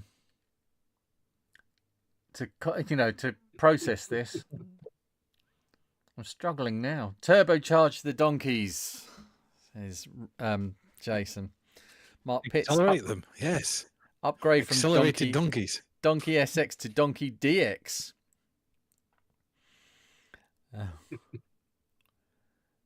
Oh, fantastic. So we've got 42 seconds to go. £160 for a C64C with More Fun Making It stickers. And probably free sweets if it sells to somebody in the UK. And I don't manage to work my way through all of those ones. 20 it's seconds. still technically a steal at that price. Yeah, that's a good price actually. I wouldn't say that that's an extravagant price, but I'm wondering if many people have actually given their donations now. Maybe we've peaked. Could have peaked. It could go up a bit. Could be. Yeah, it's gone up a bit. Oh, fiver. 165. It had a little bit more at the end. Thank you for donating that, Lee. I don't. He's probably in bed by now. Was it Lee? Other Lee, yeah. Lee's are the best as long as they're not up against Matt's and Neil's. Can we have a poll on Lee's versus Matt's? We had a strong showing of Matt's today. Yeah. Well, I feel like I'm left out of that poll. We had. What do you think? We had a stealth Matt earlier. One of the Matts was hiding amongst the software guys, who doesn't normally go by his meat name. He actually goes by a different name. But I know his real name is Matt. That's right. What's next is an Amiga mug. And that ends in 13 minutes. Let's get that up on the screen. Oh. Let's put that up there. A million tabs open. This was given to me by, I think it's Stephen from Retro Passion, who I saw at the Kickstart event in Nottingham, and explained that I wanted stuff to sell for charity. And he handed out, I actually got his, this is my mug. I'm keeping this one. A Retro Passion mug from him. He's one of the suppliers here in the UK of all things retro. He does excellent cap kits. So I bought the polymer cap kit for the Amiga 1200 from him. He's a nice guy. £38. That's just jumped up again. I'll fill this with sweets and more fun making it stickers. Let me get my stickers. Ooh, that just jumped. Again? Oh, yeah. I got my stickers here. Ooh. So I'll put some of those in. Thank you, Mike DX, for printing those out for me. And don't forget that there is one auction ending tomorrow at 1:15 in the afternoon, British summertime, which is for the unique, rare This Week in Retro mug, one of a kind. I've put it away now. Mug that you must not buy for more than my mug sold for. Otherwise, Dave will never let me. How much did your mug sell for? I think it was 151. Okay, well, it's at 102 now. Yeah, I know. Ooh. Neil will probably throw in tickets and stuff with that as well. He's devious and sneaky. I've got no chance, Lee. Your mug sold for 205. Oh, did it? Ooh. Yep.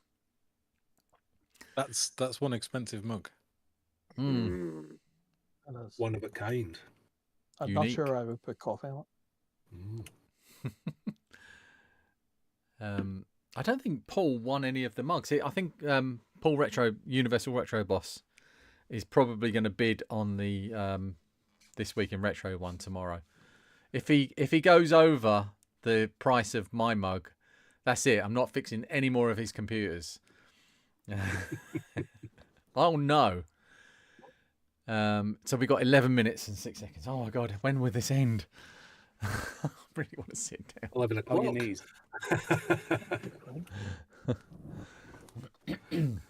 While we wait, Lee, I dug up that my white key Commodore because I first had thought when you asked if it was an Aldi one, I thought it was, but I looked and I don't think it is because this guy, and hold on, I'll show it up for the camera. Wow, that's lovely. That's yep, a really it's in great shape, and it's got a green LED, and on the back, it is a C64G.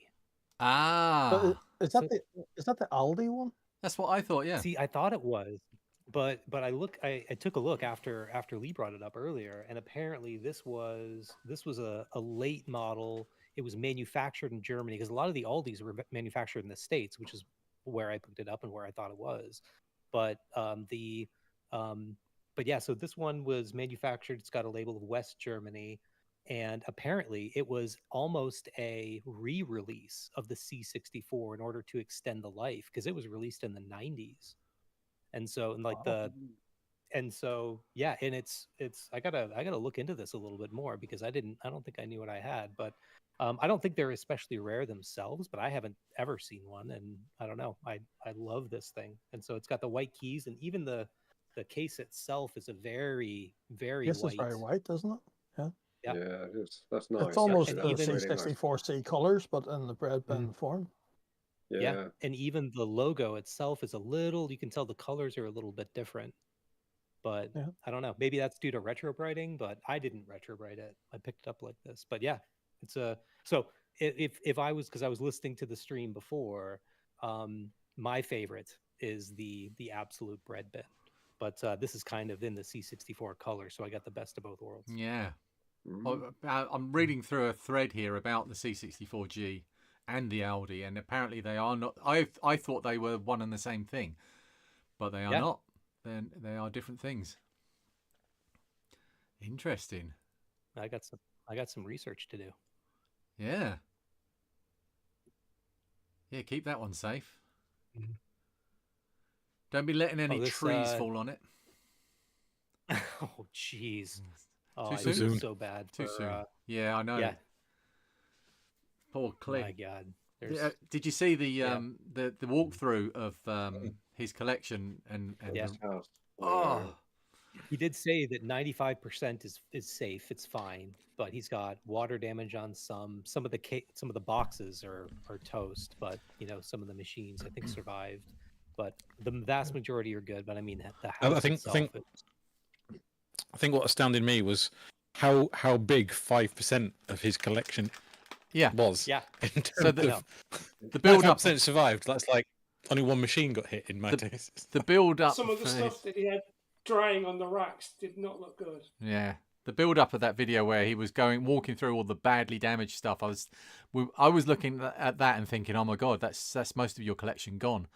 And then when he said, "Oh yeah, by the way, all of this stuff is all fine," and there's just like 10 times as much of it, but which is, when you think about it, somebody has been into this and making videos about this sort of thing for as long as he has, with the size of the channel that he's got. Yeah, that kind of makes sense. But I wish him well. Did he move everything out of storage to his house? He was in the process. I don't know. I think it was the vast majority he had. I think he may have still had some in storage, but I knew that was kind of one of the big things about the new house, is that he had enough room he had like 4 storage units or something crazy like that. Yeah. But yeah. Yeah, that's why, because he's up in the mountains, right? He's kind of towards the coast in North Carolina and Asheville, but it's up in the Black Mountains, and forests up there. They're not used to tropical storms. I mean, it's absolutely wild. That how much steam that hurricane had as it came up wasn't even up the coast, it was inland. But yeah, they're just getting more and more unpredictable these days. Yeah. A lot of the 3D printing people that I follow, they were affected, and one of them lost all of their workshop equipment. Oh jeez. Yeah, that was their livelihood as well. That's scary when all of this could just be taken away from you. Yeah. And there's not too many places you can go these days that are not where natural disasters are. I mean, California, we're pretty good, but we have significant earthquakes, and now we have fire season, right? It's a normal thing where we just have massive wildfires out here. So it's and then the fires create mudslides, and but it's getting nuts. Well, I think my little pup is making an appearance. Wow, that looks so cute. Let's come on. Let's say hi, kid. Go, come back. I haven't had a cat turn up for at least an hour or two. Here we go. He caught it. It's a gremlin. Oh, nice. Don't feed that. Don't feed that after midnight. No, this is Pickles. She's a little bit of a mutt. We got her DNA done. She's a bunch of She's a Yorkie, just a terrier mix, kind of Heinz 57. But she just had a dental done, so she's on painkillers. Poor kid. So she's a little out of it. Oh dear. But all good, super healthy. Oh, so cute. So cool. Yeah, you say that, gone. Yep. She's like, I don't think so. I told you. Nice. Ah, that's lovely. Well, I'm in the last hour now. I think. Oh, and I've just realised my bookmark bar has been open the whole time. Let's. Oh, can I get rid of that? There we go. I've got a bit more screen real estate now. Thank you, everybody, for coming in for this last 2 hours. I wasn't sure what was going to happen in this bit because I thought it would be, the auctions are almost, closing in on being done. It's we haven't got any of the big ticket computers or anything at the end. And that was deliberate. I did actually consider I could have just kept the big one until the end, till the last auction. Not that your floppy disk drive, Duncan, isn't a lovely thing to own, but it's okay. I understand. I did put the big ones earlier because I was hoping that people with serious money to drop on these things would get it out of their system at that point, and then maybe if some of the ones that had failed to win some of those would bid on some of the smaller items going forward. So I think we got the balance just about right. I might have been able to time some of the auctions a bit more evenly, but things have been done in quite a rush over the last few days. So we pulled it off. It went very, very well. From my perspective, I know it was a massive amount of work. Except for that one muting incident. There wasn't just the one muting incident. There was also the resetting the taking it offline incident. Yeah, the pulling the plug on the desktop on the bench PC so that the whole stream went offline for a few minutes. That that was the thing that happened. Great fun. We were just talking amongst ourselves while that was off. Just the conversation. You thought it was weird on stream. It went even weirder off stream until you plugged it all back in. That's the memory I'll take from today. Hi Seb, you're welcome back. Hello, Hey, I Seb. just thought I'd come and say hello at the last bit. You all right? Yeah, it's going all right. I've not been. I was dipping in and out watching bits, and then it was date night with the wife, so I've eaten far too much food and drunk a few too many beers. But I think it's going quite well, isn't it, with the total? I haven't had an update for a little bit. So is it? Glenn, I'll let you tell give us him. an update. The grand total now sits at an amazing 16,204. Wow! So you smashed it then. Absolutely Fantastic. destroyed it. That's unreal. We'll come back to that in a sec because this has got. Oh no, we've got time. Yeah. Crazy. So I wondered because it kind of once the big items are gone, you kind of think maybe it's going to slow down and it might just get there, but Andrew Taylor. Wow. I think this is the Andrew that donated a load of Sinclair stuff. The QL motherboard. I'm pretty sure this is the right Andrew. Has donated £100 to the cause. He donated a load of all of the micro drives cartridges and micro drive stuff that I've got. He actually used to work for the company that made the QL. I think it was I forget. It's a long time since I've looked at this, and I've been embedded in Commodore stuff for a while, so I forget. But some of the his stuff has actually worked its way into the auctions as peripheral stuff. So one of the joysticks in one of the bundles is from his stuff. So thank you, Andrew, if that's you. If it's a different Andrew Taylor, thank you too, because your donation is very gratefully received, even if you didn't give me a load of Sinclair QL stuff. If you've got some Sinclair QL stuff and you want to give it to me, that's great too. I haven't got a Sinclair QL. I've got a Sinclair QL motherboard, a reject off of the factory production line, but I haven't got a working or non-working Sinclair QL. £50 for the mug. Thank you very much. That one's done. Let's. Andrew Taylor says it's not that one whole other Andrew Taylor, the one that nagged you into letting me push you to your Hako. Ah, that Andrew Taylor. That Andrew Taylor is he's a nice guy as well, because I really wanted a Hako. I wasn't asking for one, but he said, "Why don't you do a Kofi drive?" And he leaned on me to do this, and then people just chipped in and helped fund buying a Hako desoldering gun for myself, and that really has. Love some of the tools at my work, Lee. You would love some of them. Some of your Pro tools. The JBC.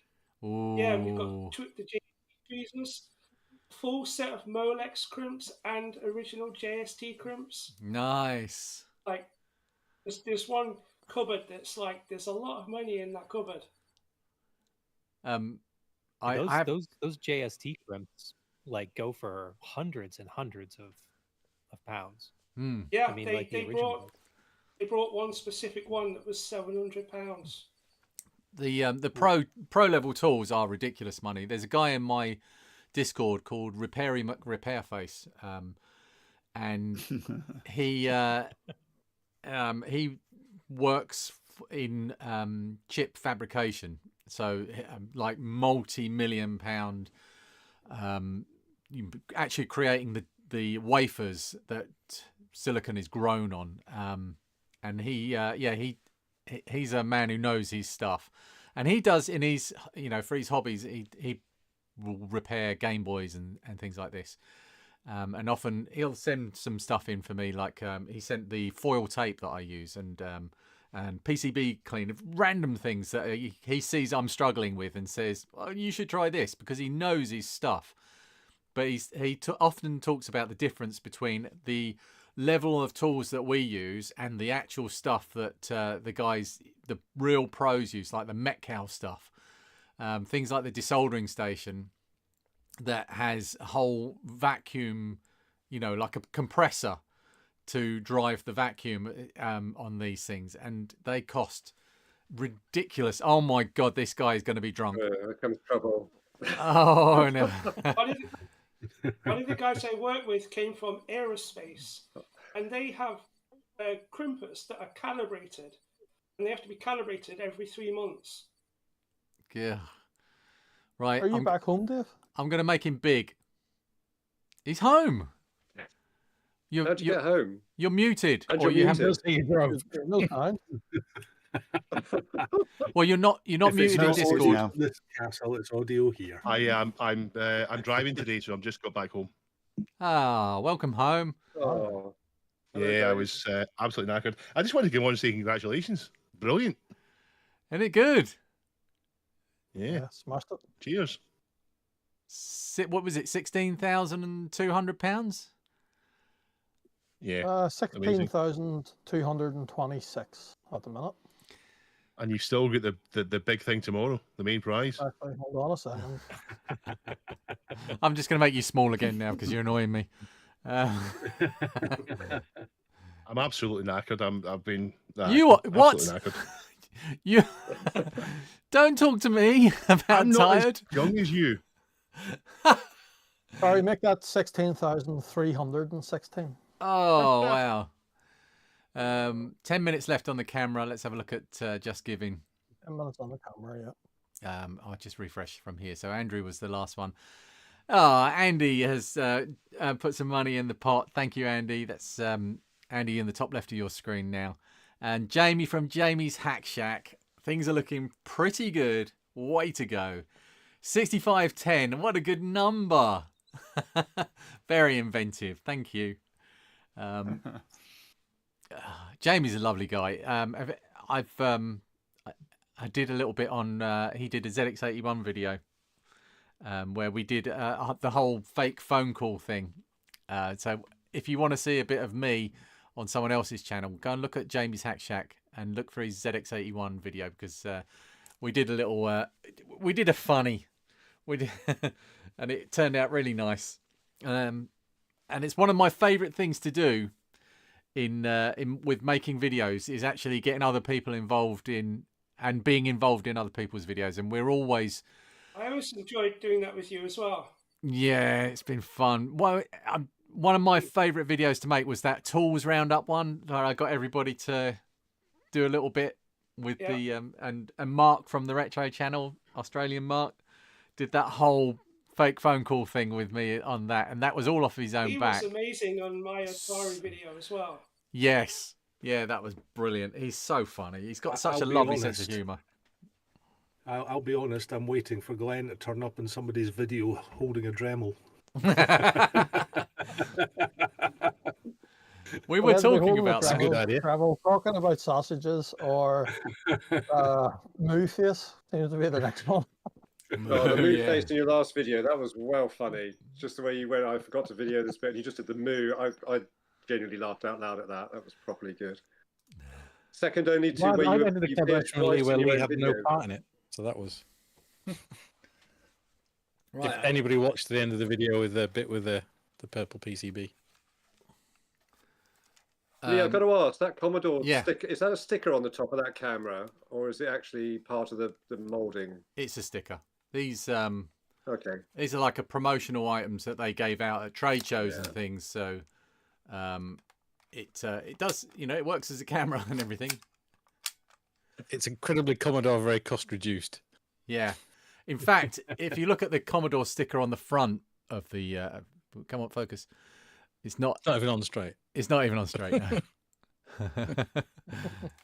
That's definitely Commodore then. That's how you know it's genuine. Even that one isn't If on it's been a straight. Atari one, it'd be perfect. Look at that. That's slightly wonky as well. You can just imagine, just before a trade show, some poor office junior got given a load of cameras and a load of stickers. Here, put those on. Yeah. Some poor kid there just sticking one after the other. There's a whole factory starting in China now because they're apparently over £45 each.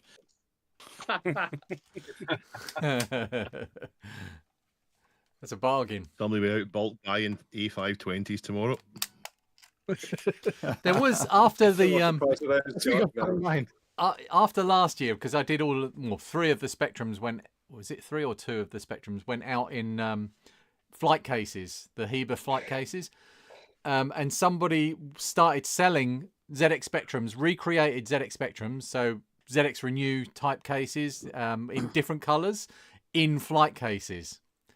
I thought, well, that's a bit on the nose, mate. Well, it's up to them. If they want to do it, it's fine. I just worry that they think there's a market that isn't there. Well, I don't think they were doing it for very long. Reminds me of when Neil did. Remember when Neil did all the IBM machines? Oh yeah. Remember, it was like a week after, a whole pile of them appeared on eBay for hundreds and hundreds of pounds. Somebody was listed one as an RMC Aptiva, and there's no link to him at all. They just thought that that's what it was. No, Neil reached out and said, "Stop." Yeah, sure. He does not like people using his name, which is absolutely right. Yeah, but for riding off a charity thing like that is rotten. Yeah, I mean, I've been trying to talk to the Harvard Business Review, but they're not returning my letters. PR. I was quite upset. Well, I wasn't upset, but I was a bit shocked when the eBay listing came up for the missing Spectrum that reappeared on eBay by itself with my logo on there and with the description still intact, saying that all of the money was going to be given to charity. Yeah. There's lazy and there's whatever that was. Yeah. Did you find out why they took all of his listings down? No, no idea. What happened to that Spectrum? Did it? You go back to you, didn't you? Yeah. Do you not watch my channel? Yeah, I do, but I forget. I'm an old man. I got it. I'm just confirming it. It go back to you, and you sold it again, and it sold for more, and it was a happy story. In the end, because last year's charity event last September ended on £13,027, and then we went back. I did make a note of this somewhere. Yeah, we went back in May this year after I got the Spectrum back, and I did another mini event, and we bumped that up to £15,248. So we're well past that already. Yeah.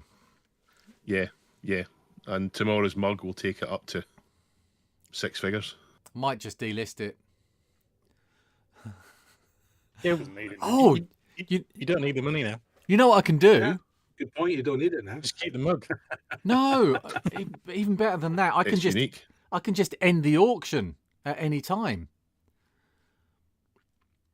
Yeah, as soon as it gets to just below what yours is, send it. Those poor little donkeys suffering because of you.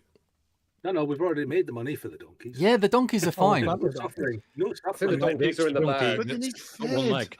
Rich, my friend Rich is in chat and asking if we've made it. He's just checking in. Did we make it yet? Yes, we made it. We are smashed it. Absolutely trouncing it. 16491. Wow. We got 2 auctions to go. Another £9 gets us to 16.5. I'm happy. I'm not going to push it. I'm not going to say 17 because that's just. You've hit your target. Yeah, everyone's great. I hit 2 targets. There, anything else is just icing on top. Thank you, Rich. And Neil says that's a lot of donkeys. It's 2 donkeys. 2 donkeys. 2 is the correct number. 2 donkeys is the right number. That's how many donkeys should be on a mug. Everything that comes with donkeys. Electron Ash says 24-hour next stream next year. No. Yeah, through the night. That'll be amazing. I'm game. I'll be older next year, not younger. You can take the second 12 hours sitting with him, Duncan. You'll be exactly the same age as you are now, with an extra year's experience. That's all. Exactly. That Neil bloke says we now risk having too many donkeys and the animal rights Too many issues donkeys, that come with animal it. rights issues, apparently. Yeah. Well, we don't want to upset animal rights activists. Ah, Paul, what are you doing to me? Paul has bid on the mug. The mug now stands £151.69. Why is that not updating on mine? How much did yours go for? 205, was it? 205. Yeah. Can be close. But when you add things together, you want to add your mug to the you can add your mug to the other mug and have that as a total, and I'll add my mug to all of the other stuff that I've sold, and we'll have that as a total. Feel that's cheating. Well, look, you can't have it both ways.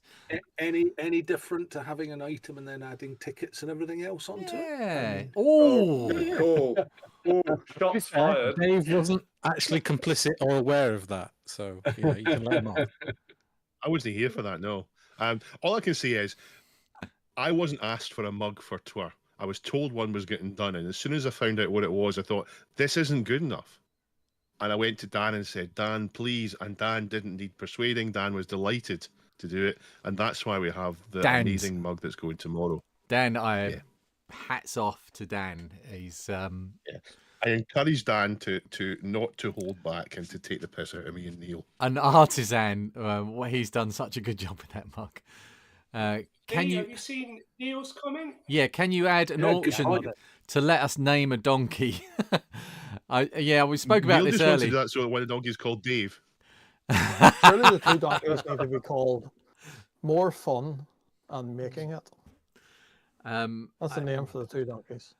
And Lee. Morphin's a name. Morphin. Yeah, and Making It. Make that in the name somewhere. More fun and Megan. Morphin and Megan. I'm going to call More them. Fun and Megan. I'm calling them Dave and Neil when I see them. I don't know what the people that own them are going to call them. You need to call them Lee and then Dave and then Lee. Well, no, just call them all Lee. No, because you call it Lee, and then you have to establish which Lee is 20 which. seconds on the camera. Oh, you can call them Matt. 15 Matt, seconds. Lee and Neil. 15 seconds. £46.69. I think Reese wanted this. Reese wants the camera. Reese might have gone to bed though.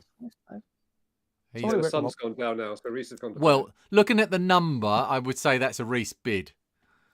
£46.69. 69. It's got 69 in it.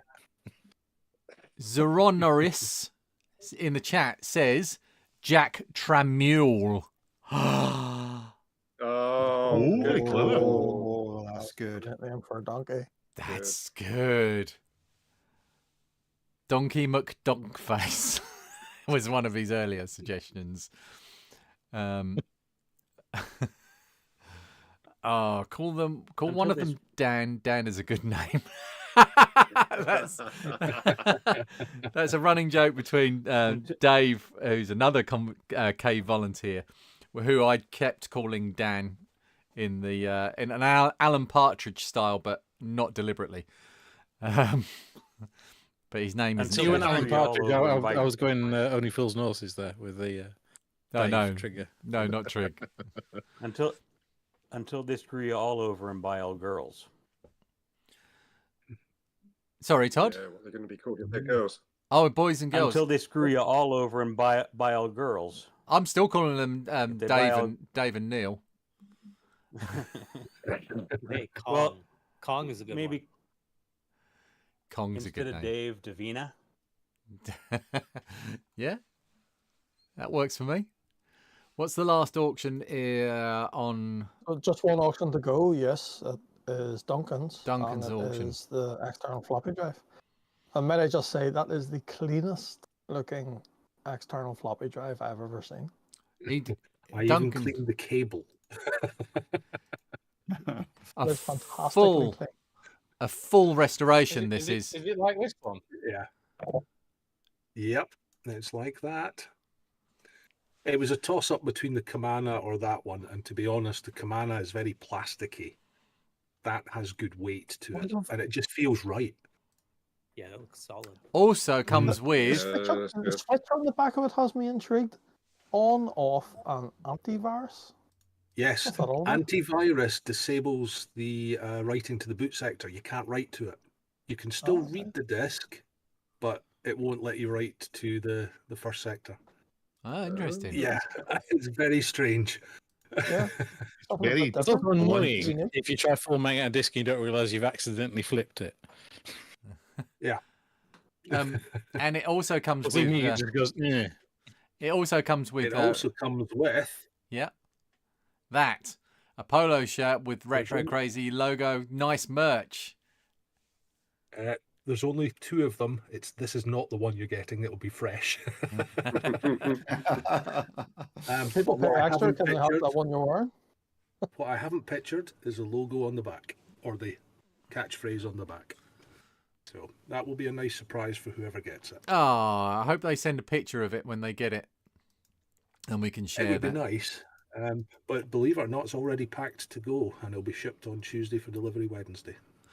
So the antivirus thing, the switch on the back, that actually triggered a memory for me, because back in the disc swapping days of the Amiga, the Wild West of that time, there was a lot of talk about viruses. That was when things really, computer viruses really started to be something that we all started to think about at home, because it was like you could get this virus on your computer and it would then infect everything that if a lot of us had hard drives attached to our computer then, and it would wipe out everything you had. Was this something that any of you experienced as well?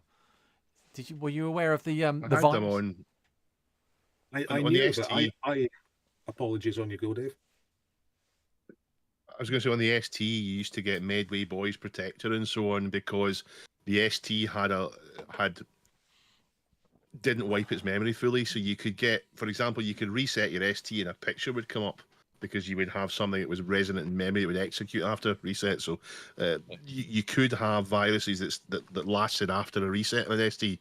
So you'd put a disk in, it was infected, you'd take it out, put a new disk in, and press reset, and that would spread the infection. So it even worked in STs without the hard disk. But those protection things would same problem on the Amiga as well.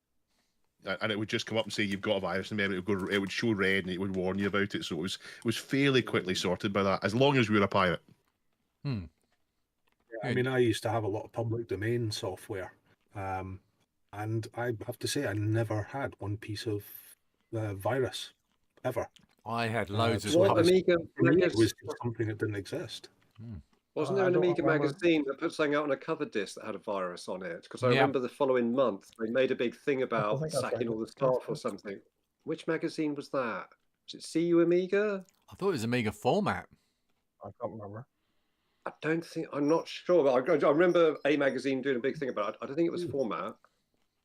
But that was one of the first times I became aware of a virus, because it was like, oh my God, what is this? Oh my God, this is a thing we need to be aware of now. It was a bit weird.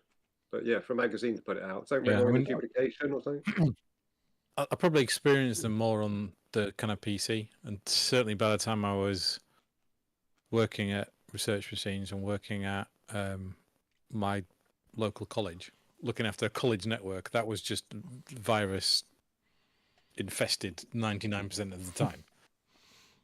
Because a large quantity of students that have floppy disks, was just... We've all got that family member. I never had a virus, but here's a story for you.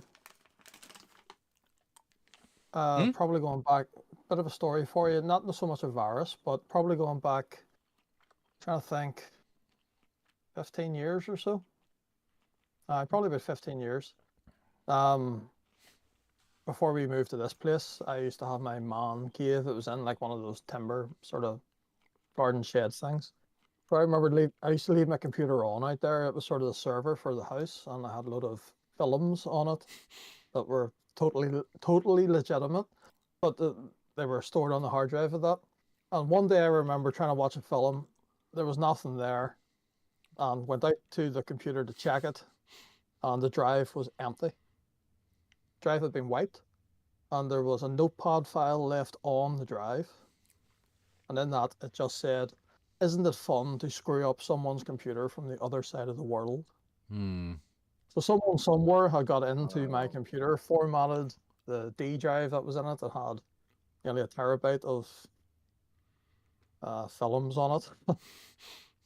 And yeah, that was all gone. Oh, God. Wow. I've got to read Suffice Neil's. to say, I changed passwords and I had the firewall settings and whatnot after that happened. when I first got broadband in what had been about 1999-ish, 2000, something like that. I foolishly, stupidly just set up an FTP server, and I came home and my computer disk was full, completely up with this thing. Somebody just started using it as a repository for all sorts of very interesting stuff. Neil's virus was he got a virus on Amiga that simply displayed the message, "Congratulations, you have a virus." It's nice that they let you know. And Burn Rubber. That's not really a very good virus. Burn Rubber said he was religious about write protecting disks and doing hard resets, and I can remember doing very similar things once word got round that this was actually a problem, and especially with us being all filthy pirates at the time. It probably turned me into almost OCD, because anybody else do the thing where they turn the machine off and then actually sit there and count to 5 just to let all residual capacitance remove and turn the machine back on again as your hard reset. We had a boot virus. Tim Gilbert says we had a boot virus on an ST in the office. Lots of disks were infected and needed a clean. Oh, nasty It things. became a big problem for me when it was email based, and I was network admin and just trying to stop people from opening anything with an attachment. Like, no. Yeah, that just reminds me of the video Reese did with opening the email from the 90s when it was it was normal to send executables to everybody. You're like, what were we doing? It was normal up to a certain point, and then after that, nobody did it anymore because of what happened to them. Basically, that happened in our work actually. A few years back, a guy who no longer works there actually, but he opened an attachment and it started encrypting the server. Whatever it was, one of these ransomware things. That's nasty. Luckily enough, our server was backed up every night, so we only lost, that day's work. Was he called Mr. Popular? Dave's in chat. Probably one of my. Dave from Devilish Designs in chat, and he says the first virus I encountered was the Ghost virus on the Atari ST. Every now and then, it would invert the mouse direction. Very annoying. God, can you imagine that? Oh, that would be horrible. Yeah, Neil's one. I remember that virus hitting. The Neil's I Love You virus. I remember running around the office when the I Love You virus hit and managed to stop anyone from opening it circa 1999. In around 1999, we thought, so as I was working at college, we thought we got a virus because loads of files were corrupt and things were going missing on the network. It actually turned out that we'd fallen foul of a bug in OS2. Oh. That if it allowed you to create a partition bigger than 2 gigabytes, but when it got to 2 gigabytes, it didn't write beyond the 2 gigabytes. It just started overwriting the start of the disk until the server crashed. I came across that. It wasn't an OS2. It was on. Can't remember now. It's going back donkey's years. It might be more than HDFS. I managed somehow to format a hard drive with 2 partitions. Well done for bringing it back to the donkeys. The total of those 2 partitions was bigger than the capacity of the drive. I think it was in Windows that's 98 an or interesting something. Isn't it? Just yeah. But if you started writing data to one of the partitions, you would see the other partition just randomly fill up, and the whole thing just got corrupted in the end, screwed up. £84 on your drive. I don't know how I did that. Duncan. Yeah, I'm more than happy with that. I was happy when I hit 62. So yeah, 84 is a really good price for an external drive. Yeah, that's Have good you money. seen what these are for boxed, untested? No. Yeah, People they're are looking for ridiculous. £200 plus. It's crazy. Yeah. I think some of They're them actually have one of the more reliable drives, to be honest. some of what is the one that can have like a high density drive in it? There is a later version of it. I've got one here, and somebody said that I opened on stream, and someone said it might be one of these ones. It might be this one with that on it. Oh, is that the power computing one? Yeah, I think that there's a Power computing possibility radio? that it's got a high density drive in it, and they're really very desirable. But it doesn't. This one doesn't.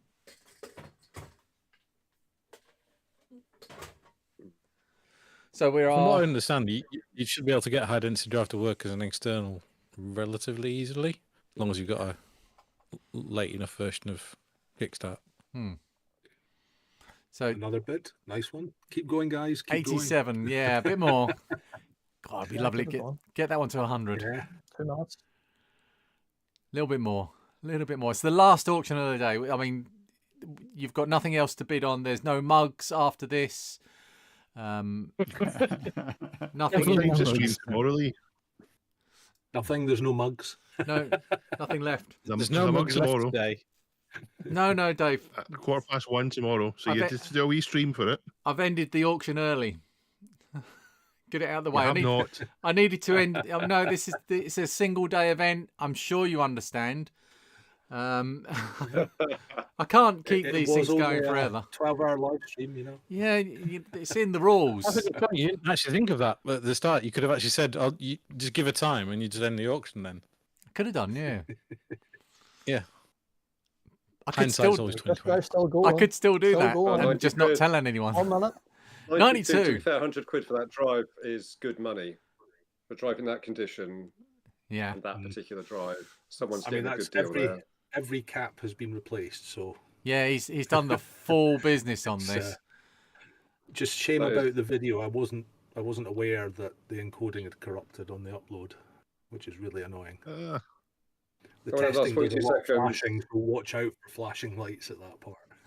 30 seconds. 97. Come on. God, That's the it's last so auction of the close. day, 97. Come on, come come on, on. somebody. 30 seconds. Whether it makes it or not, Whether- thank you guys for the bids. It's all for a good cause. It's made it to 97. Yeah. 103. Yay! Well done, that person. 112.55. Oh, yes. Nice. Fantastic. Well done, Duncan. Wow. All that hard Well work. Nice one. served on that. Nice one. Still good money for that drive. Really good. Well Yeah. done. And You it will- comes with a free polo shirt. Yep. And they should have it by Wednesday. That's amazing. That's really good. I'll ship it Nice. Tuesday and it'll go out. Then I'll get tracking via eBay because I'm covering the shipping. So Oh every yeah, I day have to is ship going an to Amiga. be- That's crap. Yeah.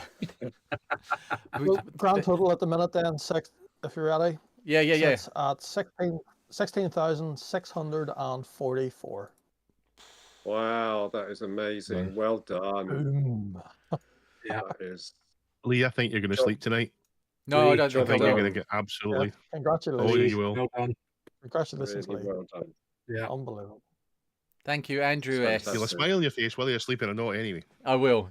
Sozzled Andrew has donated on Just Giving. A little something to help out. Good luck with the auctions. Thank you.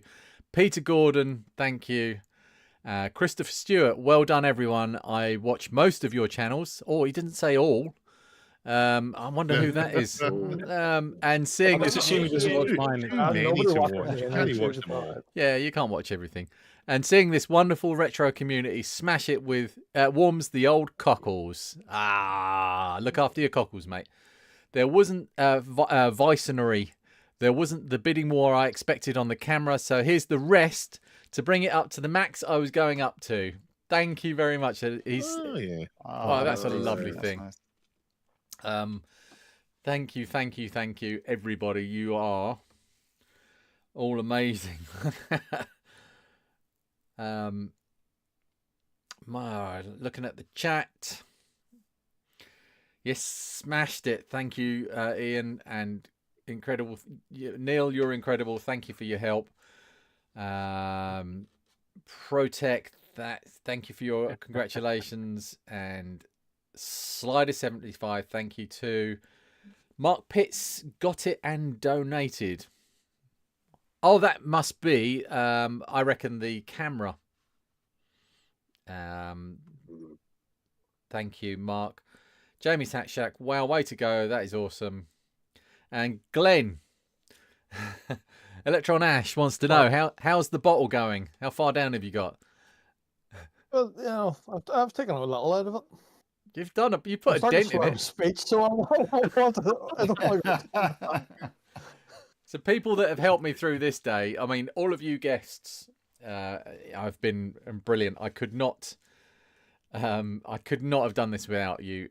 Honestly, you make this getting through 12 hours on a live stream without your help. It was hard enough doing it with one person, one-on-one last year.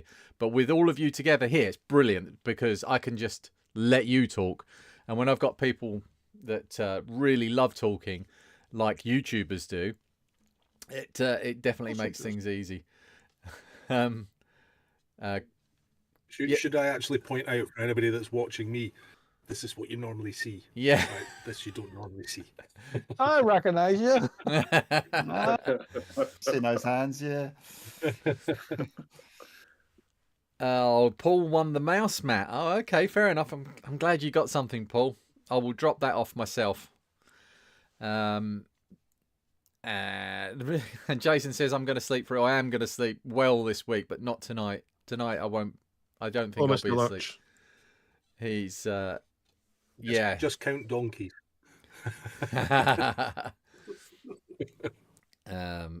1, 2, and that's fine. That's plenty. Two's enough. Bobbers has been here all day. Thank you. And someone who's been here all day with me is Glenn, who's been up here front and center with me all day, keeping me sane. Thank you, Glenn. You're a legend. Thank you very much. Thoroughly enjoyable. Thank you for having me here all day, Lee. You're welcome. Thank you. Glenn and Lee. That has been amazing. And Andy there holding it, who's also frozen again with the glass cocked in the air. He's had problems with his camera all day, and it's really starting to annoy me. He's been here from the start as well, and dropping in and out as we need. It's been lovely to have you here. Thank you, Dave, for doing that amazing 2 hours from the castle. That was something I will never forget, and it was lovely to be able to finally talk to people like Stephen and Ollie, and admit that you wanted to peg Rosie, and outing myself and letting everybody know. I mean, come on, be honest, wouldn't you? Have you seen the man? He's a handsome man. He's a handsome man. See, thank you. What did I? Just wait till I have a bit more of this. You'll have to rewatch the Is this stream. the After Dark chat, is it? I'm going to have to rewatch it to find out why you're wanting to. What's the highlight of today been? Oh, what's your favorite moment of today? If you could pick one. The software hour, I have to say, was just software hour was fun, wasn't it? So much fun. It just went mad. It was quite special, but that's down to Rosie. He started it, and we just ran with it. He's a force of nature, is our Dave, and you put him in any kind of rabbit.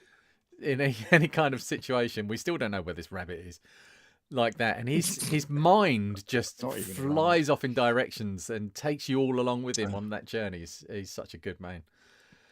Yeah, it's a literal rabbit hole. Yeah. Well, I've got 9 minutes to go. There's no more auctions. There's no more auctions, Dave. Not until tomorrow. One more auction. There you go. I'd like to remind everyone this is your last chance to buy something on this. What time does it end So- at tomorrow? At quarter past one. Well, 14 minutes past How about one. we all jump? How about we all jump on here at 1 o'clock for half an hour? I could do that. Should I not have said that? No, I could do that. I'll jump on with you for half an hour. You want to do that? This is the last about, I option. will. Okay, I can do this. I'll set up a stream for tomorrow. At I might This not is be when able you to get talk. 20 YouTubers. The Discord will let us do 25. That's going to be difficult. Waiting for your slot to talk though. Talk over everybody. I do it. It's the sheer fact each thumbnail is going to be like that. Like little sugar cubes. My throat is going. This is Of course, I say that, and if I have to join that stream, I'll probably be still in bed. But as long as it's just a headshot, thank you. Are you there? Yeah. Oh, well, I'll be okay then. Dave, are you up for that? I'll be back at Terrible Bites again tomorrow. Oh, okay. So it would need the lab. I don't know if Chucky's doing something in the lab. Well, he was waiting for me to finish so he could do some more soldering. But I nothing stopping me. I'll set it up, Maybe. and if you Maybe can just do it join, for that'd be good. Yeah. And everybody's welcome. Neil can come on. You still there, Neil? I've lost the chat again. He's been quiet in the chat. I think he's probably he's been here most of the day. I know this is past his bedtime.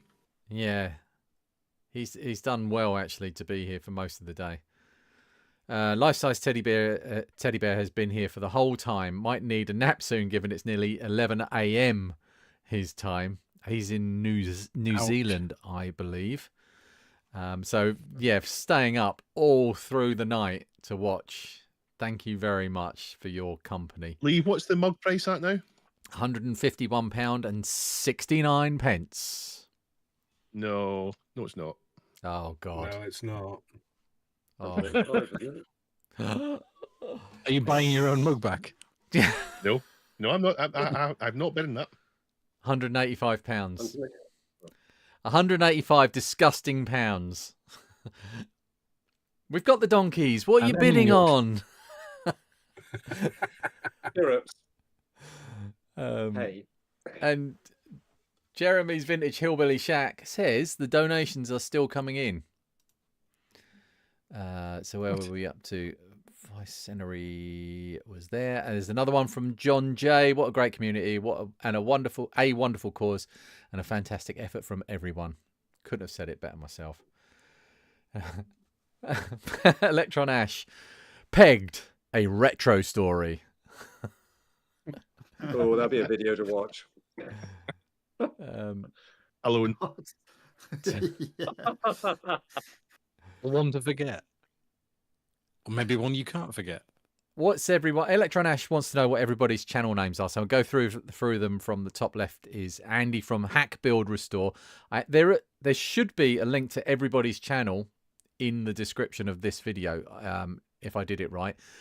And Glenn is from CRG. Dave is from This Week in Retro. Lee is from Lee Smith's Workshop, semi-retired. Duncan, to my right, is from Retro Crazy. Sorry. Retro Crazy. It's late. Get it right. Seb underneath me is Seb's Place. And then Tech Made Easy Matt is to his right. And then we've got Todd from yet another retro channel. And Keith from Yawning Angel. All of the links, I'm pretty sure. And Neil's just posted in the chat. Yeah, Neil is still awake. He is still here. Neil, read what Neil says. Shout out to the Amiga Belfast for Glenn from Neil. Thank you. 2nd of November. Make sure you're there. And we're meeting up in November as well in Cambridge. So that's going to be fun. And I'll be in Cambridge the week after. There's quite a few of us going from. So Glenn's going, and I think Neil is going to try to go. Matt, are you going? I'll do that. No, I was supposed to, but my kid's got to play that day, so oh yeah, that's it right. loses, unfortunately. Andy's I'm going to be going. there. Andy's there. Yeah. I'm going. Seb's going. Excellent. I don't think Todd's Yep. coming. it's a bit of a journey Be for a him. long flight. Yeah. Yeah. Keith, it's only almost 20 as minutes up the road for me. a longer journey for you I as can't well. make that, I'm afraid. No, I can't make it, I'm afraid, that weekend. Sorry, Oh. so you'll have to have fun without me. You don't want to look at the chat, Lee. Don't look at the chat. Don't.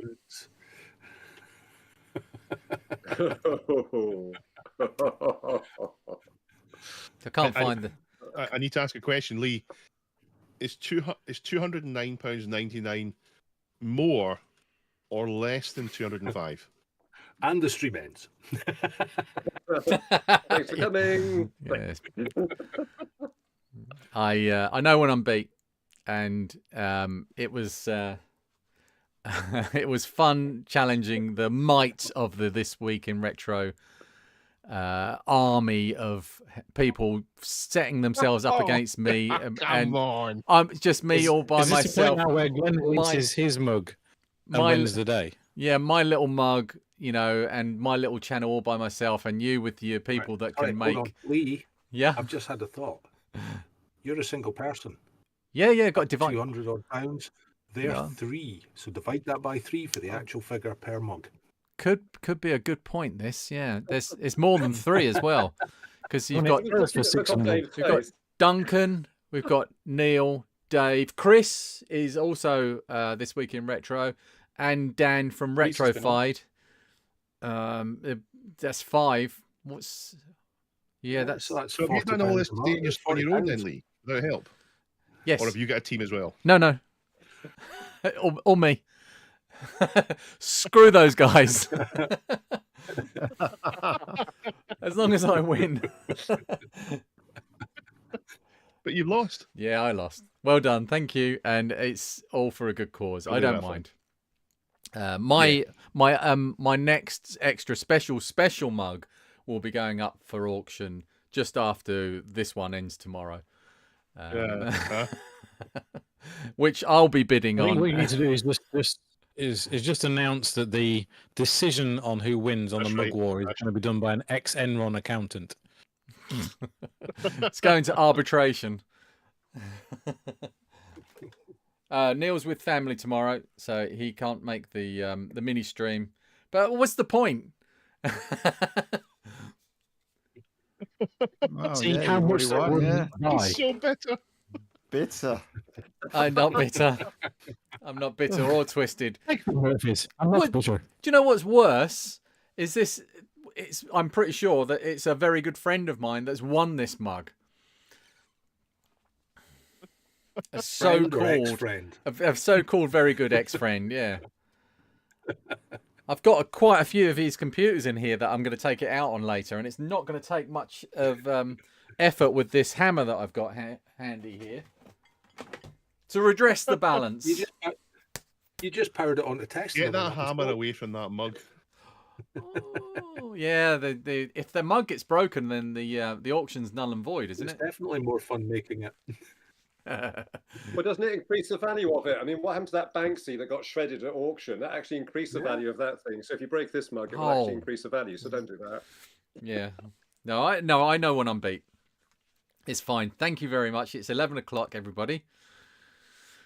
I bet one final update on the total. Yes, please, Glenn. Yes, definitely. Yeah, go on, Glenn. So we're sitting at 16,753. Mark Pitts has put in another donation. There are always donations after the event ends as well. So £5,436. Most of that all the money that was supposed to be spent on buying things that people didn't win, comes back in. £5,435.78 plus £977.14 gift aid has been donated. Most of that, so I think it was £800 when we started. So that's just an incredible amount. You've got more in gift aid than you started with. Yeah. That's an incredible amount, and I'm so grateful for everybody that's helped out. Just brilliant. I don't know what else to say. We've absolutely wrecked it today. Again, everybody that's helped, thank you very much. Thanks again, Glenn, for propping me up all day, and not a problem. Thank you for everybody that that joined the stream and joined in with the chat and kept us going. I am not going to string this out anymore because I want to go and sit down and not Your be turn talking. for a strong drink. Yeah, not allowed. Congratulations, Lee. You just got to watch This Week in Retro because I haven't watched it yet. I watched the beginning it's really of good it. this week. It's always good. It's great. Don't spoil it. There's a lovely mention at the beginning of it about the charity stream as well. I did watch that just before I came on. Thank you, Dave. That was really kind. Yeah, delighted to do anything to help. No, the timing. It's such a genuine thing as this. Thank you, everyone. Wow. So does this mean that Commodore is better than Spectrum? Then is that what we've agreed with this? No. Well, it depends on how you spin the numbers. Next year it's Atari. Yeah, we want to make money for charity.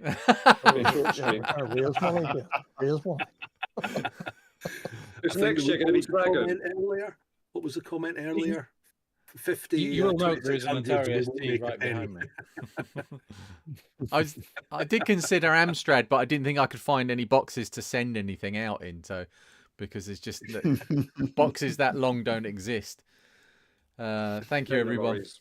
Right, let's go. Brilliant. Thank you, Lee. Cheers, guys. Well done. Thank you very much. Well done, everyone. See you in Well chats done. and things. Thanks, Goodbye. everybody at bed. Bye. Thank you, chat. He's waving. We're all waving. We're all waving. Oh.